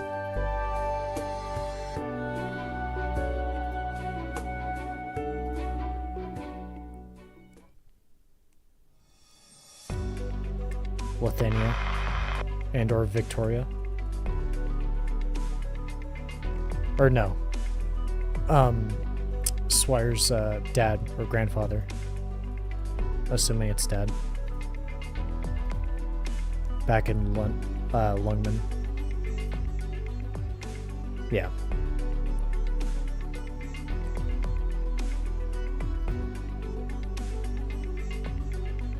Okay, grandpa, not dad.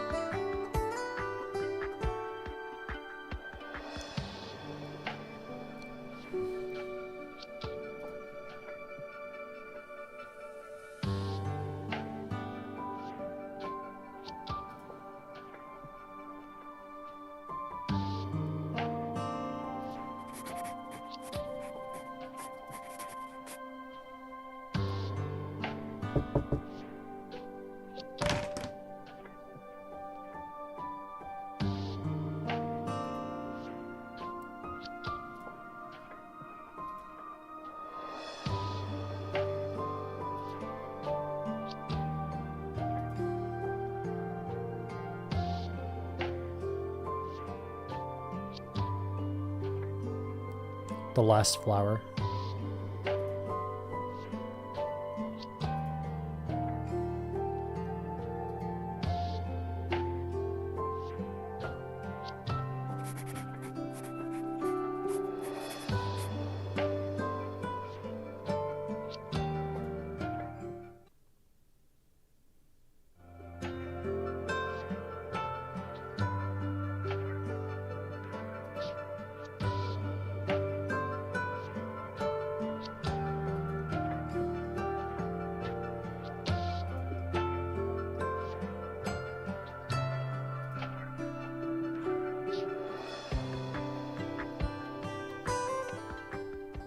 Oh, it ends with that.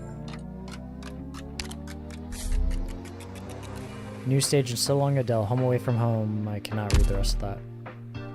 But the X stages.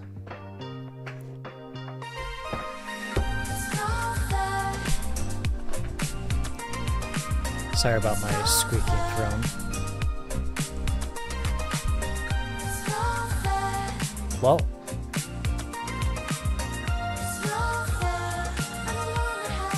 I think we're good.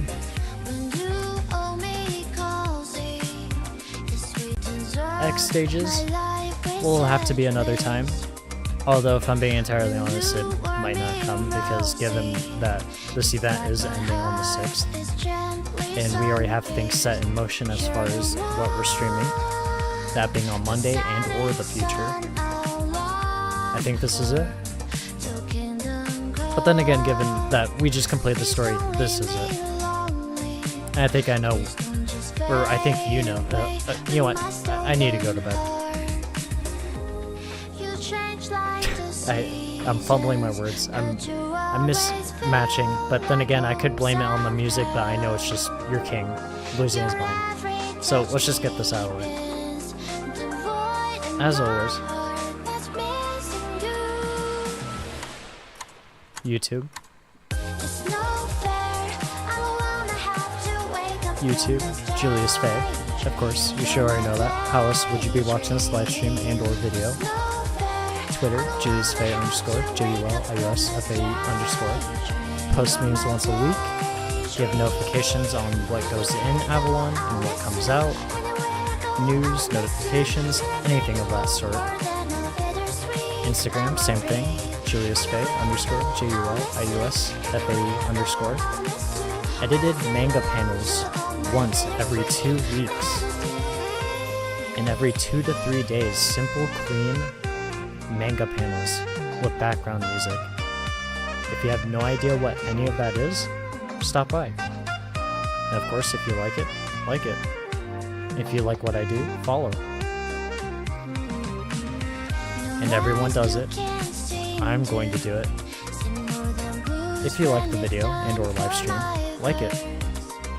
And of course, if you like what I do, that being Fate Grand Order and or Arknights content with variety on the back end, subscribe. It helps. Especially with expanding Avalon. And if not, Avalon's gates are always open. I enjoy your stay. And with that, good morning, Avalon.